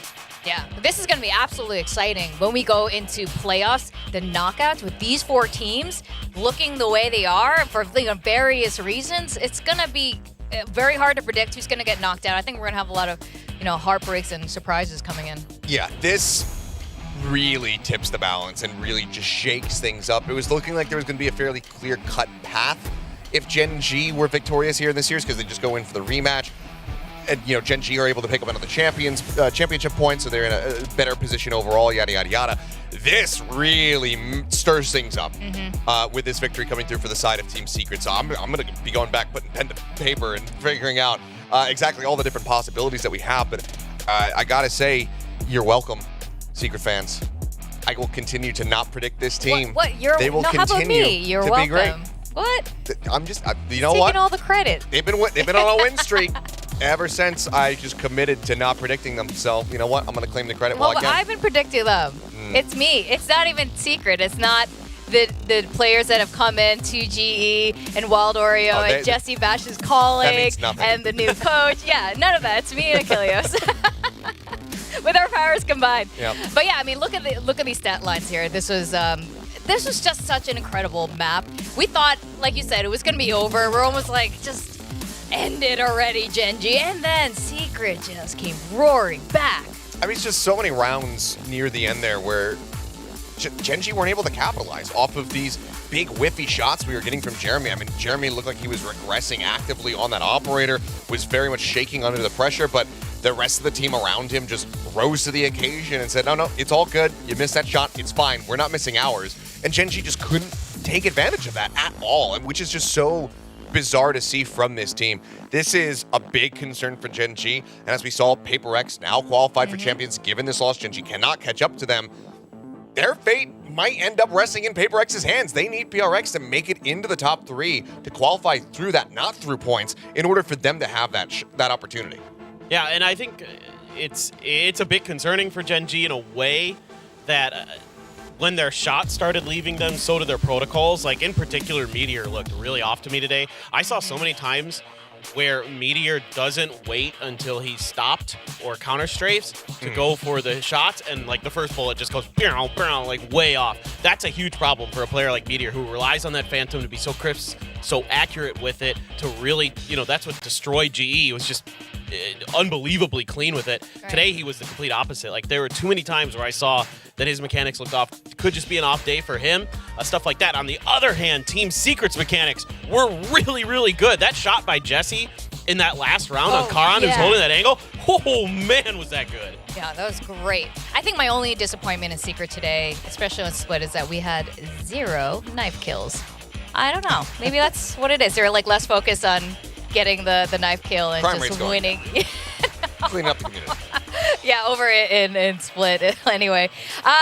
This is very promising for the Filipino team who, this is not their first time going into playoffs, but I think going in looking like this is absolutely fantastic. I'm very happy for this team right now. And now here's the biggest concern. Secret, they avoid the rematch versus Gen G, and in theory that seems good, but they have often been a bit of a Robin Hood of a squad, so they take down Gen G, Master Shanghai winner. They go up against a, in theory, weaker opponent. I don't know. I guess we have yet to see. Let's go over to the stage where we're going to have an interview with the winners. Thank you guys. What a wild comeback on that split from Team Secret, taking away the win 2-1 against Gen G tonight. I'm standing here with Wild Oreo himself. Now, congratulations, Wild Oreo. A crazy comeback that was. Were you nervous during the overtime at all? Because it did not look like that. Maybe we're just a little bit nervous, but we had the momentum on our side, so we were really confident coming to that OT. Of course, it was also the 9-3 curse coming into play to help you guys as well. Now let's talk about Sunset, because that was very dominant. You outread them and you executed perfectly. You also out-aimed them in every aspect. You guys won. You beat Genji in a very dominant and one-sided fashion. So talk to me about all the grindings behind Sunset. We really like Sunset, especially our comp, so we really put work on that comp, and I'm glad that it paid off. Okay.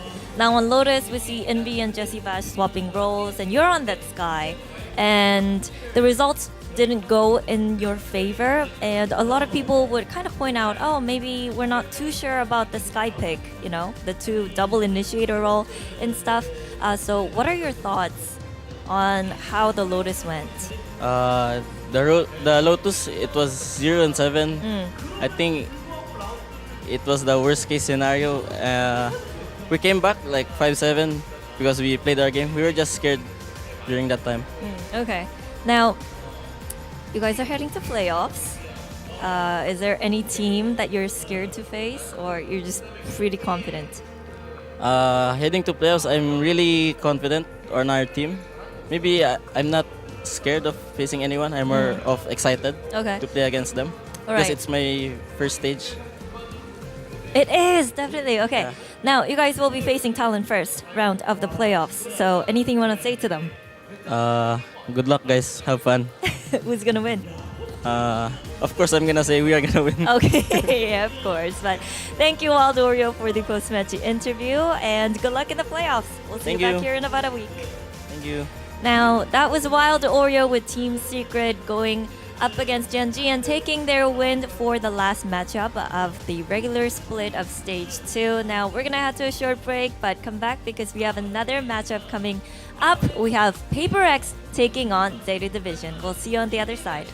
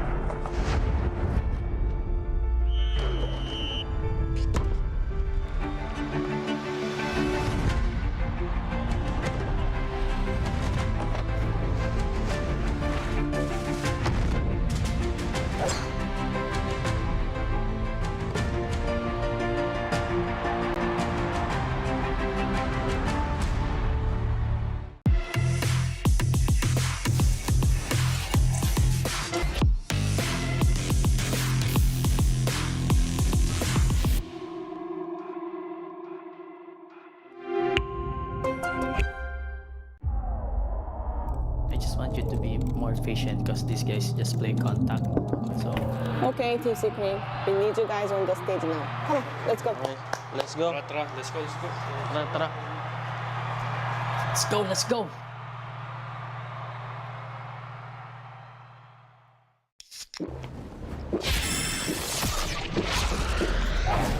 Red Bull gives you wings.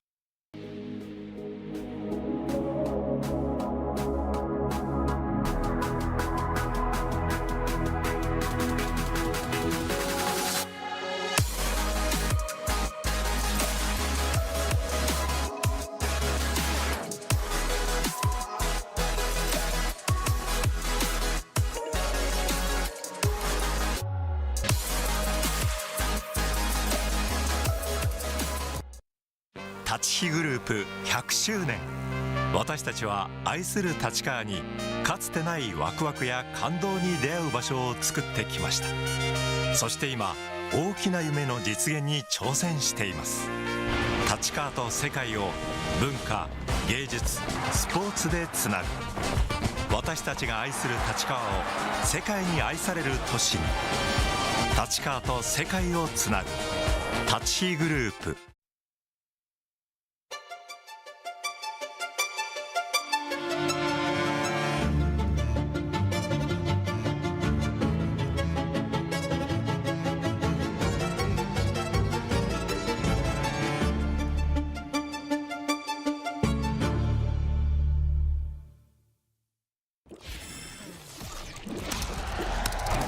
Red Bull gives you wings.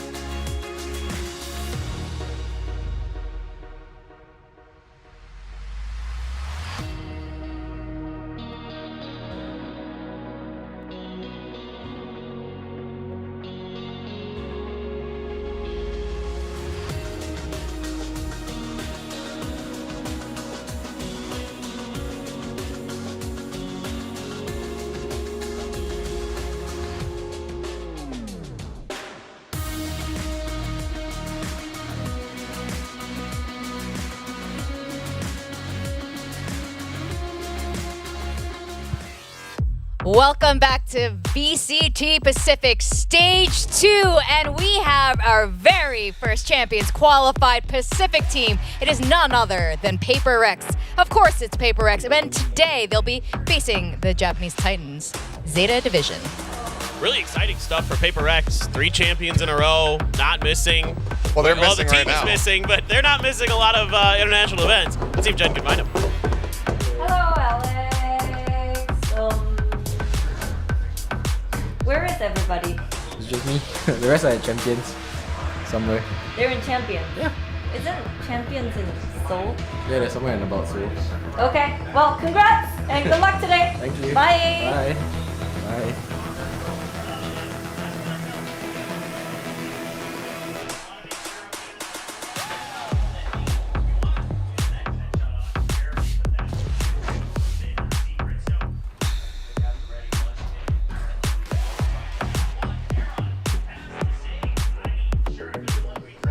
Hello, Sugar Zero. Hello. Now, you were on fire yesterday. Are you ready to go up against PRX today?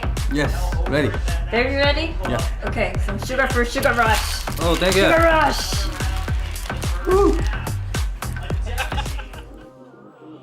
Woo! Hey, yo! All right, that was a lot of sugar for a guy who has 0 sugar. But yes, welcome to Champions Seoul. PRX, you don't get to go home. You're staying here all throughout August. And yes, this is the 3rd time they've qualified for Champions. These guys love going to Champions. Let's qualify that statement. We hope that they're staying all throughout August. Don't look at me like that. It'll happen. Although I don't know where the rest of PRX's team was just now. It's just Alex all by himself. He looked a little tired. He's watching Euros all night. He loves football. I hope he was also VOD reviewing ZETA Division as well. Yeah, I mean, this is really exciting. I don't think it's a surprise to see them back here. But, No, you know. Not at all. No, not even a little. Yeah. I mean, they've been so good for so long. The core of this roster is insane. Something has been a real treat, swapping between the duelists and everything. What more can you say? This team's really damn good. I mean, we might actually also be poised for a first, because the only champions that PRX ever missed out on was 2021, and that was Team Secret representing the APAC region way back then. We could have the first time that both of those squads, the ones that used to just beat the crap out of each other in SCA, at champions at the same time. It's certainly possible now. Yeah. I think right now, with the 6 playoff teams that are going in, we're going to see a little bit of a mix-up, a little bit of a shake-up going into champions this year. With Team Secret looking how they were looking just now. We saw them earlier playing against Gen G, defeating them in a very, very clean fashion. But yeah, PRX as well have also been on the up and up since Shanghai. Yeah, no. This team has really addressed a lot of the issues that we saw in Shanghai. They've kind of come in as a slightly more stable. I'd say that W key isn't held down quite as often. They're definitely dialing it back, but it's just being smarter in important moments. Too many times at Shanghai where we saw them overcommit to peaks and post plants and stuff like that. Now those problems are mostly gone. So this is a much more disciplined PRX. You will still see those explosive plays. You will see stuff like that ace from Jing from time to time. So you have to be aware of it, though, as the opponents of that team. Yeah, but what we're seeing is that when we do get those explosive moments, it's a lot more involved from the rest of the team. There is that assisted util very much coming through. It's PRX getting back into the the form that we saw for them kind of at champs last year for the most part. Even Madrid with Vaniet there was a lot more team play. When they came back, we saw them at Shanghai. That was very much lacking. The discipline wasn't there. Everything is just getting tightened up once more here for this team, and it's fantastic to see. Exactly. This is exactly what we want to see. This is the kind of form you want to see them go into champions, and I hope to see it again today. We don't want to see them rest too early on their laurels and continue moving forward. Now we're looking at Jing and Depp. Jing, the other day, we got to see him for the first time on Neon and Clove. Depp is also, experimented. He is a very good Neon as well. So that could be a possibility today, seeing these two. Oh, yeah. 100%, I think. Probably going to see a Neon, I would suspect. I imagine Lotus works its way in there somehow, and so definitely I think we'll see at least one. I mean, one of the things I really like about Depp, though, is the fact that he's #1 in first kills per round. He's really good at opening the doors for ZETA. It's just, again, when they have the backup behind him, it goes well, like we saw yesterday when Sugar Zero and Laz are fragging out, when Hirodon's doing a really good job, Yodan's pretty good with his utility. All those things came together, gave them their first win of the stage. Very tough opponent here today, for sure. But I mean, if we see the same ZETA we saw yesterday, then perhaps there's a chance that they take PRX down. There's definitely an opportunity for them to make it a super competitive matchup, just given the form that we were seeing. Because it wasn't just Depp going out, sprinting forward, being able to take people out. It was everybody having their moments. Hirodon was looking incredible. Yodan, his util usage was fantastic. But Laz and Sugar Zero especially were just looking incredible. So I'm really curious to see how this map draft shakes out. Oh, absolutely. And here we are. Why is Alex alone again? What happened? What have you done? I had some words. Were you getting jealous? jealous? One partner in this life. I'll go down there and it's not a bulb. I've got opinions on how this should go. Alex might not like them, but I have opinions. But he's wearing his blue hoodie, so he's still taking this seriously. That's the good luck hoodie. Well, again, for ZETA, it's step 1, mission accomplished. They ban the icebox. They pick Ascent. Ooh, Ascent? Yeah. PRX the other day on Ascent. Not great. It's one of their weaker maps for sure. Yep. Ascent is definitely not one where they have felt comfortable. ZETA, it is a tried and true. They obviously destroyed Talon on it yesterday. Lotus, I mean, that's generally been pretty good for PRX, but ZETA's not that bad at it, in my opinion. I think they're sometimes pretty good, so you just need to see what they can bring to the table. There was some failure to launch on Lotus. The Neon wasn't finding as much value as we're used to seeing, but I'm curious to see if this ends up being a double Neon set, if it goes to 3 with that Sunset there at the end as well. Or, do they lean back onto something like the Phoenix? For Ascent in particular, something that I would actually quite like to see from PRX is to go back to their really old composition. Give me that Harbor, give me that Reyna again. The pizza slice segmenting of the map. Get that lurk forward on the attack from Forsaken up in towards bench, cut off all the sightlines on A, and then just look to try to pick the map apart in that regard. I'd love to see the return of that, but it's probably not going to happen. It's PRX. Yeah, I don't know. They like to try new things all the time, and Alex has said it in the press conference. Just after RQ the other day, are experimenting right now. They are taking every game seriously, but this is also the best window of opportunity to try new things out before playoffs. It is and it isn't, because the big question comes down to, do you want to test something on stage, or do you want to catch your opponents in playoffs off guard with what you've been preparing? Because ultimately, this series, it doesn't matter for them. They're already qualified. They're already the #1 team going into playoffs. This is not going to affect the seeding. Zeta's already eliminated. So if they wanted to, they could just come out and play 5 duelists. Like, they could just put, we're going to put on a show, and it's going to be a fun old time. We're look at us, we're PRX, we're silly. Like, it could just be that. I wouldn't mind. So I'm curious to see which approach they go with. Is it just going to be mess around? Is it going to be experiment with something new? Or is it going to be just hide everything, keep everything stock standard? Well, for me, if you're going to come out here and experiment, if you want to do that, that's fine.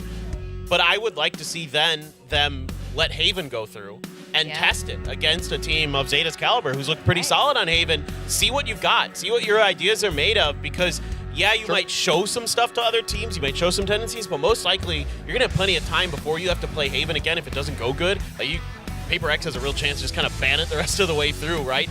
Potentially. Something tells me that this is going to be the first team that they're knocking on the door of after the series is over and saying, like, hey, can we get some Haven scrims? Yeah, that could be, for sure. You both could be right, though.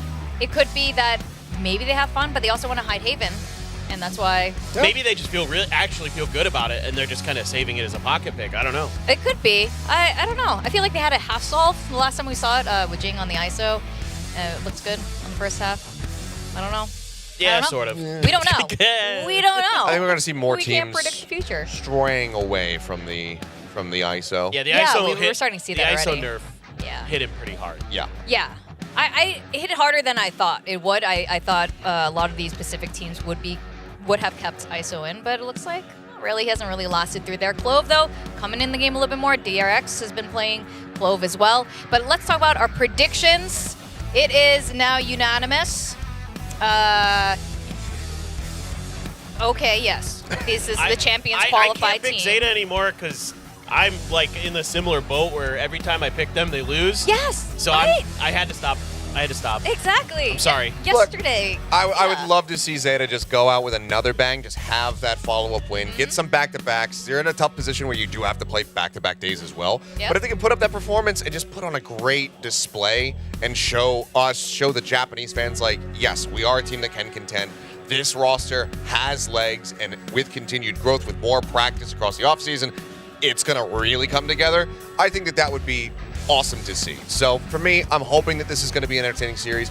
And if Zeta comes out and wins this one, I'm going to be probably happier than if I got my prediction right. Yeah, I completely agree with that. And we've talked about this with the other teams who didn't qualify to playoffs. A lot of them are, I don't want to use the word experimenting, but they're trying out new things to practice, to get ready for next year, to show what they've got.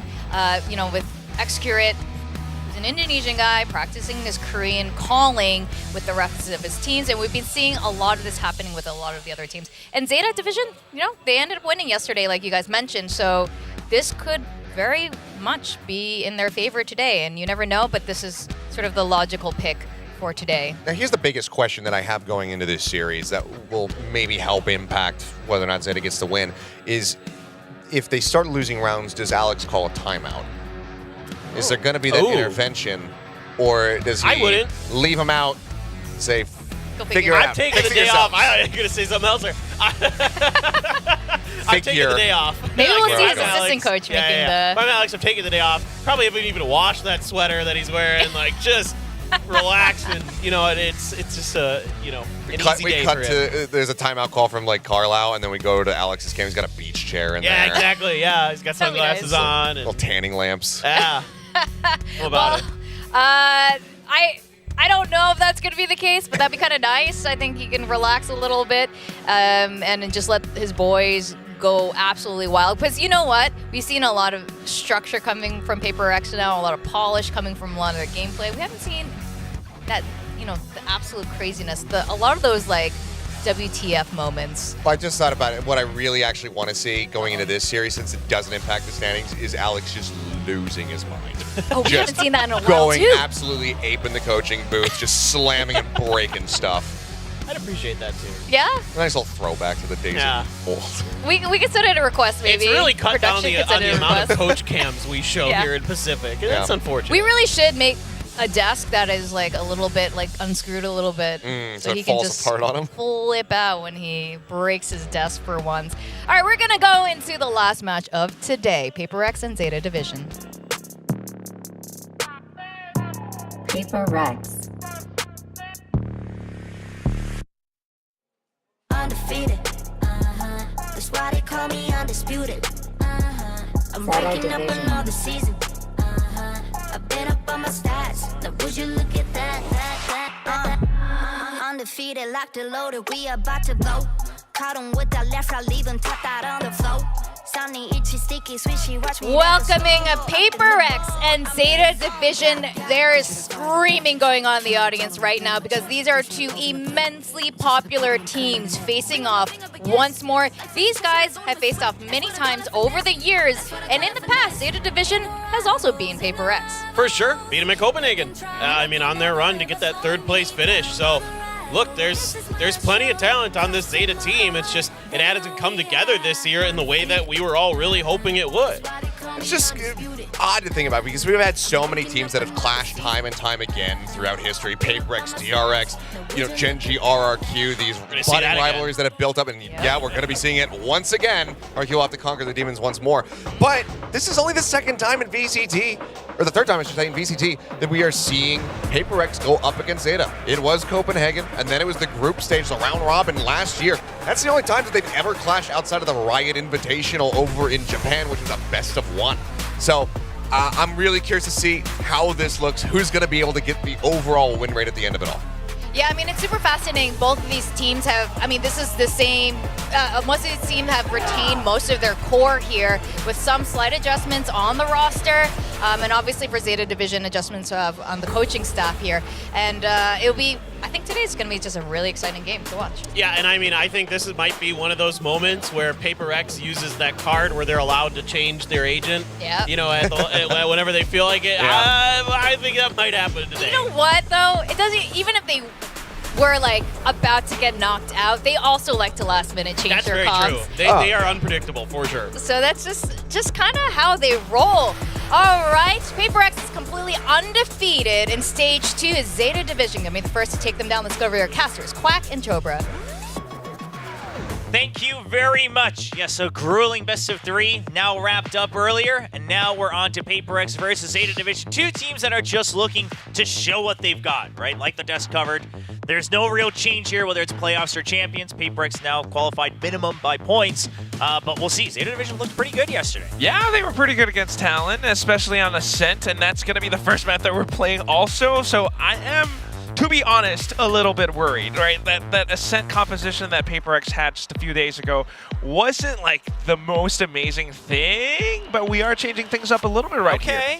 Okay, so personally, I'm actually on board with these changes. So for those who missed it before, they did have the Silva still in there, not the Fade, and now we have the KO, so we finally do have some flashes to go with it. And this leans a bit heavier into creating more 50-50 fights, creating better fights for the Clove, for the Jet, and things like that. You can still do a little bit of util chaining with the KO and the Jet as well on the entry. So we'll see how this pans out. Forsaken has played the Fade several times here on Ascent specifically in the past. Now trying to bring that back out to counter the Silva util as well. Well, it's going to be the first map in this best of 3. ZETA Division trying to prove that there is still a lot of hope and potential. Looking forward to the future with this lineup. Meanwhile, PRX trying to continue to assert their dominance here in VCT Pacific. This is Ascent, the first map in this best of 3. Most certainly, ZETA Division, they look pretty fired up on the stage, and at the same time, how exciting is it going to be? We're seeing like depth versus something. Again, this is a matchup that we don't get to witness all too often, but here it is. PRX versus ZETA. Of course, though, PRX starting things out on the attack. This is where they really get to test their composition. This is where they get to, throw some curveballs at ZETA and see how they react to it. And it's just going to be an all-in on the A side for the time being. The one way completely surpassed with the Prowler. Again, that's where we start to see some of that Fade util providing a bit more assistance than their previous composition. Or, with the Silva, sometimes you would just have to invest a 400 credit drone. Now you can use one of your Prowlers Still have another one for the entry. Gets the orb as well. And there are no signs of slowing down. ZETA's trying to get ahead of this, but the paranoia is going to keep them at bay, and that should be a clean entry onto the site. ZETA just going to wait to regroup for the retake. Yeah, door's been blocked off as well. Now it gets shut down, so it's a full-on pistol 5-on-5. Not the most fun of fights, but that said, some of the PRX players are banged up a little bit low. Hawk flashes through it. Depp instantly 2 headshots back to back. They're starting to find some legs in this run. They're going to push on through. Depp dives in. Euron relays over. And with that, PRX 2-on-5. 1 player stuck inside main, 1 stuck inside the door. Mindfreak with the right clicks, able to find 2, but that's going to be it. I mean, they are still surrounding him. They are still sticking on that spike, and the defuse goes through. ZETA picks up the pistol. Nice and clean retake, and I was afraid of something trying to get ahead of the flash drive, and he kind of did, but Dev was just quicker on the trigger. Gets the double kill right as that door breaks, so ZETA understanding what they have to do. Meanwhile, PRX just understanding that that's the one thing they needed to block, not quite landing the kills that they would have desperately liked. Euron sure the flash drive a little bit late on that one, but still good for the trade as well. Yeah, enough numbers. Ultimately, that's the thing. Depp would have been fun to see his POV on that, but still, I mean, it's going to be the Outlaw now. The buy-up from ZETA. PRX on full upgraded pistols. Don't see that every day these days, especially with the Outlaw coming out. But trying to see if they can get just a bit ahead. Find a couple cheeky kills with the Sheriffs. Here. See if it pays off. Jing looking to do a little bit of extra damage with the Frenzy. Doesn't have a pick-me-up though, just the metal. Now Fragment used early from Euron. Just wants to stay ahead, just wants to make sure that he keeps distance. And Heaven is completely covered for last, but he gets taken out by the Ghost. The Outlaw now not landing either shot. ZETA, Euron needs to hang on, but he's been taken out, the site completely given over. And now it's a 3v4 retake, never mind, take that back. A 1v2. Forsaken has the Bulldog too. He just got the spike planted. And never mind that, it's going to be something who trains the Sheriff onto the top of Euron's forehead. PRXing. It's going to be the Thrifty. Who would have thought the upgraded pistols would do it all? I mean, they just ran right through the glass and found that instant shot onto where it's Laz. Of all people, he wasn't able to fight back whatsoever. Yeah, I mean, Laz was just trying to hold on to the connection onto Heaven, but obviously it was a bit of a short range. The angle not perfect for him if it goes into that wide swing. But either way, you have to wonder if PRX is going to be doing this against other teams in playoffs or champions as well, because I can't imagine it works every time, but it did this time, and it puts them well ahead on the economy. 5 rifles now to their name full util. Meanwhile, ZETA, now this time looking to try to counter that Thrifty with one of their own. They do get ahead on the rotate, so just reading that it should be a fake, right? Put the smoke down on A main just to stall them, force them to rotate, and now we're going to stack on B and hope that PRX commits, which this team, they usually do. Yeah. The question is, how is PRX going to approach this, right? Laz has a shorty, and if he plays the position right, he might just be able to eliminate one player once and for all. But something, dives right into market, clears it out fully, and here we go, back to the A site. I mean, the desk wanted crazy. We're getting crazy. The thing is it's a very logical rotation, and something's just going to find all the shots. Obviously, at long range, total advantage for him. But what I love, I presume PRX will take control of that A site, is that they go for B. They instantly see that there's a setup here because they tag more than one person. They tag the Killjoy as well, so Killjoy util's set up. But they've already started to commit their util, so they just send something in, distract them. He goes all the way to mid, because if it's an eco, you got to be stacking. You can't be spread out. And once he clears mid, you say, okay, well, it's a rotate, right? No one's going to be able to cut us off. Yeah, here's the thing, Will. It's just so wild and funny that something just dives into market. What if someone was inside that smoke and he just goes in for it? You think PRX ever cares about someone being in the smoke? Nuh-uh. He'll just die. I mean, listen, I'm not saying he gets the kill every time, but he'll gladly sacrifice himself to the cause of W Gaming. It's PRX, man. I mean, listen, it isn't ballsy, sure, but that is what makes PRX. It's what makes some of their losses the most hurtful, but also it's what gets them ahead because they go for these plays that are high risk, high reward, because it absolutely secures a round if you're clear of danger. And their opponents never expect it. Now on to the next round. Of course, ZETA has to fall back, but PRX has started to build up a bit of a bank. And ZETA's trying to be very cautious about this. Look, they're leaving an alarm bot to mark mid. Meanwhile, the rest of PRX starting to set up for a bit of a B split push. You've got Hiroran just trying to jiggle for, oh, not jiggling anymore. He's going in to receive that information. Gets the first pick onto something, which is a very, very good pickup. Yeah, that's a confidence booster as well against something. And Depp lining up, almost gets two, not quite going to stabilize for the next. It's a quick pinch from Bane as well, but the Odin still alive and well. Only 10 HP, now decayed all the way down to 1. He needs to go for the pre-fire, but Jing's quick on it. He couldn't hear the audio because of the C's. Now a 2v2, Zeta Division at full health. They need this round. Going to wrap around, try to make sure that they can find another angle, but the door gets closed and now you're out of options. Alright, door's quickly broken though, so still some angles available. Smoke's dissipated as well. PRX at the very least will be able to stick the spike down, and Zeta looking to push in together. They've got a flash, they've got several pieces of utility from the Omen. PRX has to be very careful. Now it's going to be the Nightfall, nice and early as well, just to stall them. They've both been tagged on this side. It's a nice pop flash from Uran. He jumps out. What perfect timing, a double swing of beauty for Zeta Division, as they will be able to get this round and try to stabilize their economy.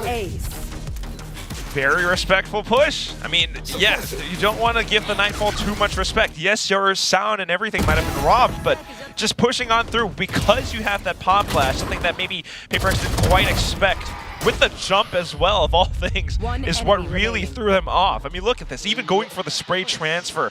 Good job in marking their individual targets, but ultimately it's also another thing that PRX, going a little bit too wild, Laz had the Odin, and he was always stuck inside a boathouse. This is what we saw just yesterday when they were playing against Talent. And now Forsaken will pick up his own Odin. He's always favored this weapon, even on the attacking side here on Ascent. With that fade, gives him a lot of map control. And this is where we started to see that PRX style of using the Odin for map control, just for complete distractions, trying to mask their audio, things like that. We'll see if it continues this time around as he continues that suppression, allowing something to dig deep into mid. No backup though. Doesn't need it. Not at all. Hiroran trying to stay around, trying to go for the trade, but ultimately shut down right now. And the rest of PRX continuing to barrel through in towards A short. They managed to find all of it. Uran's fragment, though, will be able to catch Jing. Now on to Depp. He's already arrived on the crime scene, but Mind Freak has different ideas, instantly knows where he has to mark. He was at the crime scene just a bit too early. He became the end of the crime. The spike being planted afterwards as well. And PRX now leading 3-2 rather. You know, I do wonder, do you think the Clove with the pick-me-up zoomies is closer to Ray's movement speed or Neon? Because here's the thing, it is very clear that they're trying to find another agent for Jing to get comfortable, and one of the things he's best at is the whole left-right movement, the micro adjustments while he's fighting. We saw this when he had the Neon, we see it sometimes when he has the Clove. I just wonder if he has a preference. Guess we'll have to wait for an interview to ask him that, but for now, certainly either agent looks pretty darn good, and PRX looking to continue to aggress into the A site. They're just diving straight in. No room for Zeta to breathe whatsoever. Something pops up onto the top generator, but he doesn't quite land it. Yuran and Sugar Zero have made these trades go through, but Jing, alongside the ultimate, he's come back into the game, and all that's left is going to be Hiroran. How does he play around this? He's only got a Sheriff, and he's been smoked off. You cannot peek this. No, sir. Spike gets planted now. He's going to have to figure a way out of this. Jing, he's going to have another smoke. Hiroran doesn't really have many options. He'll slowly creep out. He wants to isolate 1v1s, but Mind Freak's not going to give it to him. By the time he drops down onto the box, he will start to get exposed. Sound made. He doesn't land the first shot, and Mind Freak cleans up. And boy, oh boy, it's nice to be back in 2022 where every team starts to play at PRX's own pace. I mean, this is, I'll just say it like it is as messy and crazy as it can get. And it's Zeta trying to counter PRX's style, right? It's them trying to make sure that they keep up with it. And they're doing their best, quite frankly. I mean, they're getting close. But PRX thrives in these scenarios. It's really fun to watch, to say the least. Euron actually diving head first into that with a stinger. Revealing area. Something that we don't see too often every day. Now ZETA going in for their own version of the Tiles Crunch. Back up the top spots, out the top of Devi's head. And that's going to be Depp finding the shot into his cranium. The next on, though, is going to be PRX as they hang on back from B lobby. Smoke things off, trying to rotate through, but the spike has been dropped. Yeah, the spike being dropped is a big one. Now, ZETA Division, their hold around the spike actually isn't that safe, so I would love to see them back out eventually. I love that. They're just going to say, okay, if they do pick it up, they pick it up. They're going to have to spend so much time anyway. We'll even smoke it off just to make sure that they'll have to use some extra util. But meanwhile, Forsaken's already ahead of it, so PRX reads that that's the correct move from ZETA. Wow. And now a bit of a back and forth on the chessboard as Mindfreak sets up. Tries to make an opening here for something to break through. Mindfreak's going to be there for cover. The shock dart gets full damage. Metal being sent out as well, so this is a very good telling that PRX is about to head into the A site. Hiroran trying to return in kind, but unfortunately eats a bullet to the face from Jing. That speed is so fast on the pick-me-up. I know. 30 seconds He has left. those zoomies, and now he's looking to watch out some of these angles, trying to push on through, maybe mark his own smoke. He has the ultimate, so why not go in for this, right? Oh, instantly uses it. My turn. And it's just going to be him jumping back and forth, trying to find the kill. Come on, it's still Death that you're fighting against. Give the man some respect. God. Forsaken will be able to clean it up. That's a 3K for the Fade as PRX now leads 5-2. I can't believe he went for it like that. I thought he would have like dropped back down to Generator or Hell or something. Nah, you gotta keep going. The thing is, quite frankly, that is how you should be playing the Clove Ultimate, right? I mean, if you're gonna pop it, you gotta chase. Like, you can't back down from that. Fair enough, especially if you have your teammates right there to back you up. So, I mean, PRX are doing their thing. And this is one of the more interesting things. Yes, a couple of days they did play this. Jing did have a mixed bag of performances against RQ, but apart from changing up that Sova to the Faith, they also swapped the Cypher out. So, I mean, having this double initiator now, yeah, they might not be able to watch their backs or have the best defensive setups, but the aggression that they've got, and you can see all of this in all of its greatness in all of these rounds. Yeah, and this is not a team, that has to always have a Sentinel. PRX, obviously, they brought out the no Sentinel compositions on Sunset, over on Lotus, and as long as you're aware of that weakness that you have, and you can control other parts of the map, I mean, listen, I'm not going to fault it. I'm sure it's not as stable, one would argue. Sure.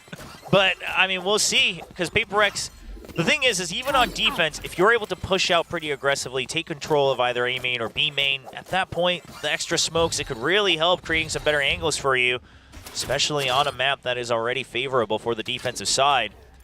And now we'll see ZETA Division after that timeout. They do have a bunch of ultimates, but not the weaponry to follow up. So they will be leaning heavier towards that A side, just hoping that they made the right read. Yeah, it's going to be Hiroran with a Sheriff alone on the B side. He's got the ultimates, though, ZETA Division. At the very least, they're trying to mark this. This would increase their chances of winning out the site if PRX decided to commit to an A hit, given the crossfires they all set up. PRX just holding for a bit of a default hold for the time being, but then now, without any information, seeing the smokes, actually thinking about hitting into A. Yeah, I mean, they got pinged by the 0 point, and they realize it's their jet, so they just say, okay, hey, let's go over to A. This is working out for ZETA Division so far, but they've actually stopped them with the utility with still a minute on the clock. So PRX could rotate if they wanted to. They can also push in after the util's been used, but PRX gets the read. They say, whoa, okay, that's like way too much utility coming in from main. We got to figure out a different way to enter into the site. They're going to find the weak spot. Uran's trying to get ahead of it, and Jing's good for the first kill. Dev trying to line anything, but cannot find its target. Sugar Zero will be good for one, but it's just going to be the KO that gets revived. Look at that. Now it's going to be Hiroran kind of on his own with a Sheriff, having to go for something, anything. I mean, this was just amazing reads from PRX. They just saw all that utility, even with their smokes off, trying to bait some of it out.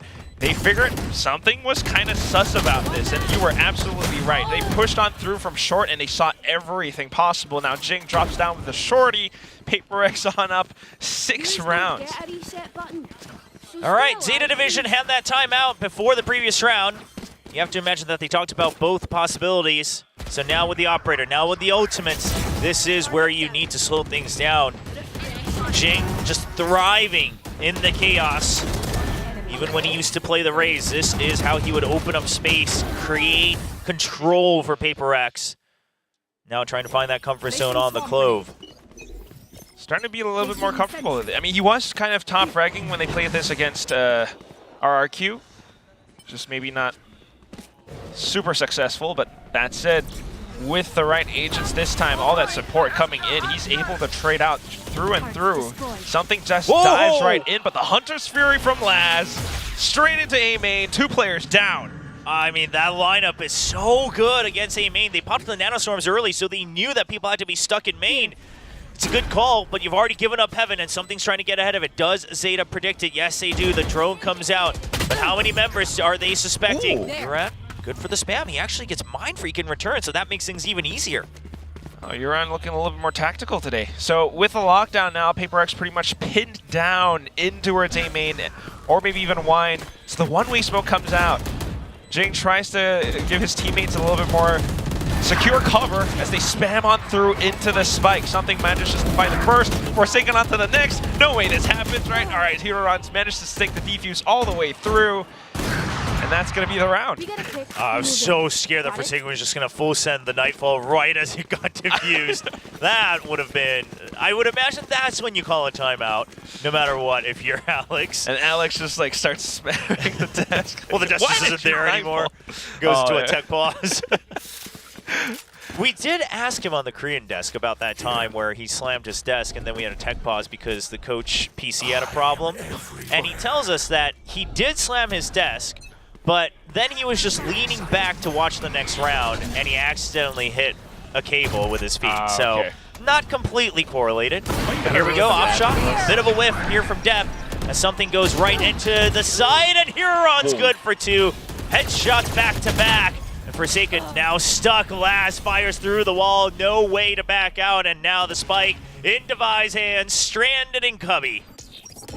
He's trying to find someone to shoot, but they're not really quite giving it to him. Mindfreak comes in to support. Eliminates Depp. So Devi now having a bit of cover. He manages to back off. Mindfreak, though, still stuck around the side. He's trying to sneak on through, making them think that he might be around market, but nope. Right up in front of him, Uran manages to shoot a point blank. And that's just going to be too many targets. Devi can't find 1 out of the 4. And ZETA starting to cash back up, 4-6. I mean, great positioning from ZETA Division. You can see it all happen. Again, the defensive setups have been something to behold, especially when they played this against Talon once more. Laz always inside of Boathouse. Even with the Nightfall, though, Heroron was able to hold things down on his own, watching that alleyway as everyone tried to push on through. Now Huron smiling as well, looking comfortable. I mean, this role swap, let's talk about that a little bit for ZETA Division. Came a bit late into the stage, but it has been looking so much better. They all just look so much more comfortable. Yes, it comes at the cost of Laz not really being free to roam about and anchor and lurk, but if it overall raises the average of your team, the comfort level, the comms, maybe it's worth it as something. Now trapped completely, all the util dumped to make sure that the Jet cannot escape. And ZETA gladly will leave the site open as they've already weakened PRX on their attack. Yeah, numbers now. Still, though, we've got the controllers, and Jing is still very much alive. They managed to take down the site, and the door being shut down. Forsaken slowly starting to set up for himself a bit of a lurk. He doesn't see anything quite yet, though, and look at that 0 point. Might have been able to retrieve all the information that they needed. So reinforcements now in for PRX. They're starting to mark out tree, but ZETA just reads this right as well. They go all the way through, down from heaven. Them with a shorty, he's able to get the first. Device snaps onto a first head. Jing in with the not dead yet, but he's still kind of trying to find these shots. ZETA just out in the open, in the cold. Laz trying to nail them down, but Jing and Forsaken, the duo lives and breathes down ZETA's neck. Great micro movements there from Jing. I mean, even using the not dead yet, to come right back alive. Teams back up with Forsaken. Crosshair placement, crisp here from Jing and Forsaken both. The power duo of PRX right here. I mean, just the spacing from these two are so good as well. Using the pick-me-up for the extra speed. Forsaken covering their back. They've got everything calculated as they take the lead back, now 7-4. See how much more they can get in this last round. If they can make it a 4-round lead. Would be amazing, but that said, ZETA Division. Now, one thing that I have been loving from ZETA is the way that they're being proactive on the defense. I mean, look at this, the way that they've pushed into B main. In previous rounds, the tiles crunch that they kind of innovated certainly throws PRX in for a bit of a loop. They might not anticipate this, and the operator shot sounds off. Depp dives straight in, tries to look for the second plate, but unfortunately does not quite land. Something will be able to pick up the spike, and he tailwinds away. Yeah, that's still going to be two very crucial kills. It's the initiators gone from PRX. So the execute's not going to have the full setup. You just have to rely on your peaks now. You can create advantageous angles. You can create 50-50s with the extra smokes, but that's about all you got if you're PRX. Paranoia use to push them back. That actually draws out the counter recon. So now they don't have to worry about that before the round ends. They can at least get the spike down, and then it'll come back off of cooldown. You are trading utility, so now your only option is to kind of walk in or maybe use your smokes to sneak onto site. Sugar Zero is right here, waiting to mark. Euron with a 0 point again, manages to retrieve the information necessary. Fragment out, and it kind of does stall something very low. So is Mind Freak, and they have to find their shot. Sugar Zero repositions. They've dropped down, they're clearing out health, but where is Sugar Zero? Right around Generator. He plays around his smoke. And ring around the Rosie, the headshot into something. 5-7 for ZETA at the end of this first half. There are small things you can take away, especially if you're interested in ZETA Division's play and their future, right? Overall, compared to the rest of this year, their teamwork looks better. You touched upon it earlier just a bit as well. They're a bit more decisive, a bit more aggressive. But even things like the util there, it's not a pre-planned set play, but the paranoia, the fragment just to keep them trapped, just to stall them, and then the push in from your end, knowing that they can play for time. That allows Sugar Zero to reposition. I mean, overall, it's a very good setup from ZETA Division as they do catch up to 5 rounds, still behind as they now try to plan their attack on Ascent. Yeah, looking really, really good from ZETA Division. It is Ascent, though, on the defense, but I wonder how this composition actually works out without the Sentinel. But that said, I mean, it's also like, you know, slight improvements from every player from ZETA Division. You know, Euron having the awareness to send that 0 point at that time, and also Depp, well, Depp doing Depp things. Yeah, I mean, Depp coming back alive, right? He's always been good, but he has had some relatively quieter days. But yesterday, today, both firing on all cylinders once again. 9 kills, still 11 deaths, but trying to continue to raise that on the scoreboard. Meanwhile, it's Euron actually with the most kills right now. But for the other side of PRX, Jing and Something being able to find these trades and entries. Can they do the same on the defensive half, though? The way that they are positioned tells me that they're trying to peek out and potentially push up front mid as well. Yeah, it's just going to be that classic mid push on the pistol from the defense. ZETA seemingly quite well aware of it. Now, Huron's going to be looking to play close to mid to make sure his turret is available over on the B side as well. Common setup that we've seen more and more often.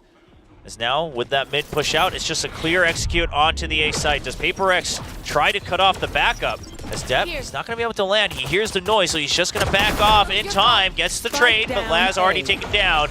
It's a quick kill onto Mindfree. PRX trying to fill the gaps where they can. Something, I believe, is in the site. He's going to peek out, but Euron swings around, gets the kill off of the spike plant. He'll go for it again. Another tap just to draw out the target. And ZETA keep 4 alive. Is this the same Euron that we've been seeing in ZETA? I mean, he's actually very aware, and he's like marking all of these angles and getting all of his shots landed.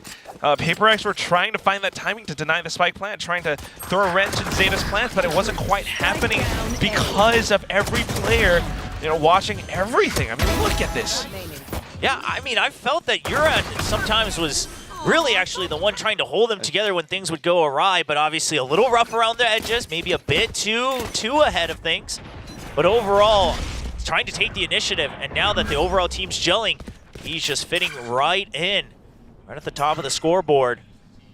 Marshall comes out for something on the defense, though, on their eco, so going for a couple greedy buys today on Ascent. See if it pays off. There. So far, nothing quite yet. Forsaken trying to sneak in, but he doesn't spot anything whatsoever. No sounds inside of B main. This could be a bit of information for PRX. He hears the turret, though. Yeah, well, you hear the turret looking for a lurk, right? So that should let you know that the main forces are over on A. He'll even find the kill onto the Killjoy, and that all but confirms it. PRX now forcing them to fight. ZETA will answer in kind, and Dev will answer in spades as he gets a double-edged shot. Great space for his teammates to enter onto the site. Still a little bit of damage taken, especially with Laz being at 21 HP. Dev already taken down. Forsaken looking for it, but the one-way's just too strong against him. He's not going to be able to peek around it, and he will drop. Oh, it's Jing's one-way, too. Yeah, I know. Trying to mask them from the drop, but obviously not favoring him on those peaks. But this is awesome, right? I mean, first of all, the decision to dive into the site. He doesn't just dive straight in. He dives over onto the right side where he has the angles to spot every single player out. And then you have the aim, the way he's able to swivel back and forth. And of course, Laz coming in to support and find those trades as well. This is that ZETA division that is firing on all cylinders for sure. Whoa! That's one of the started. Yeah, that's one of the cleanest counter spams I've ever seen. And then, as soon as they take out the Odin, they know they can get in. It's a free site because there's no Sentinel.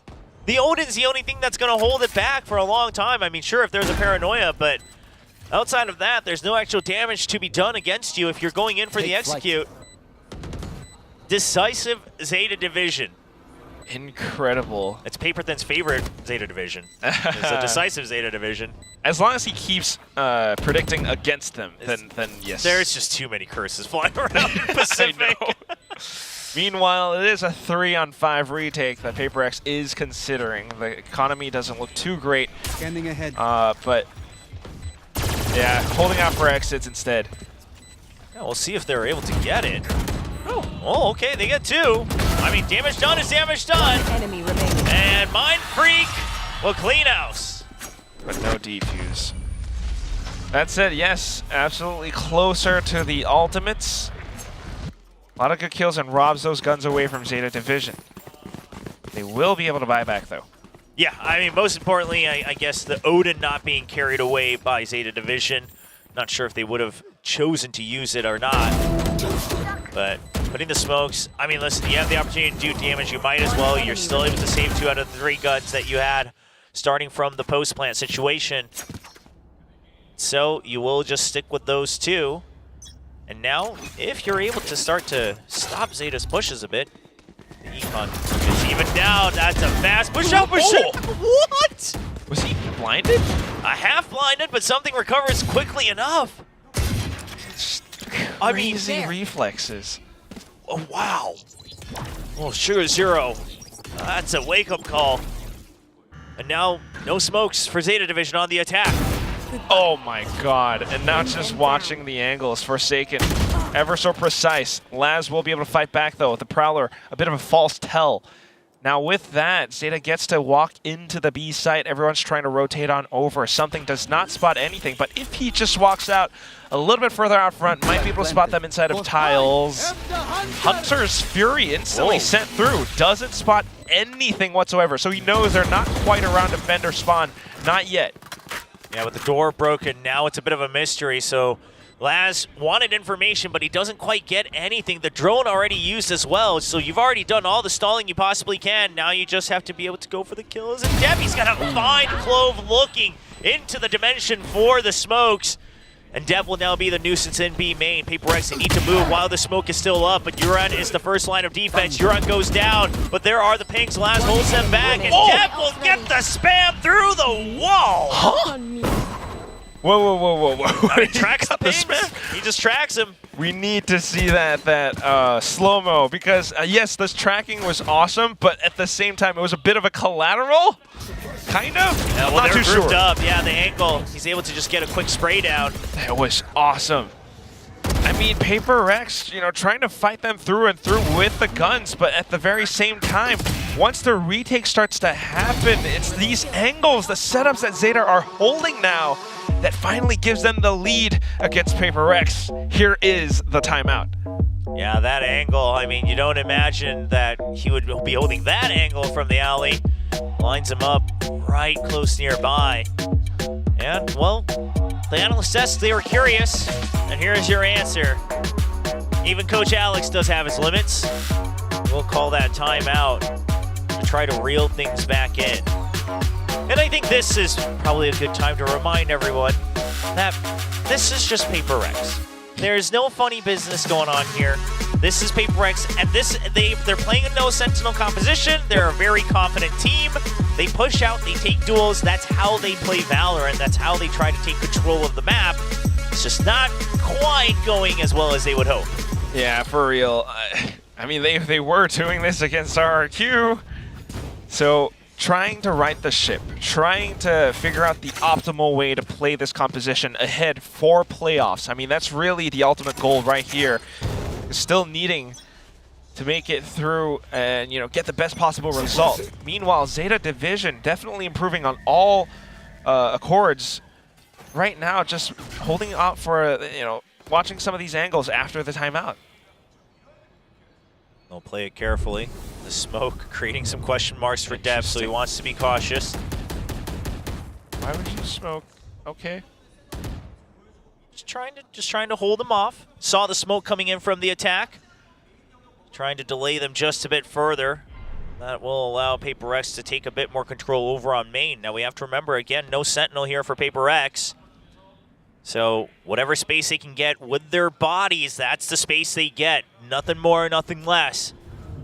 That's why we see both the Jet and the Clove peeking out a bit further into main to try to get that early information. Now the drone gonna have to force Jing's hand out, but Jing is hidden there. Only Mind Freak shown. We're close, but here comes the ping. Now they know that it's two members on the site, the Paranoia. Can they chase through it? No, they realize timers run out, so there's the pop flash way up high, but Jing hides right behind it. He still gets taken down by Deb. Uran being the extra firepower as Mind Freak trying to hold on, eventually gets traded down, and it's now a 3v1 in favor of ZETA as they go for the spike plant. Poor guy did what he could, but meanwhile, ZETA Division, the execution is so pretty much flawless. It's all down to something. He might have snuck on through, but it's still so many targets. Is it going to be a target-rich environment, or is it going to be a firing squad is the question as he tries to mark out just the edges of the generator. As soon as he drops down, though, you can expect so many of them. Try to watch out for him. Yeah. Initial peek out, and at the same time, the wallbang from right underneath. Well, ZETA, love to see it continue to be decisive, but not over-rushing things, especially now that they're on attack. They can play to their own tempo. They don't have to be just dragged around by PRX's own change of pace. Wow, good opening kill from Depp as well, but Uran just going wide into the site to cover and create a crossfire. You love to see it. I mean, ZETA Division is playing like a very well-drilled team. That's exactly it. I mean, again, that execute was so good. And now here comes the Paranoia. ZETA tries to push on through into the B site. They're being blocked off by some smokes though, but Deb's still managing to stay alive. The shots are good. The pop flash now from Uran. And Forsaken and Jing unfortunately can't do anything about this. Mind Freak from the shadows into sight, but he's completely surrounded. Paranoia sent out as well, but right behind him is going to be Uran. It's all down to Divide. Trying to find something, anything. Spots out the turret. Knows that there are a couple of players inside a boathouse at least, but as soon as he swings out, okay. Nice little collat, but Sugar Zero still able to respond in kind. ZETA now on to 11. That was risky though. Can't make mistakes like that against the likes of PRX. Bit of a mistaken double up rather than a high-low setup from ZETA Division. But like you mentioned, just too many targets, so Divine will get taken down eventually. And we see this every time PRX plays a PRX style composition, so to speak, is sometimes they get caught up in their own pace. They get caught up in their own sauce a little bit. See if they can reel it back. I understand. We've pointed it out that there's no Sentinel. Sure, you have to do something to push out and get space. But you can't overdo it. Don't want to see the small mistakes that we're not used to seeing from PRX, right?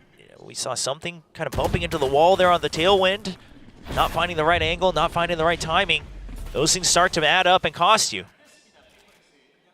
Yeah, it certainly is starting to mount up to a big ZETA lead.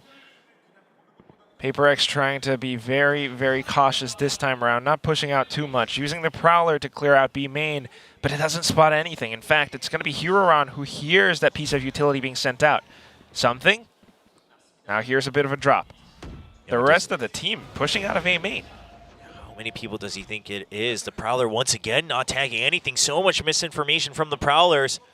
And something, he's ready for one, but he knows that there was a drop earlier. He finds the other, and Mind Freaks there for the quick trade all the way out of A main. And this is the type of control PRX has been looking for. All this information on B, over by mid, and they push out from the other side to narrow it down. But Laz gets 2 headshots back to back.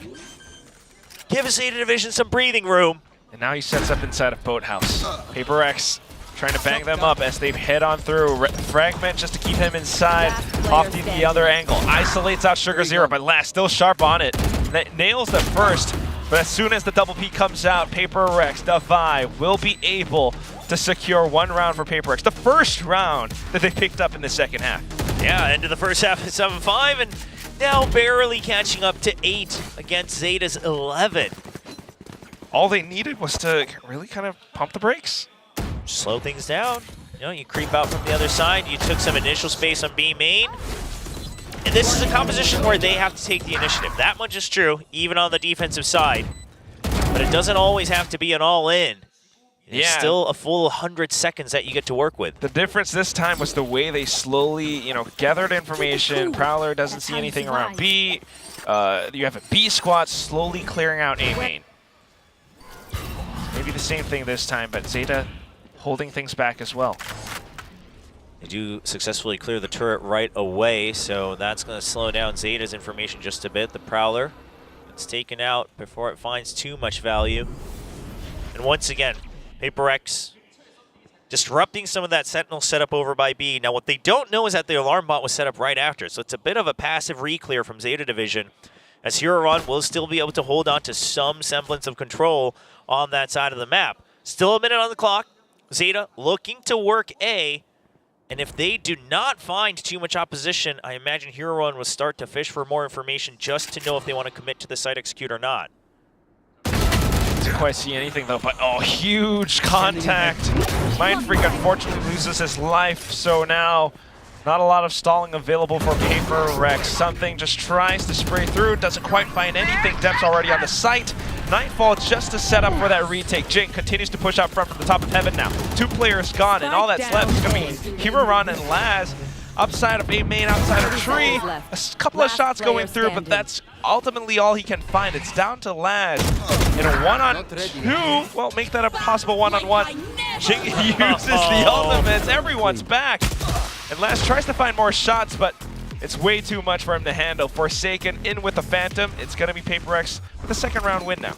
I mean, a lot invested, right? You have the null command, you have the Nightfall, you have the not dead yet. Everything thrown to secure that round, but secure it they do. And a bit of that half-zombie composition coming out here with the KO and the Clove.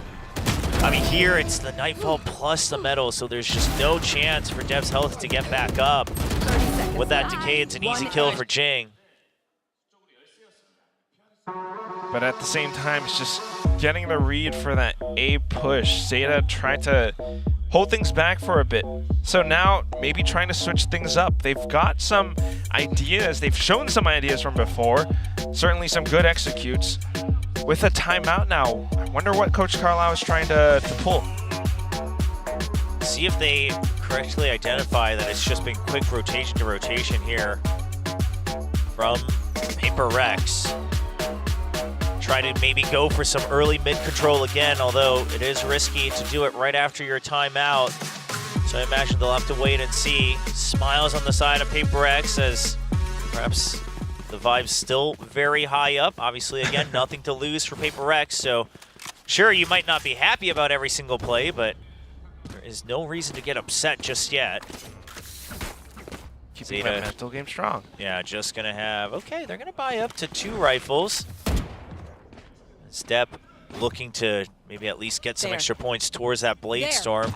And you can try to match that firepower in. And it is gonna be some focus on mid from ZETA to make sure they can cut off a little bit of that rotational and the timings. At the very least, a couple players spotted out by something now at the top of A main. More interestingly enough, though, is Step being able to sneak all the way under. Just around A short. Something's out. Oh, Deb gets spotted.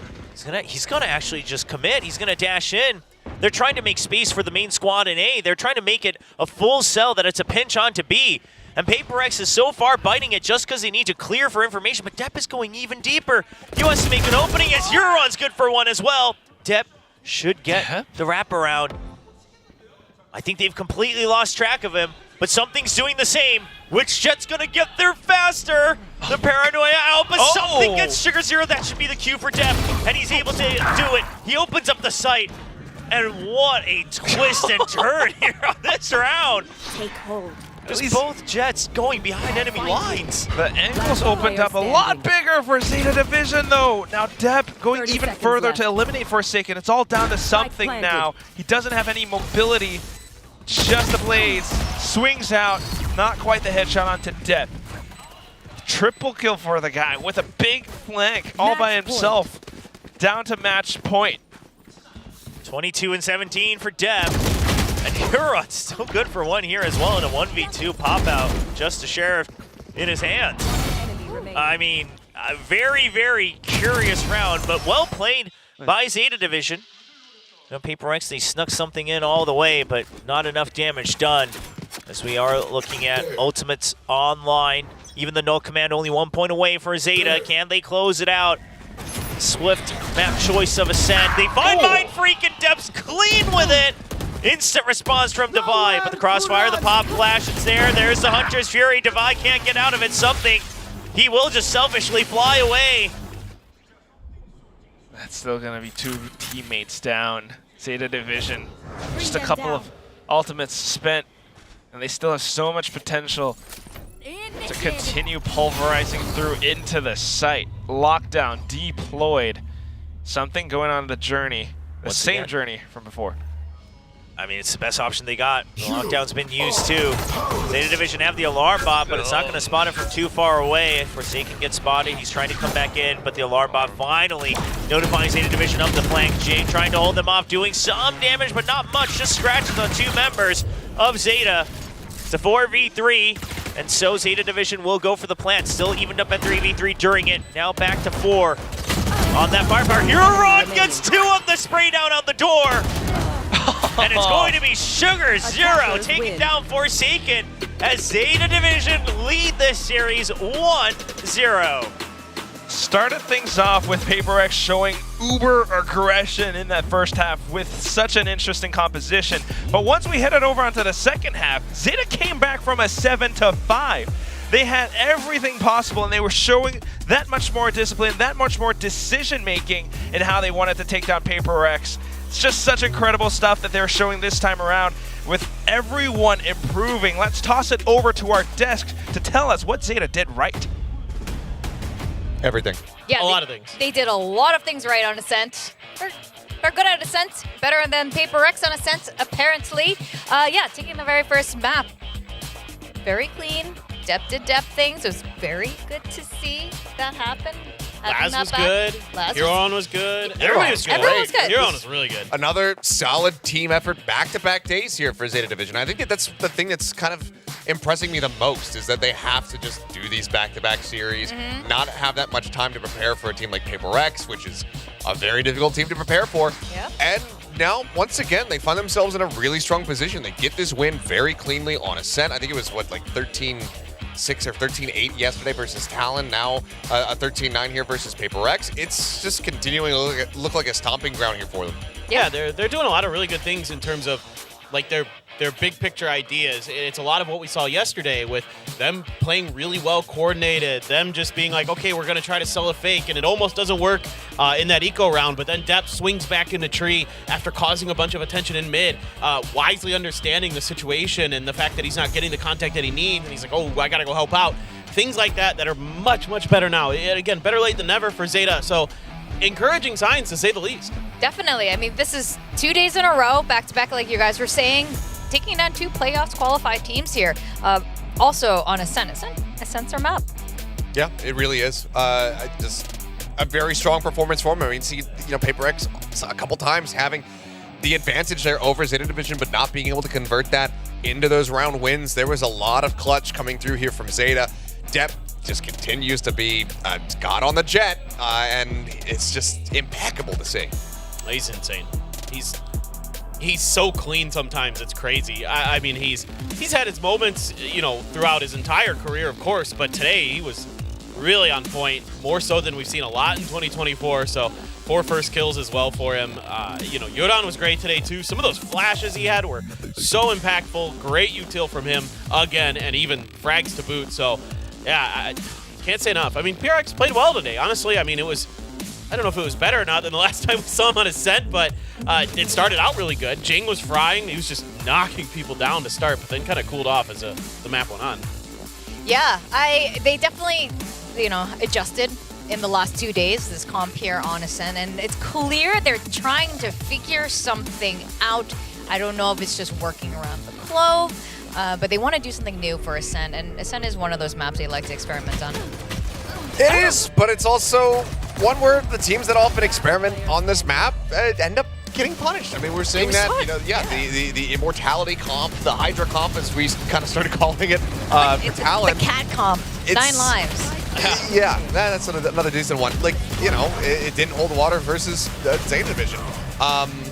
So I think one of the big things that it feels like is a staple that you kind of almost always need to have on this map is a Sova, and that's something that is kind of lacking on the side of PRX. Tavai has played a bit of Sova in his career, probably like 25 different maps worth of it, but they don't really have anybody that has that really ingrained in their system, and that's why we've been seeing, ever since Letty departs some talent, why Cruz has been saying like, okay, I am now just basically going to become a Sova main wherever applicable, because this is such a big gap that we need to fill in.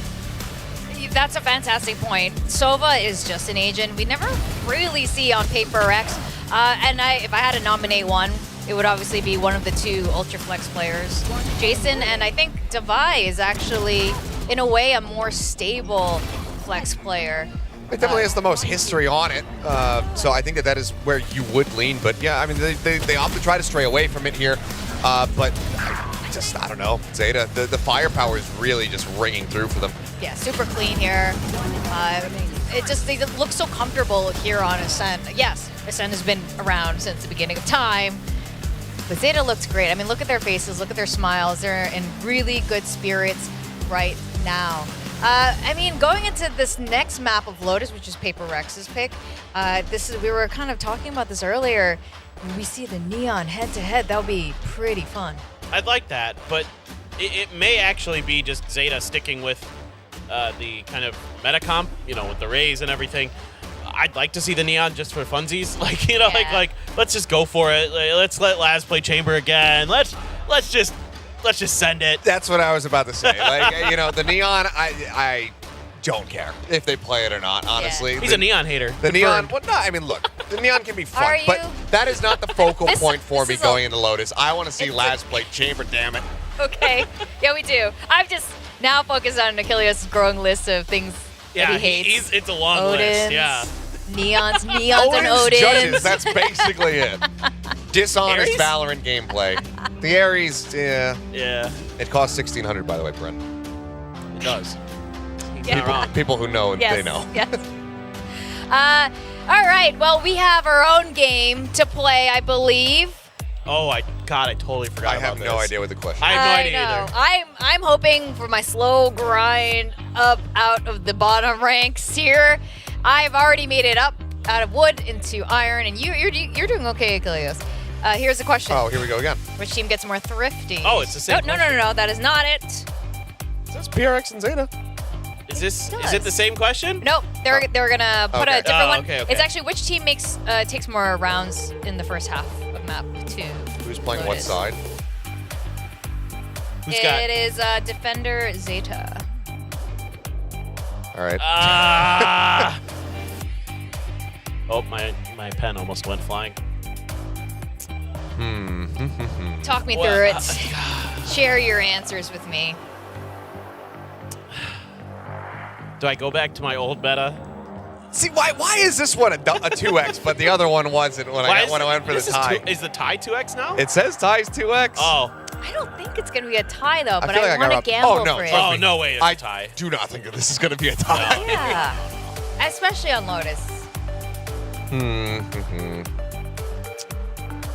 trying to remember what their score was versus Talon. Who? Zeta's. Not good. Yeah, that's what I thought. It's trying to not be me. And the map wasn't really theirs. Boy. No, they did not. So. I can't draw this. Do you like it? It's better than Aserais. Yeah, that was. That's He needs I mean that's more not a high bar. exposure to farm animals. I don't know what goats look like in the Philippines, but not like that. Anyway, all right, two of us going on Paper X and Zeta. Is this a real vote? Is this No, this is totally just me back to my old meta. Okay. I'm picking against what I think is really going to happen. All right. 100%. Is it because of they're on attacker side, or because this is Lotus and Paper X's pick is Lotus and they're pretty good at Lotus? It's a bit of both.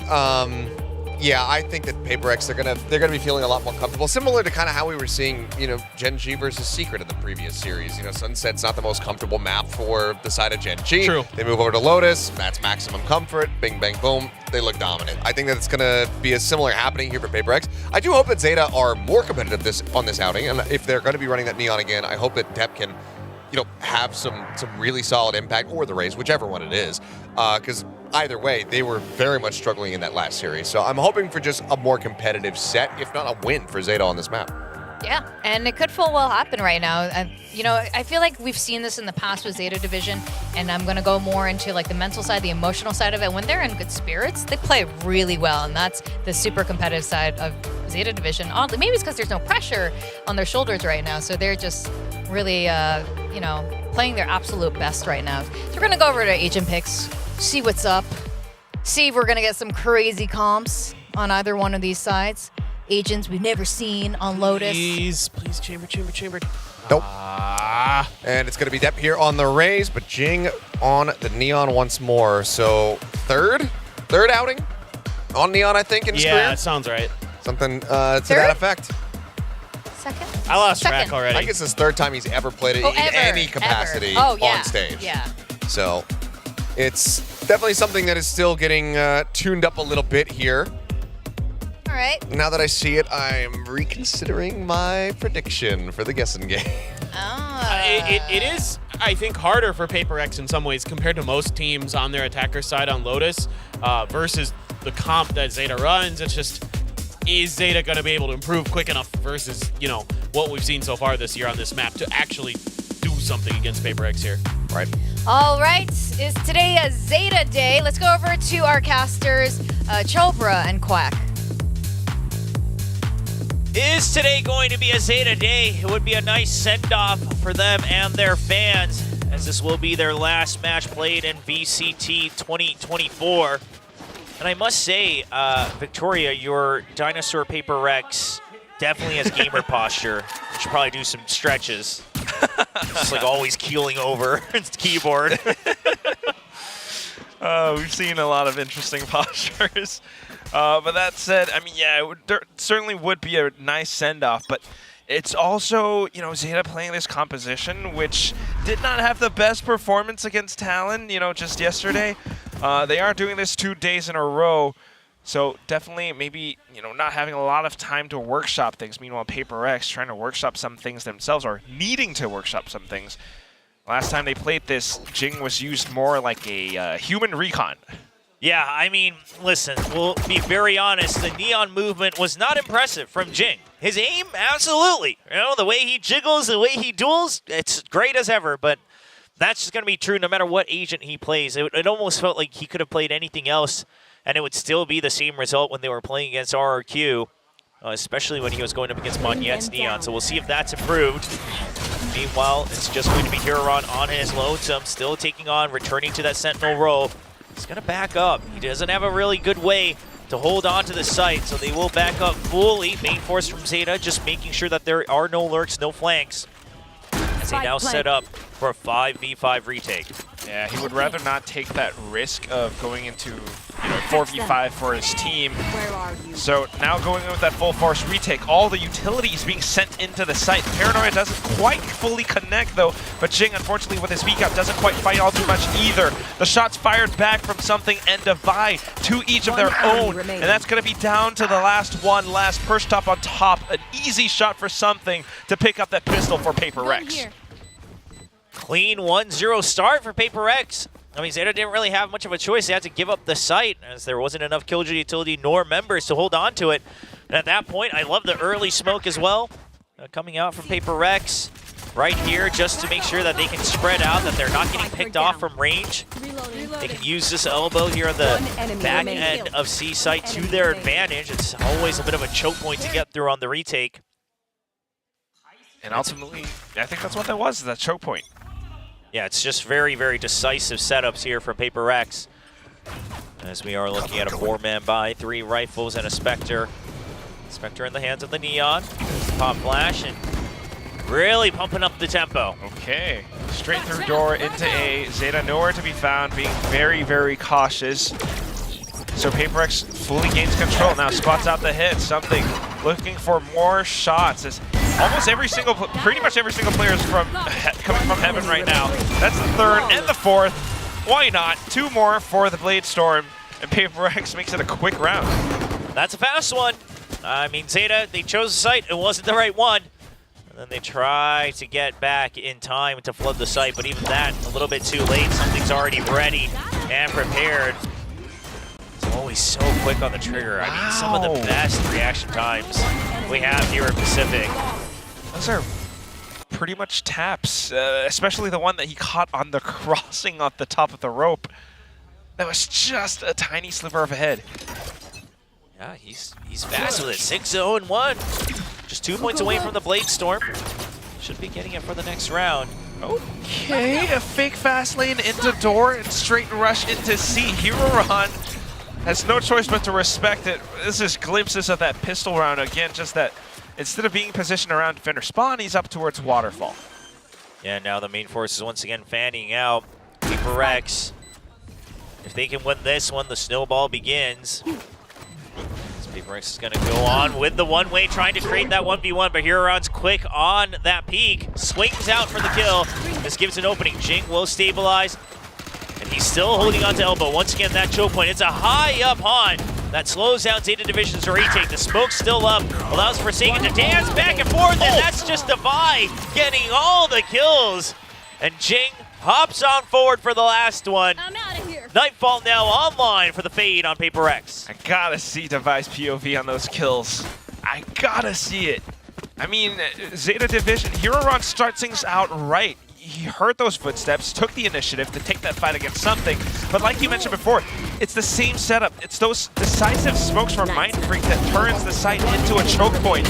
And off of that, even with the haunt being sent up, he's like, oh! Yeah, that last one. We got away from him a little bit. You still got Jing covering for you.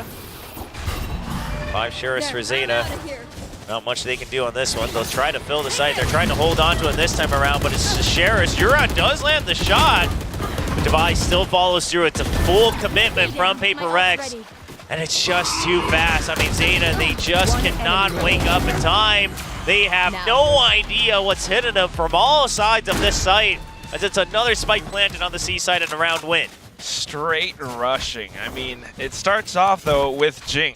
Movement not the perfect ones and not, maybe able to find a kill or anything like that. But he was able to still kind of air strafe into that little pocket where he's able to survive just for an extra second and fade out you know, a little peek from some of the Zeta players. And that's going to be PRX now with a 4-0 perfect start. The Zeta division is struggling to find some footing into this first half. PRX sitting on 2 ultimates. And now you can see the Nanoswarm, the Alarm Bot all bunched up together as there aren't clear great ways for PRX to take that out. Tap gonna win that, and they recognize that it was just a lurk. So more than ever, full focus on the C site, as it is gonna be up to Sugar Zero to hold on to Rubble with the one-ways. He needs to be ready for a potential push out. The Haunt would push him away, same with the Prowlers. Good quick rotations, yeah, from Zeta. The Prowlers being sent out, and at the same time just kind of hovering around Baby Door if they needed to break it and support Sugar Zero on the A site. Meanwhile, though, Forsaken, interestingly enough, just sending some 0 points, creating a bit of presence around the C site, but inside of that Poison Cloud, Huron with the spams, he will be able to catch him. Sugar Zero, he's just going to back out of it. Door's not open, though. He doesn't really have an exit.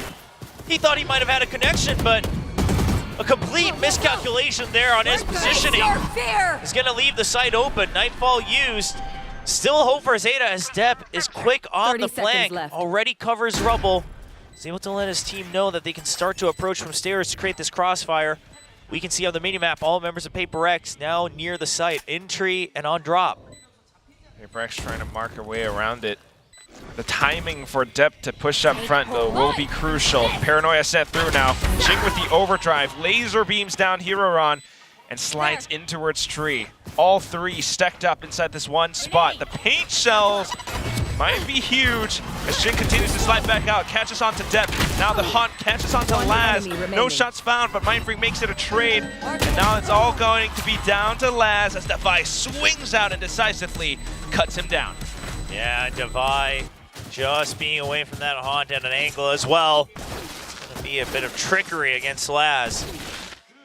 Zeta Division still not finding that ray of sunshine here on Lotus. No getting away. No rounds on the board. Jing, I mean, the overdrives have always looked good. All right, then you can just focus on firing off that laser beam, try to get the kills, and that's going to call for the timeout from Zeta. Tracking aim, and yeah, timeout. Why not? Certainly needed, to say the least. I mean, they've been experimenting with some ideas as to how they want to retake or whatnot. Depp coming up from behind, but although the ideas or the initial concept was great, right? You know, you set your team up, kind of maybe if you went through tree, it would have been a little bit different. But once again, as soon as that Paranoia sent out, as soon as Defy starts swinging out, everyone from Zeta just starts to fall. It's just this map, the angles, the positions they're holding, just seems like Zeta maybe needs a bit more time, which they don't have here in 2024. Try to make things work. They're still favoring this composition as it allows Huron and Huron to get back to comfort picks, comfort agents on that Killjoy and Viper, respectively. Let's see if they can figure it out mid-round, mid-game.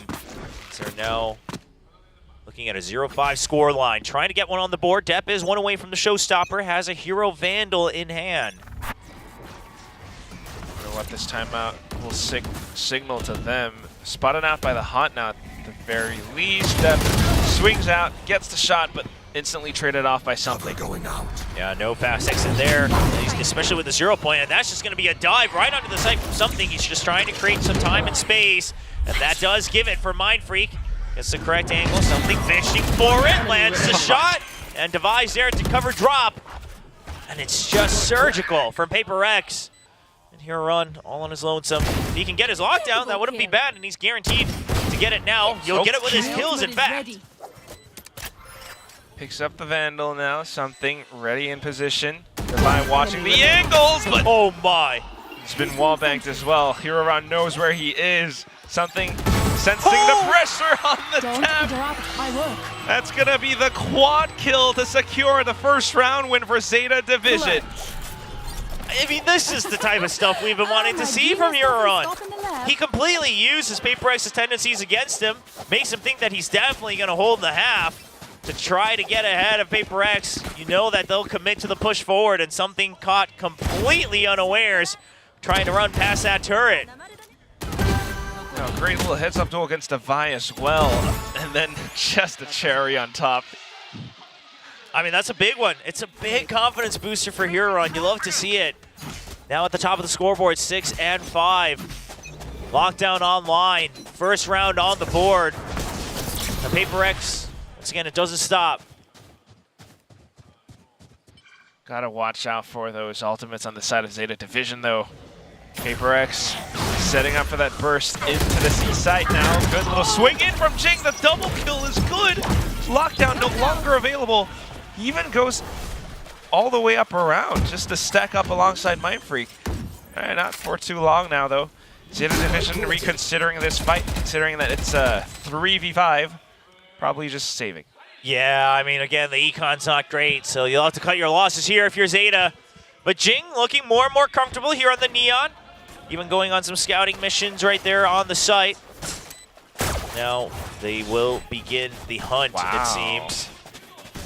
As Jing is just practicing his movement at this point. I mean, he mastered Ray's movement. Why not Neon, right? I mean, I believe he can. I think it's just, you know, it just wasn't quite there just yet, but it's getting up there. What if we have like a Jing versus Boostio Neon moment? One enemy remaining. Oh, they're just gonna find them all now. Well, Mindfreak will find it. They've been routed completely. And we'll see Jing trying to put his name. He'll first have to put his name up on the top of the Neons in Pacific before he's able to challenge the likes of Jogma or whoever else. True. But overall, I mean, much more confident. And I mean, at that point, it's just a hunt down. So, all ults online for Zeta, but the weaponry not there to support it. Unfortunate timing, but they'll still have to make do with whatever they got. And you can tell, again, for instance, one thing we're noticing is Zeta doesn't have a lot of good setups to fight for Rubble. I mean, there's several ways you can do it. We've seen the snake bite from B to support it as well, to try to make it look like you have heavier investment on A. There's all sorts of versions that have been out there, but apparently not enough time yet with this composition for Zeta to perfect it. But this time, wrap around, not quite there. Laz has been spotted. He wants to pick up the weapon. He does. Vandal recovered. PRX, they'll take this opportunity to expand even more control. They don't want to get caught in Rubble. They don't want to be stuck. Which something currently finds himself in that situation. Uren realizes it's a push back out. Back into the A site. Something just marks the angle, gets the first shot now. Onto its Euron. The trail's revealing everything. The right clicks will be able to get him down. And all that's going to be left is Sugar Zero. Straight up from behind. He's already been spotted. Yeah, he's just going to have to try to stay alive at this point. I mean, you do have the creds, but meanwhile, something is already on the hunt. Very long hunt. We'll see. I don't think he's going to get past this one, though. Forsaken picks that up. Already had the null command, but he'll just add a score to the board. Everyone's motor functions okay? Now it's going to be PRX starting to build up towards these ultimates. Zeta very much looking to make use of their own in this round now, being able to buy up. But ultimately also just PRX being aware to check their backs sometimes. See if they can continue to keep up this tempo. I mean, doesn't matter if you don't have a Sentinel, if you're already just way past the map and you're already wrapping all the way around, lapping the opponents. Especially not when Devi is 11 kills and 1 death. He's been clean. And once again, it's a push out from C. They won't find anybody, but at least they'll have clear confirmation that it is an A-site hit. So most of them will just go in to clear out the A site. Mindfreak must have heard maybe something, maybe the snake bite towards the back of Rubble. Zeta sending a couple of squads, but something continuing to push up from to cut off the rotations. That's Huron. That's Huron down. Down to the main core of Zeta Division. I mean, what a drag across from something to adjust on that spray. Gets the second kill. Depp, he's good for 1, but it's too many members. Devi, another one to his name. Mindfreak, 2 more as well. And PRX is just barreling through. Oh, I had no idea that that skin had like constellations pop up in the sky as well. Yeah. Why not? I mean, I've outed myself for not buying the new skin. Oh no. Riot's gonna be mad. Enemy remaining. Why did you not buy it? We paid you for this. Listen, I'm saving up for the Champions bundle. Okay. Looking Okay, forward there to that we go. one. Well, it's gonna be the second time out used. I mean, Zeta Division, they just want to make sure they reset their players a bit, regroup a bit. I think that's what's most important right now because Zeta Division is just being leashed around the entire map. PRX are running laps around them even. I mean, there hasn't been a single round where PRX really slowed down the pace all too much, and Zeta Division are trying to find ways to adapt around this, trying to figure out what the hit or where the hit's going to be. But it's always been a difficult story to tell. 8-1. I mean, if you haven't seen it before, this was the map where PRX got that 13-0 against Talon. So, granted, it is a different composition now, but still very much that same similar pace. Yeah, I mean, that was the first time they also, once again, brought out the No Sentinel. That time with the Breach and still the Raze, of course. But overall, the concept stays similar. So we do see PRX once again with all rifles, all full armors, and Zeta just have to scrape together whatever they can have. Those ults not really finding the right moment. Again, it's another push out from Z-Mount. You know, thinking surely PRX doesn't go A again, and this time we'll catch him with the trap. And PRX just says, well, thank you very much. It's another dive in. Site's clear. Nobody's home. Yeah, I mean, they use whatever utility can just to be sure, but it is just simple as Spike planted. PRX, Forsaken, gonna get almost spammed through the wall there on the door. He's gonna back out. Oh, what is something? Ooh. Looking to just get that early pick over on stairs, perhaps even wrapping around heaven if they hear the drop. Forsaken now tasked alongside Jing to watch Baby Door. 2 tagged still on Baby Door. There's the fragment to cut one off. He's going to try to peek in for one. He's good for it. And Laz now left alone. We'll find him with a flash drive in his hand. Huron actually already on the site, but something thankfully equalizes it. Something he's ahead of it, and Laz gets the kill, but there's no time. Not too bad for a morale boost, though. Yeah, valiant effort for sure. But those don't get you. Morale boosts don't get you scores on the board. Very true. 1-9. Still pretty impressive, the Sheriff shots. PRX, I mean, being very, very aware as to how they want to, control as much as possible. Yes, it is an eco, but just trying to prevent Zeta from getting as much as possible. They already have their ultimate, so why not? Just go in for the fights. Their fears betray Now this them. is going to be the round. Depp on the Stinger. Yeah, he's got the showstopper, so they just want to make it a trap play, a full send. Depp going to be fishing for information. He should have that showstopper ready to go. He gets picked off! Holy! What? What is that? I want to see something play whack-a-mole. Yeah, that's just inhuman reactions. Just a snap and a drag back down, and Jake now slides right under Huron's nose. Zeta Division's just falling apart. Oh my god. Completely dismantled. I mean, mental boomed for sure. This is where you use that phrase. Well, at least Sugars, you're able to find one frag in the round, now going into clear, but Shoulder's already being spotted thanks to the angles being held by Forsaken, knowing how to mark and watch for it. Extra support from teammates as well. This is now 10-1. Last round of the first half. We're still sitting on those ultimates. Zeta has not found the right opportunity to use them yet. They were trying to set up for it. Look at this. He wanted to use the boom pot. I mean, what is that? Gets it on the second bullet as well on the spray.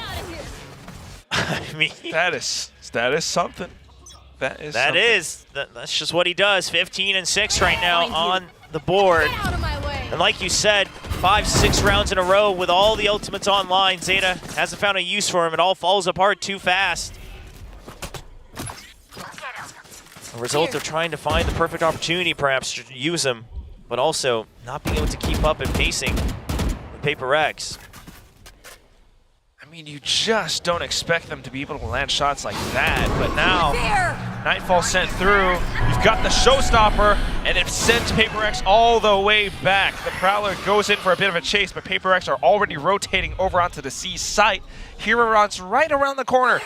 Might be able to use that lockdown, giving them the right timing.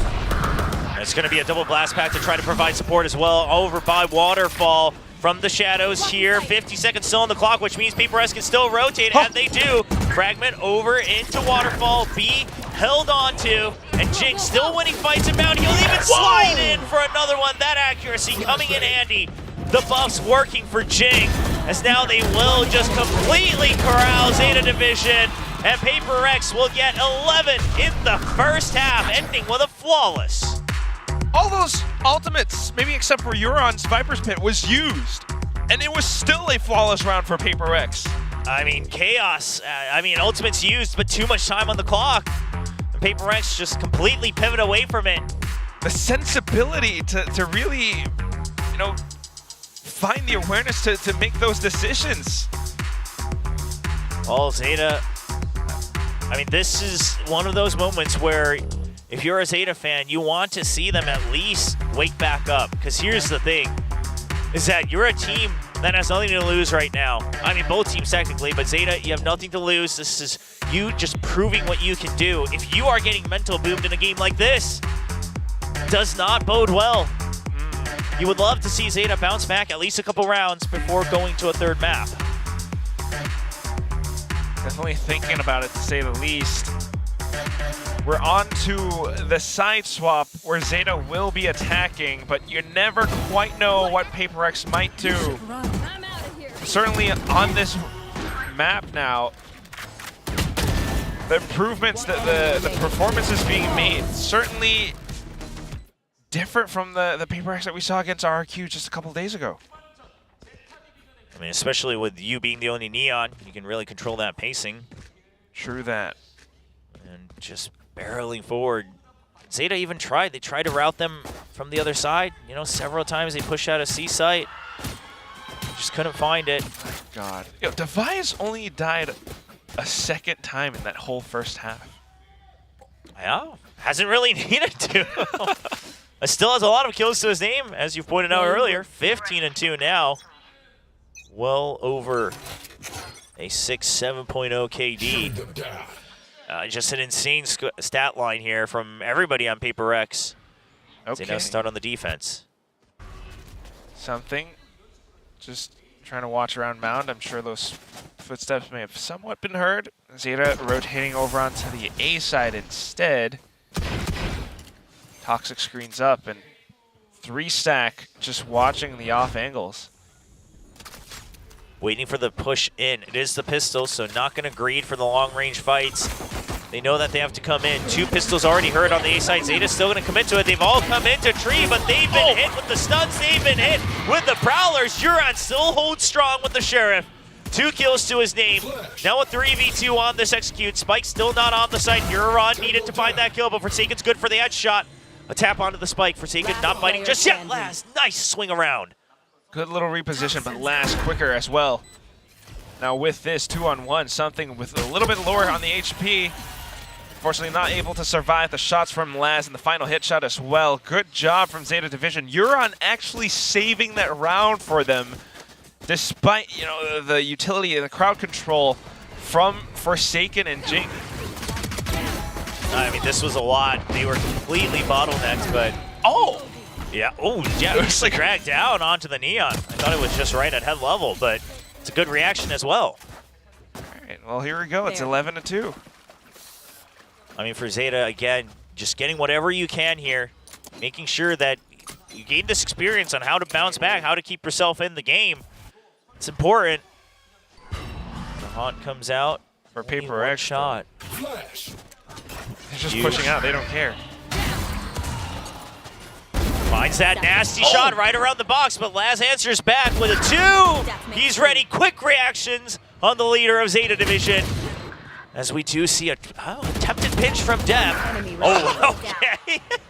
He's got his Nightfall. Yeah, a little revenge to something shot earlier in the first half. Just as he swivels back. And one more for the ace. Now you know it was everybody. He gets it. The ace for last.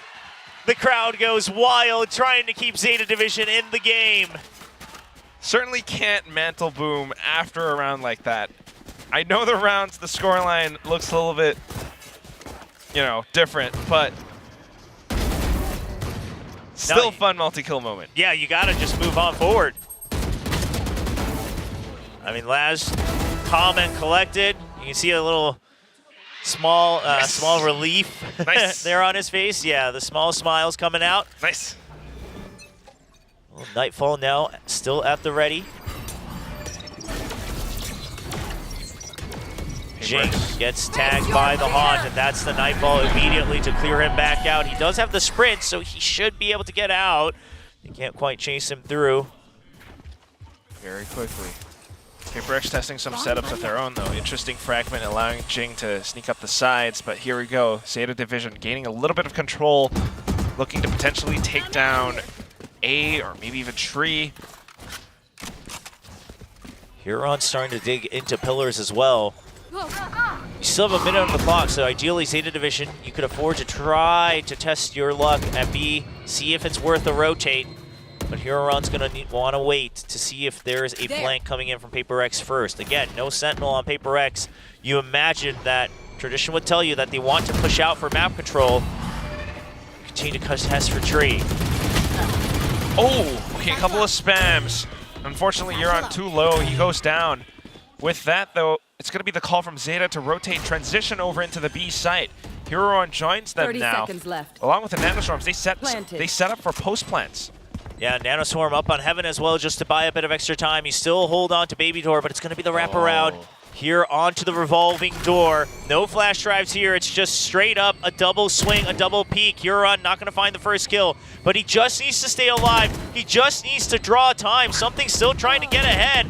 Depp good for one. Something breaks through on main. Laz needs to get the kill. He swivels back. He finds the headshot onto Jing, and now it's all down to Forsaken at 32 HP. And he's not going to have the time. He's going to hold them at bay with the 0 point, and he will back out for the save. Laz!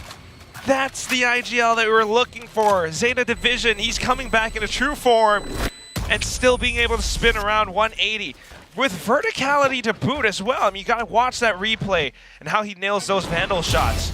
Must be close to another Nightfall now. Yeah, it should be This clean. is not a simple 180-degree flick. No, I mean, it's just very, very good awareness. And also just backing out to make sure he doesn't have to flick up and completely ruin his wrist on that one. Lower that angle just a bit. Now the Odin comes out for Uran as well. Okay. It's never over till it's over. PRX scrounging up a little bit of a half buy. Hero Phantom on Forsaken. See if he can do any damage. Still a couple points away from that null command. It's the overdrive. He finds Huron at long range, but can't quite continue the headshots. A bit too far, the damage drop off. Just enough to keep it alive, but he still wraps right back around, and now it's all four members pushing out. It's just a headbutt from PRX, and they will pay for it mostly. Yeah, Zeta answers right back in kind. Managing to bob and weave some of those punches, but then hitting back with some heavy hitting weapons of their own. It's down to Devi with 33 HP.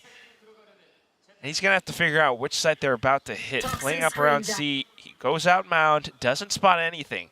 Meanwhile, Zeta Division having the discipline to work together as a duo. Of course, it is Huron and Euron. Trying to find the best possible spot and timing for a spike plant. They should be going all the way around. Yeah, you still have so much time. You don't want to try to go for the plant and make it an accidental 1v1, especially not when Huron is only 2 HP. But like you said, Devi still on the move himself. Well past mound. The alarm bot was recalled. That allows Devi to go all the way, thinking it might be somewhere on B, maybe over on A. But alas, it will be the C site, and Devi thinks it might be A. No, he's just going to slow down and realize soon enough that this is not it. Yeah, this is difficult. There's no telling. You can't fault Devi for any of this. And at the same time, he's laughing. It's going to be so tough. I mean, listen, he was right in the middle of the map, right? He was right in the spawn. Yeah. Leaning more towards the A side. I think he thought he might have just been outside of range. And at this point, you have to save. it is what it is. Like, really nothing much you can do. You save up, you buy for your teammates or something. Even if you wanted to go for the retake, even with Hiroran being down to 2 HP, they've got so much utility. They got the Poison Cloud set up on the spike. They got Hiroran's Nanoswarms. No, don't go for this retake. Well, just going to let it go off.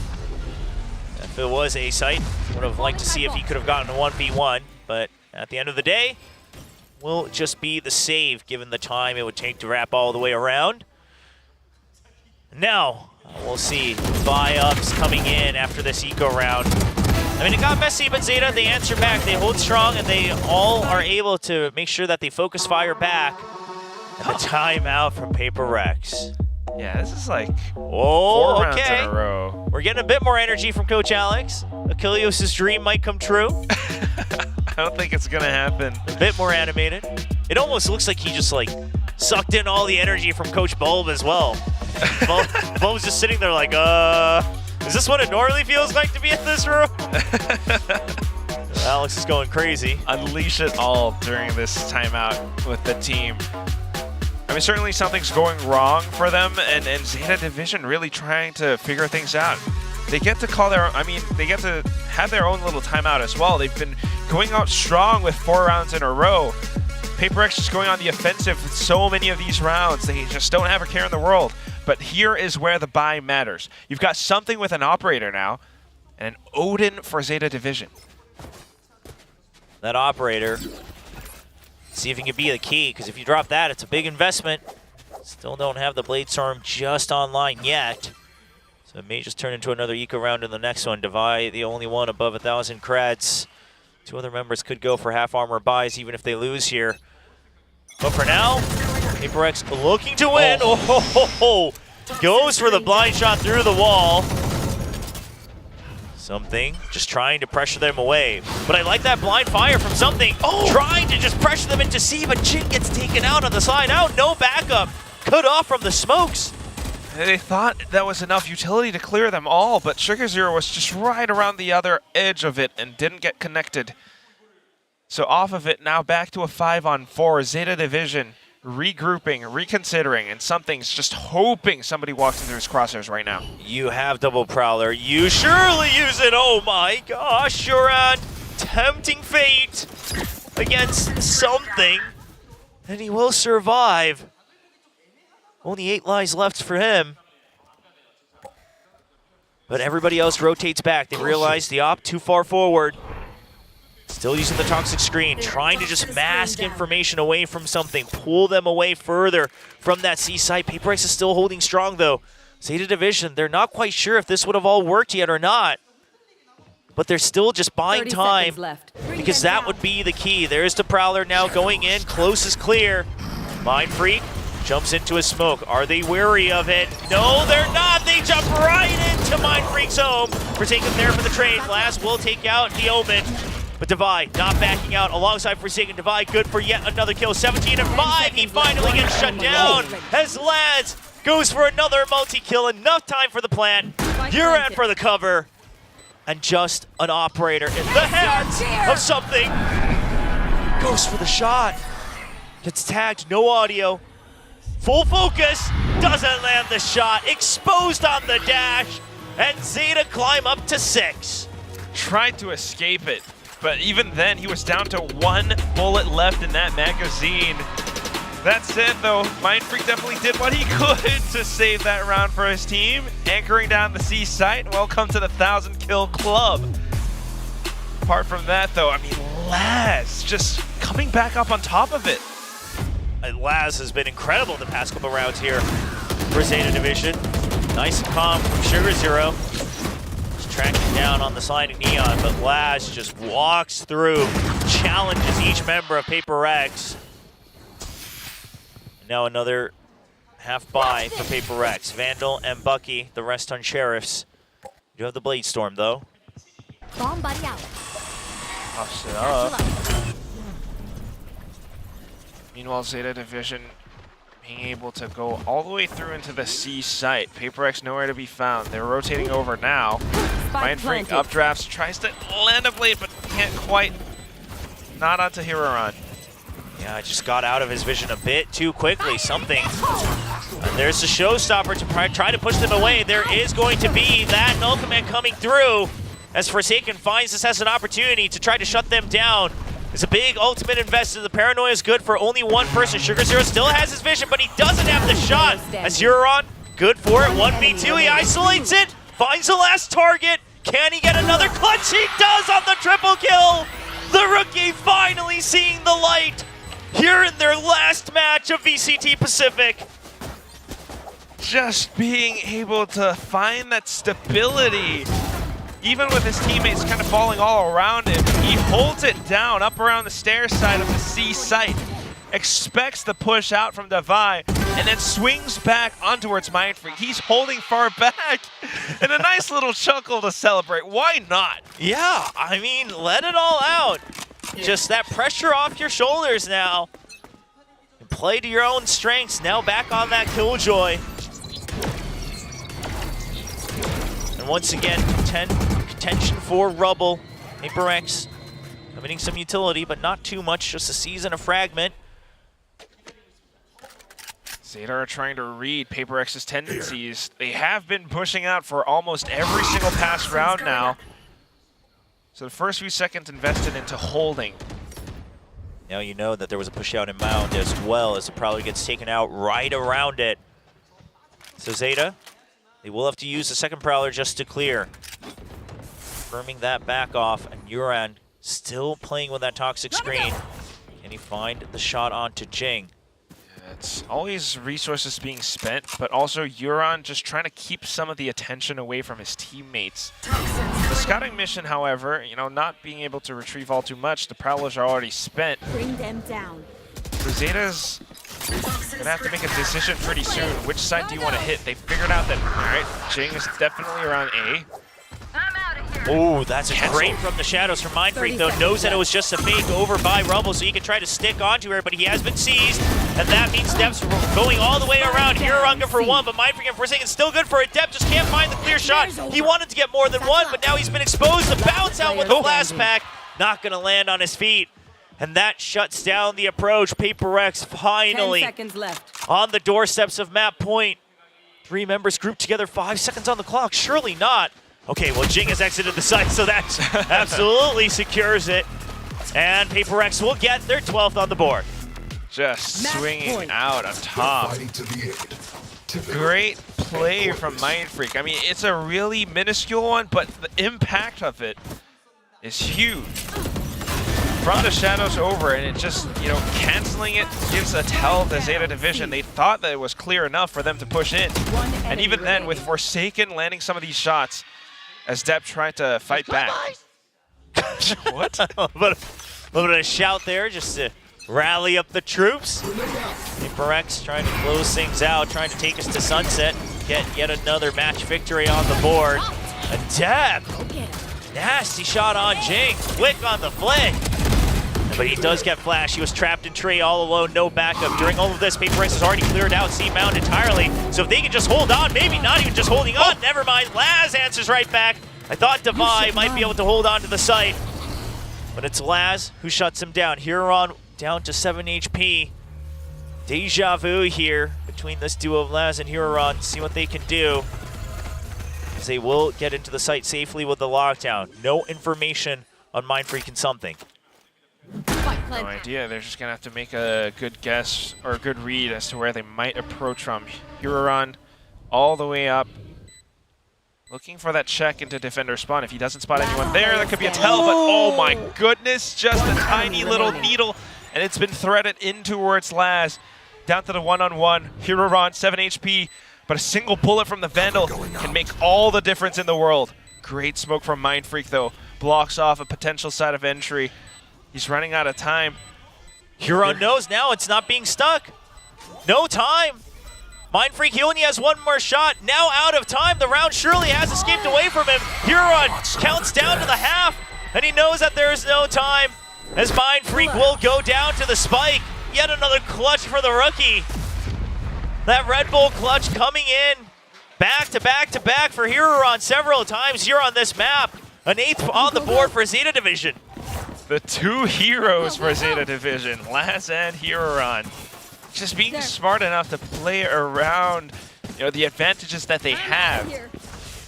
Remember, we started off this half 11-1. Now it's 8-12. I mean, I wanted to just see a couple rounds from ZETA to get their head back in the game, but right now they're gunning for match. I mean, they want to take this to overtime. They want to try to make it a 2-0 against PRX.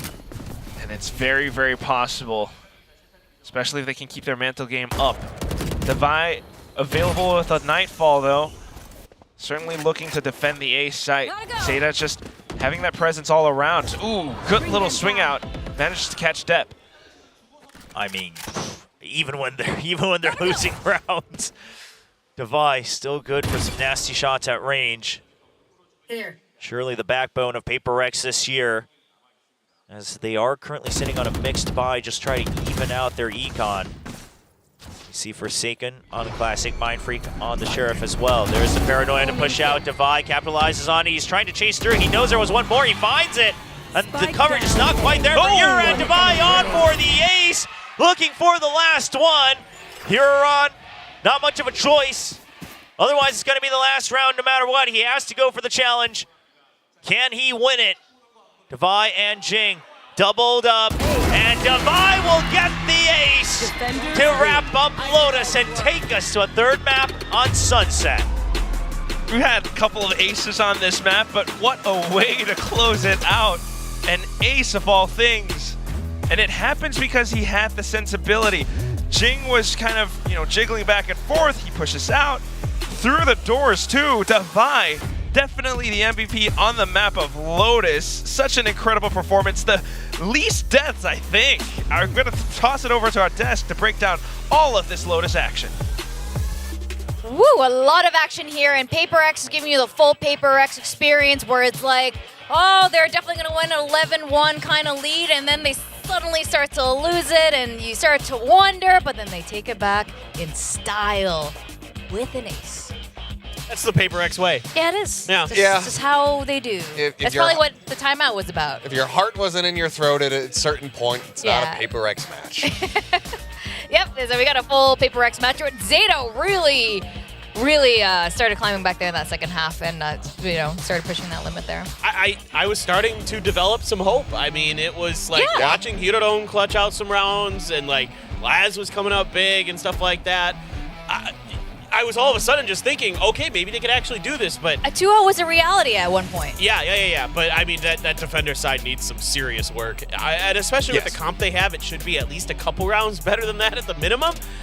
So certainly some things to work on there. And actually, as good as Hiroran has been today, his defender side on Lotus left me kind of scratching my head a bit at times, because sometimes he abandons a site when he shouldn't, and he sticks around when he shouldn't, and it just doesn't seem like he's quite comfortable on this map just yet on that KJ role. But that being said, you know what? ZETA's out there like playing pretty hard and having some fun, so I'm having a good time. Yeah, and look at these yeah, Laz is Laz. Laz is Laz, but then, just contrasting over to Devi here, it's actually quite incredible. Jing, I have to admire, you can really see what they're doing with these neon walls on Lotus. I think this is really the strength of Jing on neon, besides, just pushing in really fast into sites. He plays characters with walls. He's good at getting better at neon. He's good at Sage. Yeah, it's a thing. The ISO. Phoenix. Yeah. Phoenix? Yeah. Maybe Viper next? Oh, yeah. Yeah, seems Be still my heart. logical. It's coming from Mind Freak's job. Yeah, we had a lot of awesome highlight moments here from both of these teams. Yeah, I mean, it started off, and I mean, obviously, for the first forever of this map, it looked like it was just going to be a wash. It's like, okay, well, maybe not another 13-0 delivered by PRX, but it was looking like a 13-1, a 13-3 at best for ZETA. But what this tells me, the amount of rounds they were able to run back, is that this kind of is for real. The adjustments that they made here at the end of the season, pivoting Laz back full-time onto this Initiator, putting Hiroran back onto the Sentinel, this is kind of what should have been happening the whole time. And it's unfortunate that it hasn't been, that they didn't have the opportunity to really make a run to try to qualify for the playoffs, go to another international event, represent Japan and Pacific.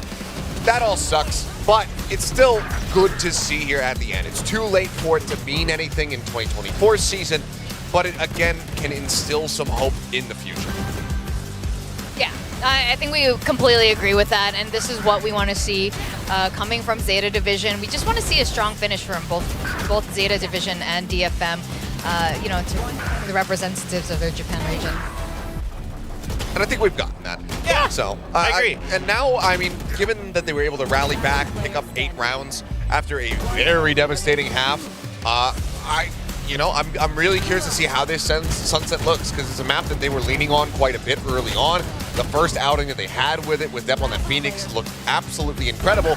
But then the map has been fizzling out for them more and more. But with this form that we've been seeing from ZETA yesterday and today, Sunset becomes a bit more questionable. Granted, I still think the PRX are heavily favored there. It's been a very steady map for them overall.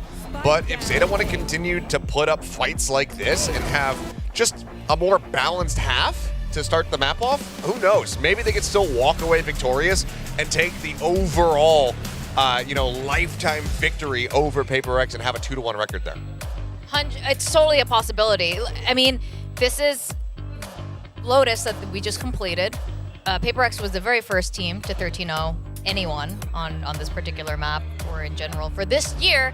So if they got pushed this far on Lotus, yeah, Sunset could be a completely different story. Now we got our own ranks to discuss, our own results. And, yep, paper thin. It didn't work this time. I know, it didn't work. I'm so sorry. I should have stuck with what I thought was real. Yeah. Oops. Yep, that didn't really work out. It was Oh, no. pretty dominant I'm first going half down for in rank. PRX too. Extremely. I'm so angry. dominant. Whatever will you do? Yeah. I'm not going to be able to sleep tonight.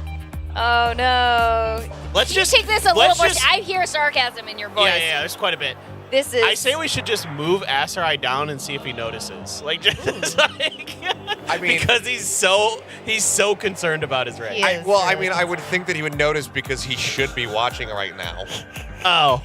You might not be working, Well, maybe but like you stepped still away have and to work. we get lucky. That is how Nah, it is. put him back in gold. I feel bad. Okay, fine. I still think I should be in Ascendant because of that tie. I think I should have gotten 2, but, it is what it is. I don't disagree, actually. You can actually hit Radiant again because you are a Radiant guy. You and Valdez. What can I say? It's just an easy-ass game. He hates this game as much as he hates the Odin. What do you I'm just want? glad I haven't been about- sitting in iron this time. Like, I had to make the massive run back. That's true. You did. That was pretty impressive. I'm hoping to make that run with 1 week left of playoffs to go. Okay, Sunset is the last map. Yes, PRX, very good at Sunset. Great at Sunset, just like they are on Lotus. But ZETA, they're not too bad on Sunset either. We've seen some interesting iterations of their comp. They started off with the Phoenix, and then they kind of dumped that comp, moved on to something else that worked a little bit better. Yeah, I mean, it was, I believe, a singular win with the Phoenix comp, and the other times that they ran this, it did result in, a couple of those losses. And then they were able to find, 2 victories after pivoting over to just having this Raze breach, really try to set up for some trap plays alongside, Depp on that entry. So I'm curious, are they going to continue with that? I think that's going to be the case, given that we're not really seeing any pivots out of ZETA Division. No fan service here with the Chamber to come back up. Maybe since this is the final map they've gotten to this point, they say, so. all right, screw it, lads, go back to Chamber. Yeah. But given that the roles have been looking very, very good for them overall, I don't necessarily seeing that happen. My biggest question is, if they do run the same composition, Hirodon comes out and plays the Cypher, where do we really find Laz going? Because the Laz breach, not something that we're, those don't really correlate in my brain. I guess that's where it's going to go, but... The Gecko? Yeah, Gecko, I suppose, maybe him or Yordon, right? Like, one of the two, so curious about that. But, I think in general, the things that I'm noticing for ZETA Division when they're doing well is they're working off of each other's utility, they're coordinated. Like, some of those rounds where they were falling apart was just one player getting isolated, them not making good reads. To be fair, PRX was selling some really good fakes with the Neon Wall in particular. Yeah. Like ZETA was biting on those Neon Walls instantly, like everybody's collapsing on it, and that's something that they need to work on. It's just making sure, okay, well, let's make sure we have the proper information, then let's play together, because that's when they're at their strongest. Yeah, Yeah, and I mean, there were glimpses of that, moments of that, but it quite wasn't enough. It was a little too late for them on that map. But we're gonna go to Sunset, and let's hope there's a little bit of fan service like you were talking about. Killers, we don't know. We're gonna find out like right now if this is it. This is the last time we're gonna see ZETA Division playing this year in the this season. Boo. Nope. Valorant's not an anime. We don't get the fan service. So maybe a little fan service in other ways, where we'll see some crazy things coming out from ZETA Division. It could happen. Same comp still as there on that Gecko. Get it on with the Cypher. But, I mean, again, I think that just given the way that this team has looked and how reinvigorated they've been on these last 2 days, this should, in theory, be a bit of a closer one because PRX sometimes they're not hitting some of the shots that you expect them to hit. Aside from kind of like Devi and something on Lotus, they were the ones who were really holding things down. But you know what? Devi on Sunset, Devi on Sage is the most divine thing I ever see happen in VCT Pacific. I absolutely love it. I hope I see more crazy Devi stuff. More op Sage, more I don't know what else. What have we not seen come out of Devi yet? Let's go over to our casters for the final game of today. Quack and Chobra, please take it away.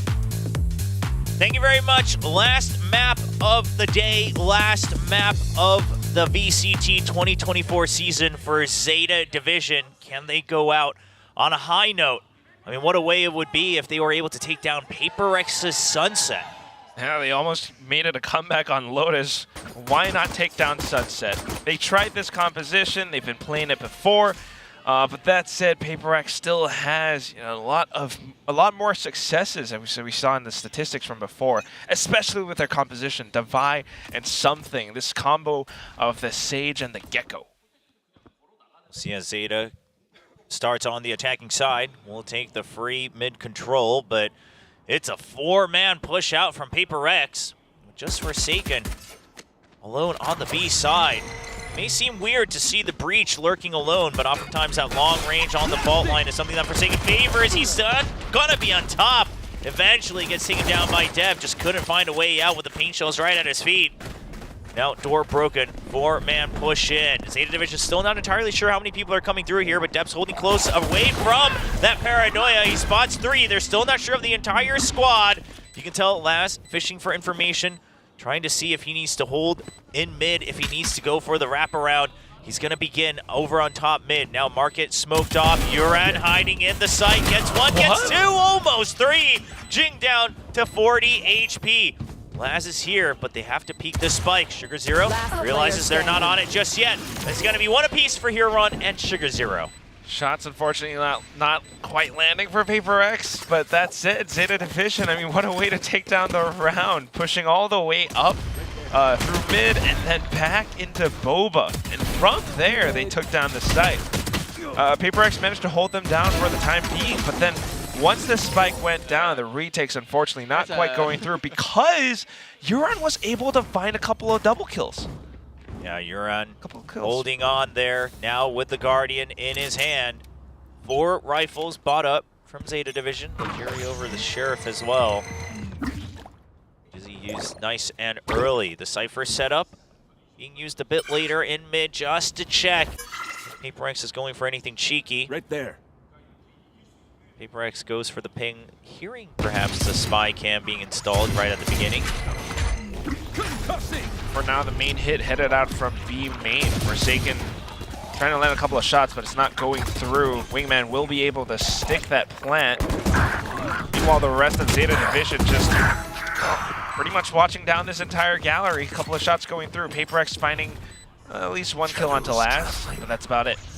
Yeah, if they can just take away a couple of the rifles, it's not too bad considering it is a 4-man buy.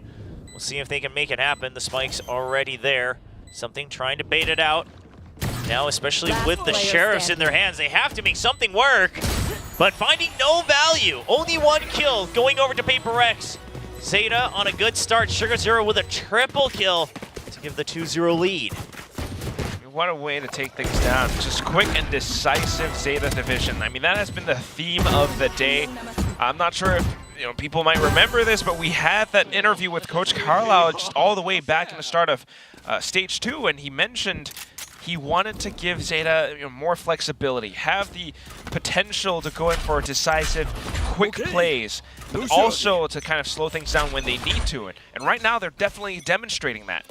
And now they're going to fight for A main control. They've been going B 2 rounds in a row. Now on the bonus, Sugar Zero not going to be able to swivel in time, but Depp will just enter right into the site. Forsaken now trapped. Devi is tasked with trying to be the backup, but it's too late. He had to peek through the smoke. It takes too much time. Forsaken now gone from elbow. Spike planted, and Depp is still wrapping around. Jing, he has an inkling about it. They've lost track of him, and now Jing will try to chase through. He gets ahead of the Boombot, gets the kill onto Depp. Now Devi on the site. He's broken apart ZETA's post-plant positioning. And Huron not able to get the kill on the Trapwire either. Mindfreak just completely goes through the trip. The wall's there, and that's the defuse. Oh my gosh. What a way to come in with a retake. PRX just on the site, having the 3 players find their individual frags, and at the same time, Mindfreak getting that duel up against Huron. Laz, unfortunately, not quite able to find it, and that is, once again, that value of the Sage Wall. On the defuse, it just blocks off quite a bit. Yeah, it just buys enough time with Devi still being there as well, of course. Mindfreak not shaken by that tripwire as well. He knew his mission was just to check for someone watching the flank. Now, it wasn't costly buy round, but a round win nonetheless. They will be able to buy a couple Guardians back up to match firepower, but Thrash online for Laz. He wants to get as much distance on it as fast as possible. But uh-oh, there is the aftershock. Is anyone going to warn him about it? No, it's too late! No one's watching out for him! And Laz falls through. Sure, the Thrash gains some ground, but that's a man down. You won't be able to get that second charge on the Thrash either. Not to mention that Sugar Zero is down to red HP. They try to send some suppressive fire shots through just to prevent PRX from checking even further. But here comes Jing with a bit of a flank. Huron is repositioned, but still a crit hits up duel. That's another player down. It's going to be down to the fault line, though, and Forsaken just continues to push through. Sugar Zero able to trade down onto 1, but then here comes something, and PRX will be able to pick up their second round win. There was a bit of confusion on the side of ZETA Division here in the post plant. Just not quite sure if they wanted to take the fights or not. You know, sure, maybe you spot the util a bit late. Maybe the comms got a little bit messy. I'm not sure what it was. But of course, the flank getting taken down, that's one thing. Because now you're pressed for time. But even after the stun, not quite sure where they want to be watching. Scared of potential flashes as well. And after too much consideration, ZETA will now be pushed back to an eco, as we do see Rolling Thunder on the other side for PRX. Yeah, great little aftershock from Forsaken. I mean, it's a little bit odd, but that's it. It's going to be PRX now building up their bank. It was a great start from ZETA, but here they go, back onto the eco. Swapping up to a bit of mid-control. Something's just right around the corner of that smoke, though. Maybe looking for a bit of a peek. He does have his utilities available. Yeah, just doesn't want to give up that top mid control just because of the smoke. So stands in the smoke to deny it. If you want to take the courtyard, that's fine. Right there. As long as you don't get a free flank wrap around. Smoke refreshes, something gonna hold close once again to deny that. Meanwhile, Market being washed by Devi, but it's a lot of members. Nice bait and switch from ZETA Division. And PRX, they will respond in kind by taking full B main control. They've already pushed out on it. ZETA, unbeknownst to themselves, are now trapped inside Market, heading into B site. That would be a bit of sandwich. Depth, though, heads up duel on towards Jing. Something managing to find one from behind as well. So it's a bit of an even trade. We're back to a 3-on-3. Rolling Thunder from Forsaken, though, sent down, and it does connect. Sugar Zero quite banged up, and they're on those Sheriffs. They will be able to find that shot of the Forsaken, though. Mosh Pit will be able to buy a bit of time, and the spike is dropped down. So, but they have the ultimate from the shadows available. Sure, you won't get the weapon pickups, but they will just use it to recover the spike instantly. And Laz still watching for the rotate. Now grouping up onto the A site. PRX actually going to break apart and take 1v1s. I think Laz might have heard a couple of those footsteps. Mindfreak, I'm not sure if he's going to be ready for it. It's an off angle, and Laz finds the kill. PRX, a big blunder. It is something. He's good for these clutches, but he needs to find the 1v1 first. My buddy's defusing. The wingman sent out. not quite digging out just yet. There's the trade, though, from Laz all the way around with the Vandal. And a bit of a greedy attempt at the retake from PRX. They get punished for it. Oh my goodness, splitting up, unfortunately, was not the right decision in that moment. A great call from ZETA Division as they tried to execute onto the A side. They had those showstopper plays and everything, denying against PRX. Okay. And then from the shadows, just sticking together, Sugar Zero. I wasn't sure if he was aiming for the wingman at that time, but being able to stay tucked behind cover just buys enough time for Les to sneak up around. Yeah, I think more than anything, just focus on trying to stay alive at that point, which you love to see. Not getting too pressured given the circumstances. Now door closed. PRX choosing to slow things down, trying to play things a bit safer. To close the door, they have the one-way to take control of B main. And once again, it's a bit of a shift towards the A side. Mindfreak sneaked up though. You got to vie with an operator as well, watching down courtyard, but most important thing is that they have to stay alive. Meanwhile, the rest of them, Mindfreak does not spot out too many players. It's going to be a bit of that A presence. This should tell Jing and the rest of PRX that something's about to happen. The showstopper instantly tracked up to the top. Paint Shell's underhand tossed as well, just to buy a bit more space. Forsaken able to receive. It's going to be the trade from Sugar Zero. Yeah, but Huron still on the lurk. He hadn't quite backed off just yet. So they get the pings. It's two people on A. The smoke to cut off the rotate. Mindfreak's trying to get ahead of it. He wants to find at least one target. The paranoia should land. He's just going to reposition with the Shrouded Step. Can he find the kill onto Hiroron? He does! Holding on to backside, smokes it off just to buy time for his teammates to arrive. Bit of a heal as well. Swing out. Sugar Zero gets one. 20 seconds. He would desperately like to find a 1v1, but PRX, they're gonna give it to him! Trying to exit out of the site, but Devi, good with the operator. You mentioned it before, William. I mean, Devi is the backbone, and he keeps things steady. With the operator, he doesn't have to, he can't quite push out, so just marks the angle instead. And as soon as he sees something, bang, there he goes. That said, though, Sugar Zero being able to land that shot in towards Boba was pretty darn impressive.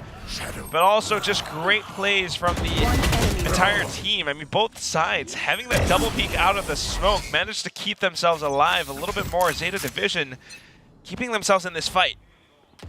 Yeah, now just down to two Vandals, though, as they do have to stabilize their econ, and the op is ringing true, pushes far out of B main. They've been very aggressive on the B side, and now after that kill, taking full A main control as well. There's the ante on the flash. Sugar Zero gets one, but I don't think he spotted Forsaken just yet.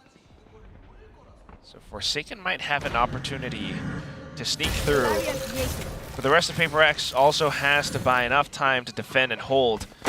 Walls up, top of mid. You also have B main to worry about. Mindfreak backs up. Now Forsaken doesn't have the fault line just yet to provide support, but he is going to be wrapping around. Not sure if Depp will have any inkling to this. He's actually going to, Depp's going to get over the sage wall. Did Devi hear this? I don't think he did. He's somewhat wary of it, but misses the timing. Depp looking for it. Devi susses it out. I mean, he is the glue for PRX. Laz gets a kill, but the spike stranded. No ultimate on the Omen just yet. So he's going to have to manually sneak in to retrieve the spike. Shrouded steps in, and Mindfreak is very, very aware. Saw him. Jiggles out, though, and it's going to be Sugar Zero who spots out Mindfreak instead. Good little tap, but it's going to be Sugar Zero with the kill. Now the From the Shadows available. Rotations all the way over out to the A site. But you are right, he is alone. 10 seconds, and that seals the round of 5. What awareness. I love that PRX is ahead of this. I mean, they see that it's 1 point away, and they say, okay, well, it might happen one way or another, as Jing does clean up the kill onto Laz as well. And Devi's ready for it. A quick rotate, or at least a standby for it, pays off for PRX. Incredible stuff. Once he's on this operator, Sage repeatedly, consistently works out because of how he knows where to position himself, working alongside his team. So with that, now ZETA Division trying to find their own lead. having lost 2 in a row. And we'll see if they can claw back into it. Obviously, their timeouts paid off on Lotus, trying to find a way to make a comeback. Not quite all the way to fruition, but they paved the way for it. See what Carlisle and Junior can relay to their players on stage. So far, they've been just kind of trying to find those bursts into the site. But as soon as they lose a couple of players, it becomes a little bit more difficult. PRX's attack has been pretty solid once they manage to find their way in. The thing about PRX is you never want to really play to their tempo. I mean, that's where they thrive, right? This is something we saw with RQ as well. RQ might have had more rounds where they had good reads, but the moment you start to just chain duel after duel, that's where PRX thrives. That's where the individual mechanics will take the advantage. So Zeta Division, if they can just take a step back from that, reset if they need to in the round, play the time a bit further, hopefully they'll be able to claw back into it. They took a 13-10 loss to RQ, but RQ lost to PRX. See if Zeta can complete the circle of sunset here and try to take down PRX themselves. Be cool if they went full circle, especially after taking down PRX on Ascent today. Almost a comeback on Lotus. Now onto the last map. Before the previous round ended, Last picked up an alt orb, so he has the Thrash available. But this time, PRX slows things down almost to a halt. No information found from Zeta. Bit of a dizzy. That's going to tell them that something is right around the corner. But that Dizzy now stranded. Can't be picked back up. Fault line just used. Down for another 30 to 40 seconds. So Thrash gets used. Zeta wants to take this opportunity to gain some space to see if they can go to an execute. Thrash sent all the way far, though. Not recoverable in its current state, and something wants to punish it. Right there. Stace is tucked into this corner as well. He's got quite a bit of utility, but not quite wanting to send it through. The Aftershock just buys a bit of time and space for him, but once he hears these footsteps, it's going to be the double kill. Spike down. 2 quick taps, and now the Thrash. Euron, unfortunately, stuck holding alone. The rest of the team on the site. Something still looking for those hits, but Sugar Zero, a quick double. Mind Freak for the trade. Sugar Zero still alive, but 10 seconds left. He has to pick up the spike, but on the crossing, Devi will spot him with that sniper. Overwatch. The Aftershock from Forsaken really sells the fact that something might not be there in elbow. I mean, Depp was still clearing for it, but not the entire team. They were still too concerned. This was really just formalities from Depp. And then something's just so quick on the trigger that there's no reaction from his teammates. Laz gets taken down immediately as well. So a good reaction to that timeout. PRX slowing things down, forcing Zeta to just run down the clock and then rush in. See what the adjustment is now. Op still in the hands of Devi. Resurrection still available as well. Hasn't really needed to use it. So we do see Zeta Division answering back against the aggression on B main. It's an instant execute onto the site. Depp's in. The support not quite there yet, though. He is trapped just a tad bit. Spike stranded as well. Out of ammo is Depp, and he's still too many targets for him to choose from. Oh no. But Huron stabilizes the kill. Huron trying to find another, but he gets surrounded close by. At the very least, Spike recovered for Zeta Division. Okay. Still, though, what a wrench into Zeta's plans. They really tried to opt for that quick rush, but instantly halted by Devi and that slow orb. Might not have landed the op shots, but the impact felt. Zeta now trying to rotate over. And then there comes the res. Might as well. You've had it for a little bit, and you could get another one in the half if you land more op shots like you have been. So might as well secure this round for sure. And allow something to maybe even get a couple extra ult orbs himself, or ult points rather. PRX spreads back out on a safe 2-1-2 with that res. Huron will dig deep a little bit, but the double take, it costs him. Now, it's just going to be Zeta facing their enemies one by one. The spike's been sent out. Forsaken, just going to allow the spike to go down. Doesn't want to take any risks, wants to wait until backup arrives. Certainly marking down for it too. Fault line now sent out Last, fully connected, fully stunned. Sugar Zero on the other side. He hears all of those footsteps as Stampede headed out towards him. Mind Freak quickly peeking out, and that's going to be PRX doubling their score up on ZETA. And Rolling Thunder completed for Forsaken as well. So 6-3 lead, and looking more and more stable on the side of PRX. ZETA Division still hasn't picked up a round since that timeout. This will be the third one. See if they can course correct here. But yeah, the slow orb's been so good. And this is the thing with the Sage, is once the Sage is mobile enough and wary of the attack, it doesn't have to be a hard Sentinel, but they will have a ton of delay to flood the sites. I mean, they've been doing this since the offseason, back when we saw it all the way at the AVL. And it's still a menace if they can just stay one step ahead of you. ZETA needs to do a little bit more to control PRX's movement around the map. Deb trying to go in fast. That's the answer for now, but he gets taken down. I mean, Deb consistently too many steps far ahead of his teammates. And Mind Freak now just in the shooting gallery. Sugar Zero and Uran separated here on the site. Yeah, trying to find their own precise shots, but look at this. PRX, after getting their kills, tucked away behind the generator.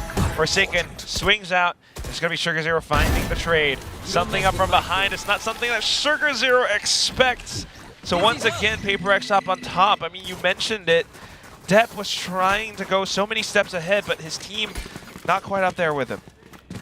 It's an answer. It's a way. It's an option for sure to try to just blast through it, get a little bit more tempo, try to get ahead of PRX. Sure, but it has to be a team effort. And if the utility is going to get slowed down, and PRX seemingly always has at least one extra member prepared, you got to bait out the util first. You got to maybe push and pull across the map, something more to force PRX out of position right now. PRX just going for it, Jing. This is where he had that ace, and he's good for 2, but he does get shut down from depth.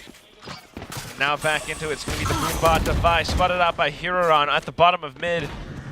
The rest of PRX trying to stabilize. They shut down the door. Mind Freak marking the spike, though. Neural Theft spent, and it's going to be Forsaken with the Rolling Thunder just to give Mind Freak a bit more cover. Sugar Zero just being able to recover as well. From the shadows available once again. Okay. Sugar Zero, surely he doesn't need to use it just yet. They do want to group up, but the problem is it's Huron. He's across the road from all the weapons dropped. Forsaken. They spot each other, but that should be the cue to go to B site.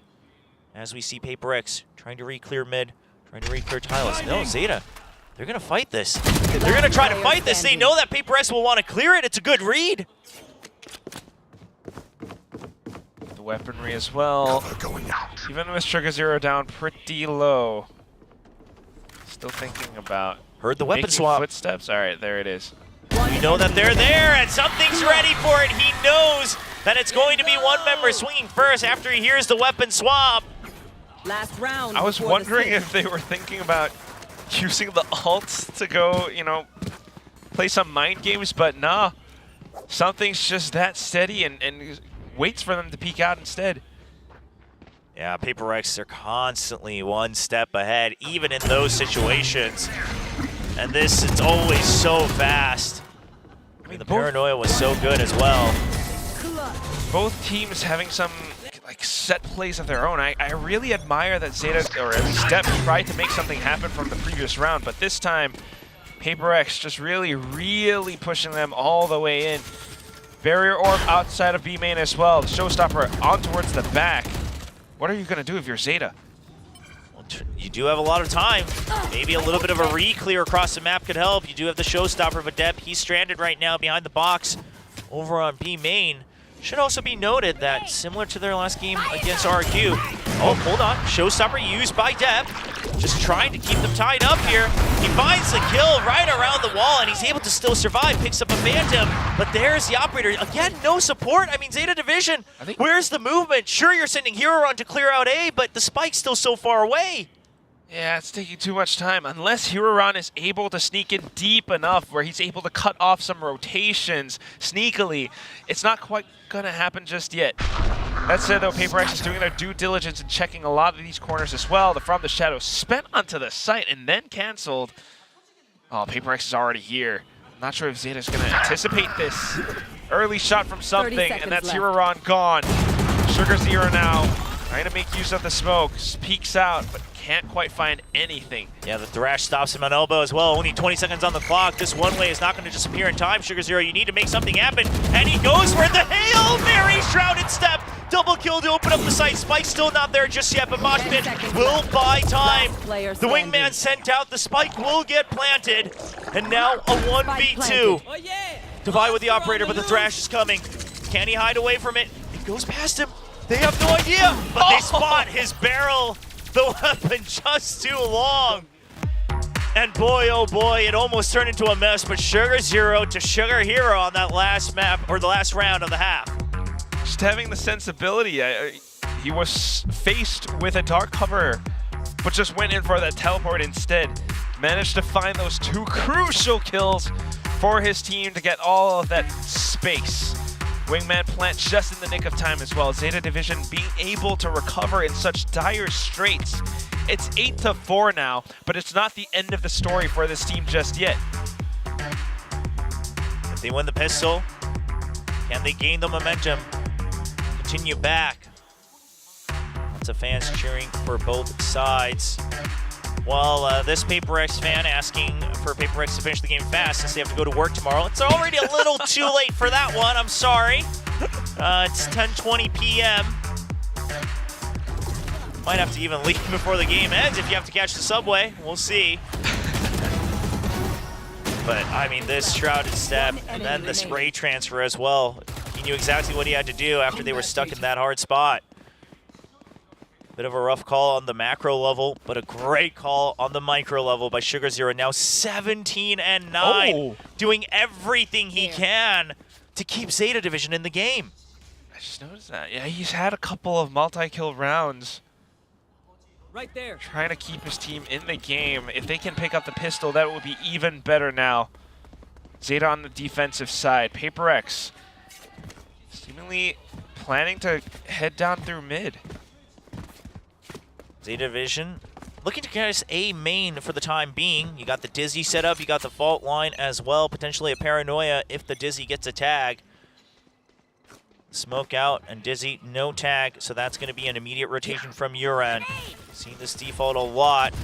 Heard a lot of noise, so the paint shells go out, but there is the fault line. Huron barely staying alive. You know the wall was already invested, so the post plant not going to be as strong within the site here from PRX.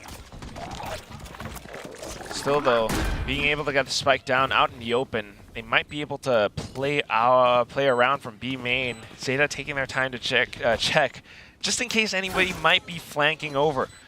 Devi even tries to slow them even further down with that slow orb, and Zeta's being very, very cautious now.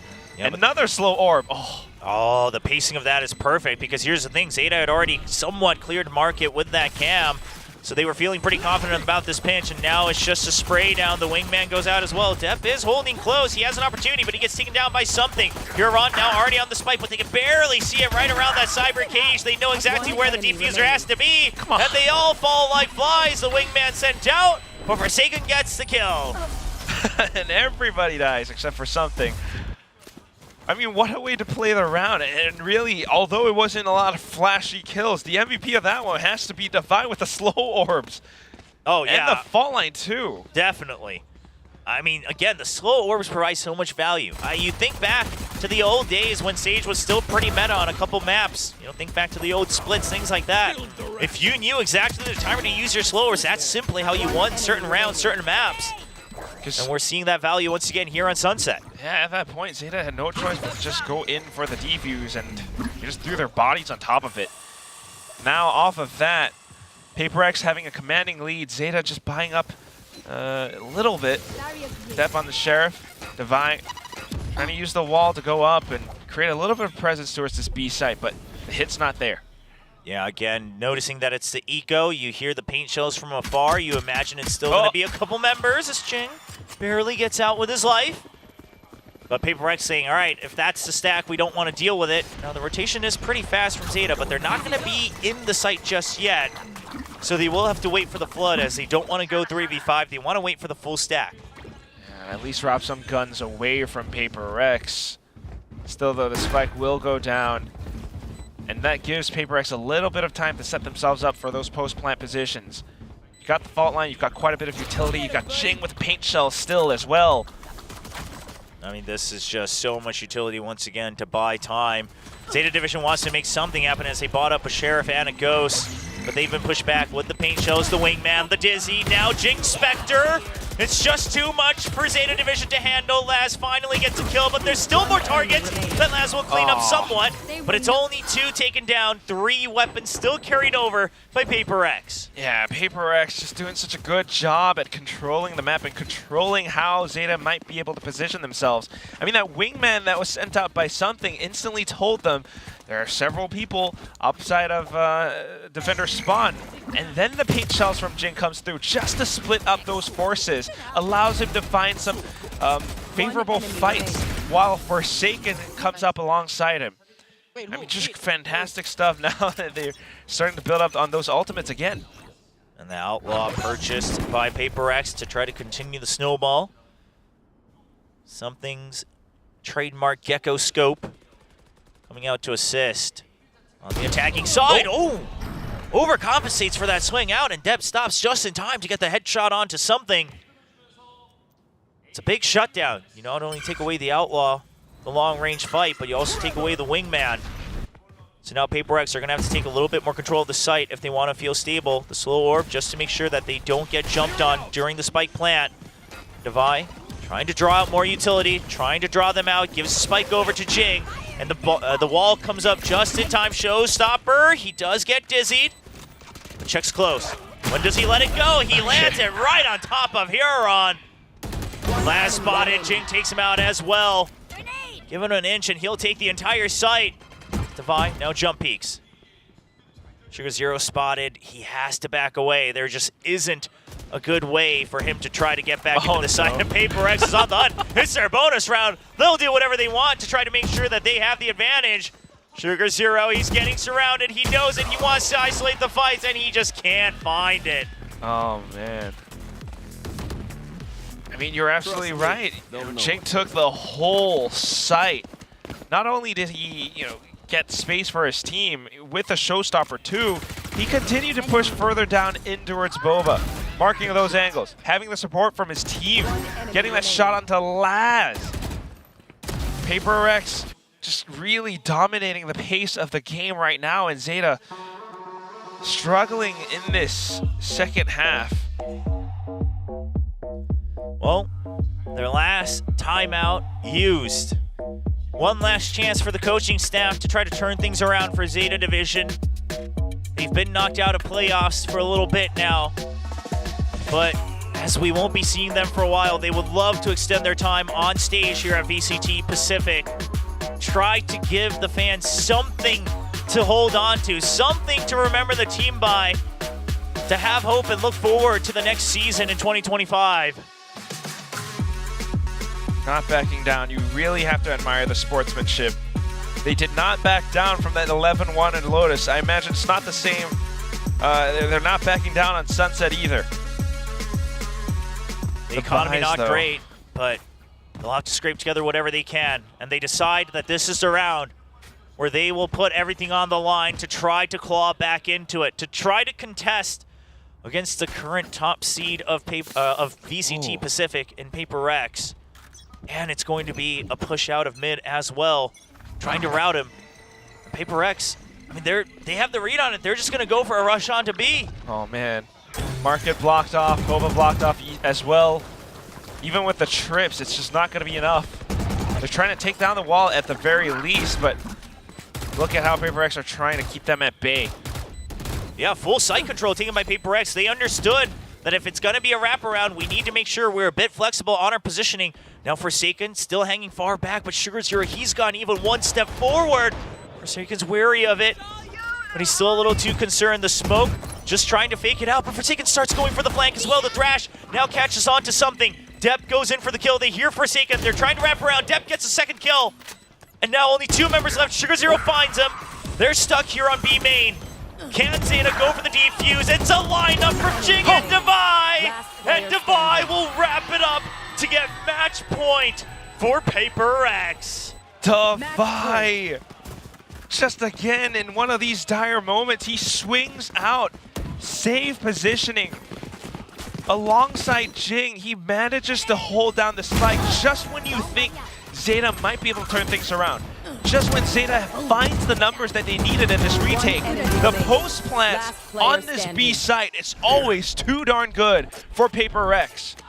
Match point now. Yeah, after that full send, you don't have much to work with. You've got a showstopper, but that's about it.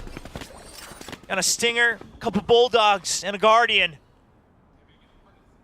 ZETA trying to do whatever they can. Thrash and Rolling Thunder online. PRX will take this step by step. Thrash to clear out elbow. And now positioned for the Rolling Thunder to really push them away. The paranoia used to slow them down. The showstopper to regain control of the site. PRX trying to spread out, and the positioning's good. It's only a 1-for-1 trade. They will continue the push. They know that the site has been emptied other than the Rays, thanks to the Rolling Thunder. Slow orb use. Wow. And ZETA Division. This may very well be the last round that they get to play in VCT 2024. Doing everything they can to fight back, but Devi will not have mercy as he shuts down the hopes and dreams. And Heroron with one single Sheriff. He's had so many wonderful moments today, but there will be no fairy tale this year as PRX will shut down the match, winning 2-1. ZETA Division, they fought tooth and nail to get this far, pushing us into a third map. Their ascent was fantastic. They looked a lot more decisive. They did not give up on Lotus, but down on towards Sunset. PRX came back in true form. Devi back up on top. He had the walls, he had the operator, and he did it all when they needed him the most. And of course, PRX solidifying their position, going to champion. So worst case, they will still have the points lead above Gen G, and they will be able to secure a spot as that 4th seed. But of course, they're still gunning for the top 3, trying to make it all the way, trying to take away the VCT Pacific title once again from every other team. But they have been challenged by a couple of these teams in the last couple of matches. Still things to work on if they want to perfect their run through the playoffs. Definitely things to workshop. I mean, we saw the new compositions that they're showing now, the neon, the clove, and they're definitely still trying to cook things up. It's still going to be a long way towards playoffs now, but meanwhile, it's going to be back to the analyst to break down all that we just witnessed. Yes, PRX is completely undefeated this stage 2 in the regular season, and they are going to champion Seoul no matter what, and they aren't going to go through points at this rate. It's looking like they won't. We still have to see how things are going to shake out, obviously, through the playoff bracket, where anything can happen, but they do look strong. Still some concerns to have across the series. The attempt to run back there, giving quite a bit of space over to ZETA Division on Lotus, as well as dropping Ascent. So there's still things that need to be improved, because obviously you need your map pool to be as fleshed out as humanly possible. We know that they've been working on that, because Alex has been very upfront with saying behind the scenes, like, yeah, you know, we've been practicing a lot of Abyss, been getting ready for that one, so maybe not putting as much attention into certain other things, but you need every map to be in a pretty stable spot. They straight up said they are purposely not playing Split in preparation for it, so yeah. They're working on it, and it's, you know, consider this is like mid-workings, not bad at all. No, definitely not. I mean, truly, there's only 2 maps where I'm really sort of concerned about PRX, and that's Ascent and Haven, just because I don't know what their Haven's going to look like, but the Ascent definitely needs some more tooling, some more work to kind of figure out how they're going to shore up that defender side in particular. Definitely doable. It's this team. They've actually been really good on the defender side this year. Believe it or not, folks at home, they've actually been better on the defender side overall. So definitely they can get it done. Just, you know, on Sunset, they're godlike. I mean, the only team that's beat them is Team Secret, right? In Pacific, if I'm not mistaken. Yes, that's right. I believe so. And, you know, I mean, that says a lot about Team Secret as well. Also taking down Gen G just earlier today. They're going into playoffs looking really strong, but PRX continues to dominate. Our MVP, of course, is Devi. We were just talking about him before we went into that last game of just how good he is. He's just so... he's divine. He is. What do you... He's David. He can do it all. He goes by many names. Yeah, he has a lot of names. I prefer Uncle David. That's my favorite. But Uncle is definitely Uncle's my the best favorite. one. Yeah, Uncle's fine, but this kill the David nonsense. It's Divide. Let's talk Thank about you. what Wow. the name is in the lobby. He chose that name. Let's put some damn respect on it, all right? You're disrespecting FNS over here. Can't believe it. Can't believe it. Make it the champs. But, oh my goodness. Well, anyway, I do it's like fair. FNS. I do too. It's I would fair. love for him to make it the champs again. Well, yes, I think we all like FNS. And, but I agree. His name's not David. It's Kalish. Remember his name. Call him Sultan, Uncle, Divine. Those are the three There we acceptable go. names. Pick a name, any name, but not David. We're moving on from that Pacific. You heard it from here first, where he's from, the Pacific region. Forsaken also playing really well today in general. I voted for him. Yeah, I just thought overall he was just really steady and solid. His util continues to impress. He's always just kind of Johnny on the spot, can pick up some big moments when he needs to. He's just really consistent, as is Divide. Like, this is the thing is, I think you saw here as time went on and ZETA kind of tried to start feeling themselves a little bit and try to start challenging PRX in some duels, in particular depth. I saw a couple moments where I'm just like, oh, you're going to go for that play. That's quite the ego duel you're going for, and it didn't go so well most of the time. So, you know, when you pound for pound, when you go up against this PRX team, you can't beat them often in individual duels. You have to be working together as a team to shut them down. And that's why they could do it on Ascent. That's why ZETA won on that map. After that, things started to come off a little bit in terms of that, you know, preparation and those kind of things. No, I mean, that's a fantastic point, and that's how Gen G had taken PRX down. Yes. Exactly in this manner. So I think some of the teams have figured that out, and they come really close, but they're just a tough team to defeat. They are. I mean, yeah.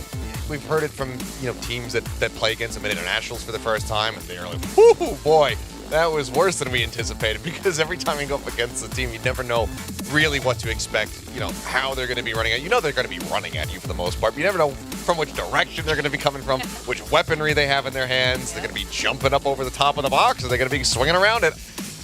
They're very unpredictable. But for PRX, this was a very solid way to go ahead and close out the series. That was, to ZETA's credit, a lot closer than we could have anticipated. Oh, yes. I think ZETA Division, this is a really nice send-off for them.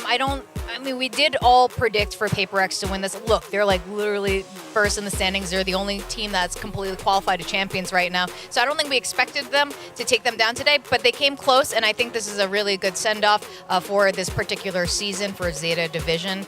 And of course, we'll see them back in the off-season next year. Yeah. And but here are the standings. Here they are. We had a little bit of a shuffle, so now you guys have a better idea of how we will be going into playoffs, and we're going to be starting playoffs next week with knockouts. Of course, we have one more match tomorrow before all of that, but yeah, next week is going to be a big one. I'm already looking at Gen G RQ. I mean, yeah. The fact that they have to play each other again in this situation is just like the Valorant gods are brutal. Yep. Like, they do not care about your feelings if you're an RQ fan.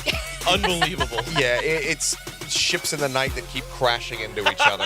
Yeah. The helmsman doesn't know what the Two hell he's doing. Titanics just Yeah, right at each other. That is going to be a bloody battle, and it's either going to be just heartbreak or elation for RRQ, because they need to be able to get that win to get into to get into champions. With Team Secret being able to get the victory here today, they surpassed them in points, so the head-to-head between those two doesn't matter anymore. So RQ have to be able to be victorious versus Gen G, and if that happens, Gen G, they are going to become the biggest PRX fans in the world, because they're like, well, if PRX can just win a series, get into the top 3, then they will qualify off points alone. They won't have to have done anything else other than lose in the playoffs. Yeah. So things are going to get very scrappy, and that other side of the bracket is a whole other story as well between Talon and Secret. Yeah, that's going to be another big one. And Secret is looking really, really good right now. Talon, on the other hand, we just saw their performance yesterday against ZETA Division. And I don't know. How are you feeling about this one going in? I think Talon... I'm not going to glean too much. Exactly. That's exactly how I feel. Okay. I think they were trying things, letting Cruz try to adapt and explore on his own. see if they could figure that out. And then from there, whatever. And I think there might be a bit of a change in that Haven comp. I think they might lean away from the ISO. That's exactly what I was God, I gonna hope say. they do. It's just not there. I think if that's going to continue to be something that they really trend towards, then we might just be seeing more results like we saw yesterday because the ISO has not been that strong. All right, well, we have to wait and see. But first, we're going to go to the stage with an interview with today's victors, PRX. Thank you guys, and I'm standing here with PRX's Forsaken. Now, Forsaken, congratulations on today's win, but also on making the Champions Seoul. You guys qualified even before the playoffs. Must be a good news for you, right? How do you feel? Yeah, I feel really glad and of course happy because we already qualified to champion even though we haven't played in playoff. So I'm really glad, but I mean, of course, we try our best to still be number one. Yeah. I know it's like a far stretch, right? Champions haven't even started. Playoff didn't even start yet, but is there a team you would like to face in Champions? In Champions? Yeah, we don't have a lot of teams qualified, but theoretically, who would you like to face? Okay, I think if Fnatic qualify, well, maybe I want to at least meet my daddy Boster, one more time. Because in Madrid, we haven't really met them.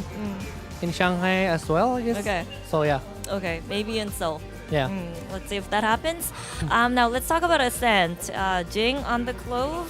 What's your honest idea on this agent on this map?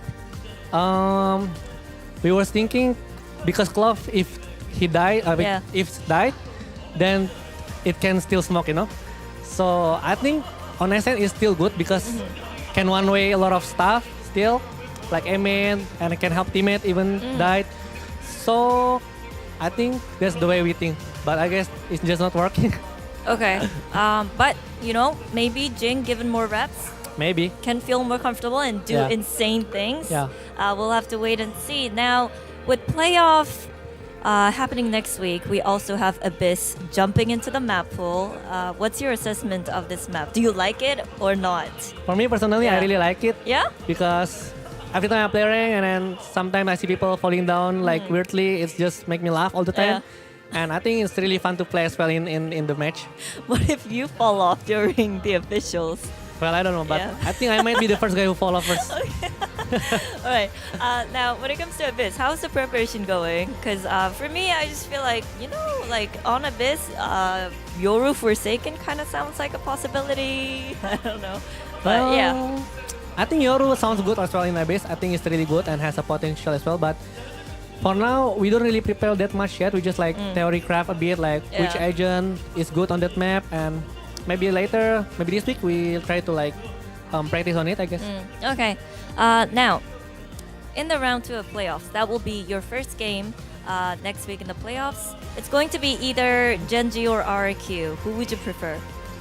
Obviously, I prefer RRQ because Genji, I think, is still looking great. Okay. They're still looking strong.